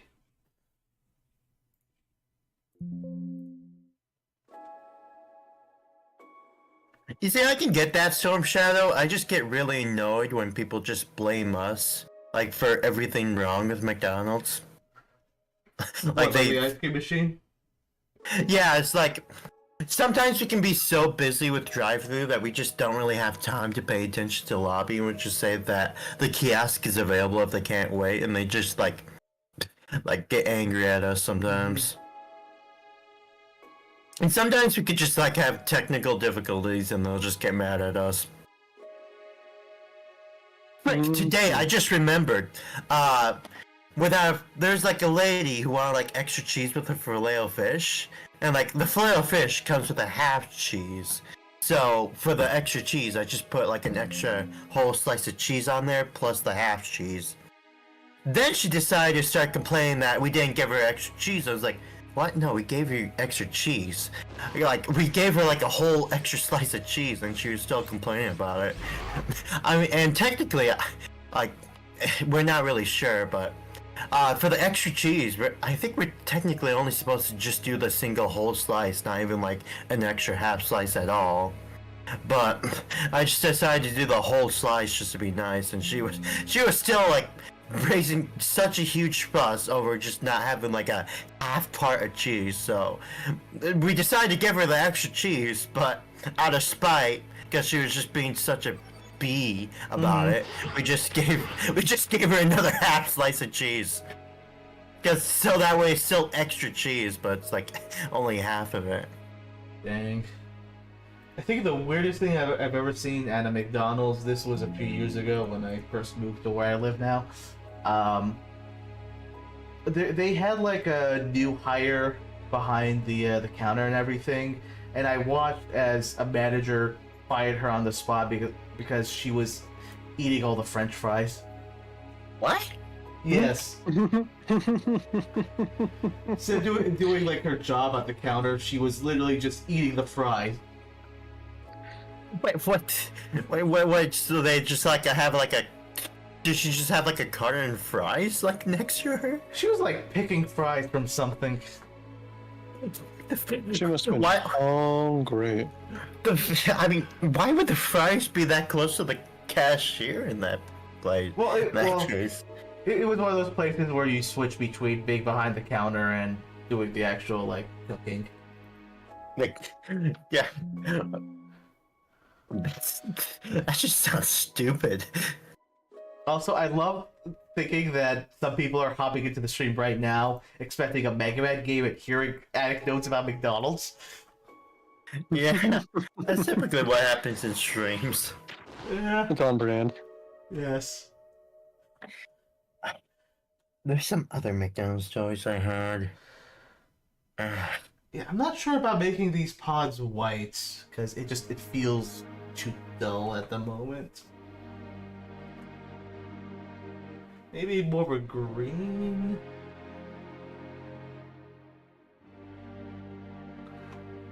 Oh yeah, there's now I remember another story. This happened like a few days ago, and I was like working that drive, like taking orders for drive-thru, and there was like this lady, like she was going through the drive-thru, and she wanted like a number 6, which is like a filet-o-fish meal. So I rang her up her order, and it was like, "Is everything correct on screen, ma'am?" And she said like, yeah. I was like, so I told her the price, and she went to the first window. Then I decided to double check her order just in case, like, filet-o-fish meal, right, ma'am? I was like, no, I didn't want the filet-o-fish. I wanted like the number 5 or something. It's like, first off, she definitely said number 6. I did not imagine that, but I didn't bring that up. But I was like, well, oh, you want the number 5? Okay, sure, we can get it. But I also want it fresh. I was like, what? You want it fresh after, like, not even double checking your orders? Like, fine, but it's gonna take a while. I was like, how long? It's like 3 minutes. Like, oh, that's too long. Do you have, like, any other orders? Like, why are you asking me for like the other menu options like at the first window? Like it's like I'm not really a big fan of fish. It's like okay, fine. Like if you want something fresh, you can get like the #2 meal, which is like the quarter pounder meal. It's like oh yeah, how long will that take? It's like it'll take like a minute or two. Like, that's a little too long. So, and the thing is, I kept on like switching the orders back and forth. It was like so annoying. It's like, and then she was like, eventually, no, forget about it. I'll just take the #6. It's like you literally just say you don't like fish, but whatever. So it's like okay, I'll get your #6 ready. Like, I swear she paid for her meal and everything, and the next thing you know, she just drove off. She didn't even pick up her food at all. It's like, what the heck? Like, we went through all that trouble, and you didn't even bother getting your food. What the heck is wrong with you? Are you sure she wasn't day drinking? No, I don't think she was drunk. She was just being really stupid about the whole thing. Dang. It was like easily the most frustrating order I took that day. Like, there's like, take a note, everyone. If there's one thing you want that can tick off like a cashier person, it's when people can't make up their freaking minds about something. Like, it's so annoying, like having to constantly modify the order because people can't decide what they want. Especially when the menu is right there in front of them. Like, there's some people who, like, at 1 o'clock ask, hey, are you guys still selling breakfast? Despite the fact we have, like, the lunch menu up and about. Like, no, we're not selling breakfast at all. Like, at most, we can sell you, like, a burrito or a hot cake. That's all. I mean, okay, to be fair on that regard, you know, some people wake up and their days are completely backwards. So like asking for the breakfast thing, that happens. I can get that in like the early hours, like around like 11 or 12, but some people ask like at like 2 o'clock. It's like, you should be up and about by now. I know people that consider 11 breakfast. I mean, our breakfast can last till 11 at like the weekends. Like, So that is kind of understandable. 11 they're- breakfast, 3 p.m. lunch, 9 p.m. dinner. Right. That's ironically my schedule today, but Loose. but yeah, there's some people that still try to like order salads despite the fact we haven't had like salads for like 5 years. There are some people that try to order like the supersized stuff. It's like, we haven't had supersized stuff for like over 20 years, people.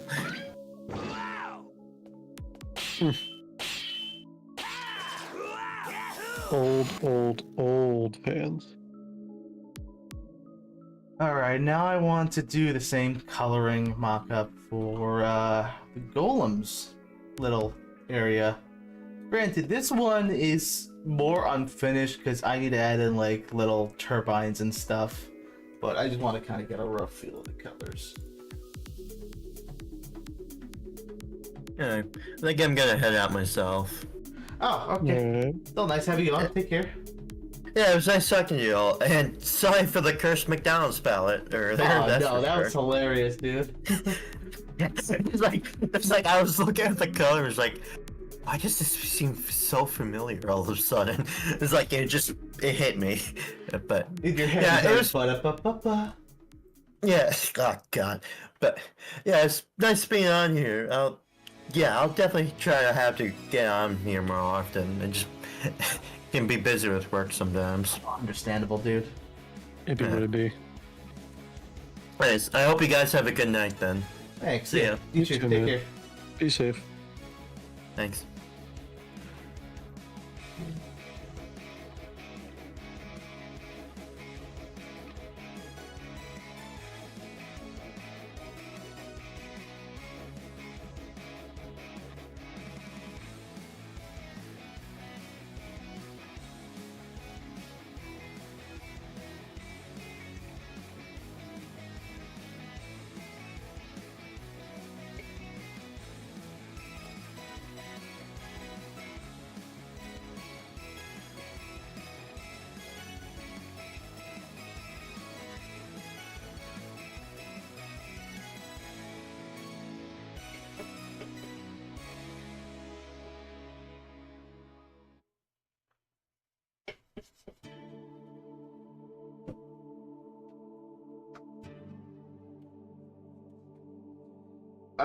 Which remix, Storm?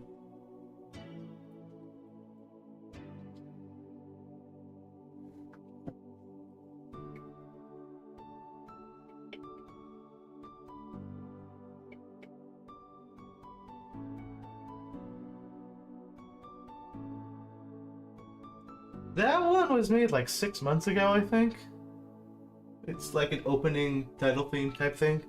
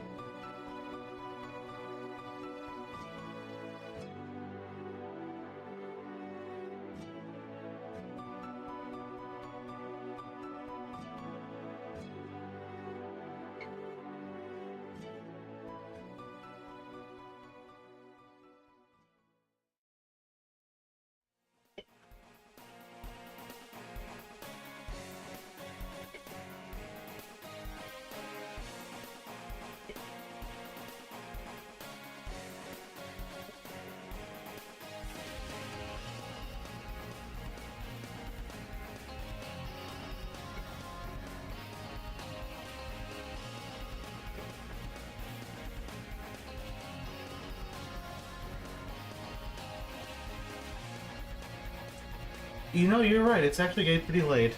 We're probably gonna go for another 5 to 10 minutes, and then we're gonna call it.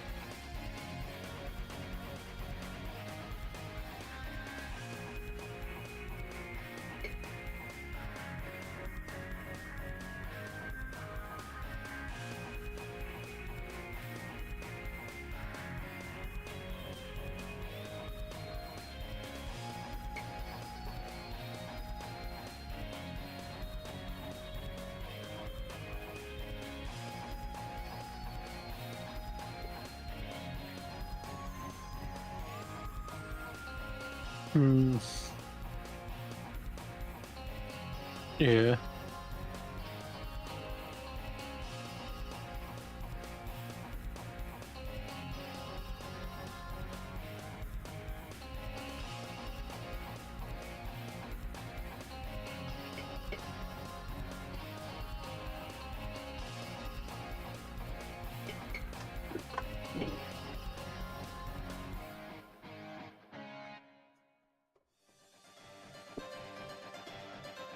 Oh, this one's my favorite. What? The song that's playing on stream right now. Uh.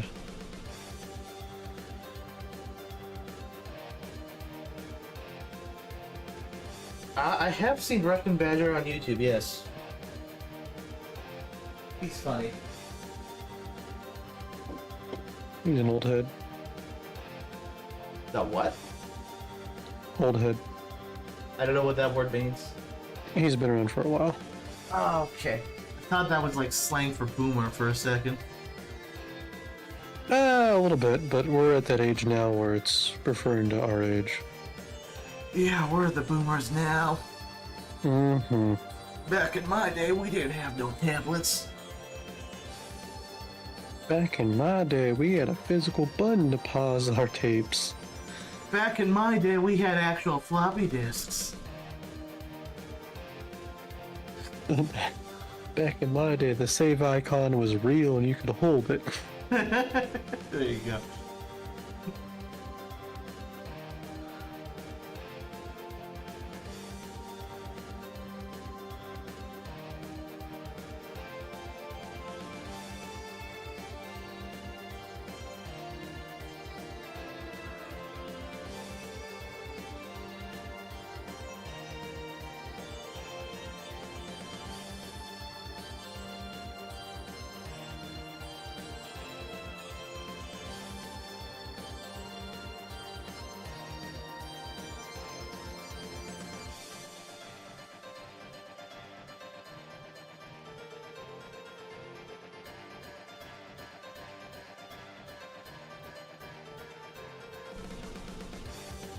Hmm.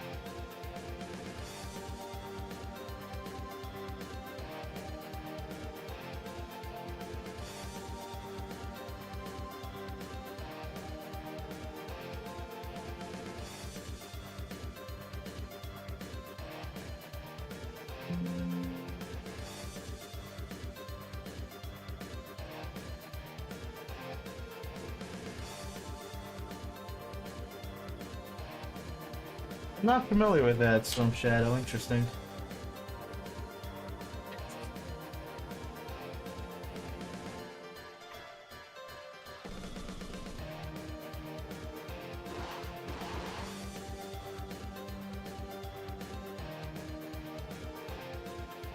Rip.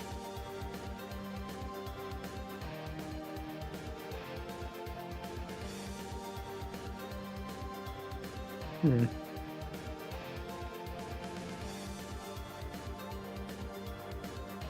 I wonder why.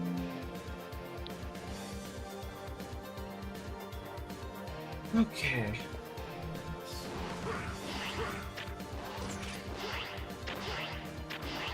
Yeah, not sure how I feel about these colors, but we can figure that out later, I think. Well, it is getting late, so I think we're gonna call it a night. Thank you all for watching.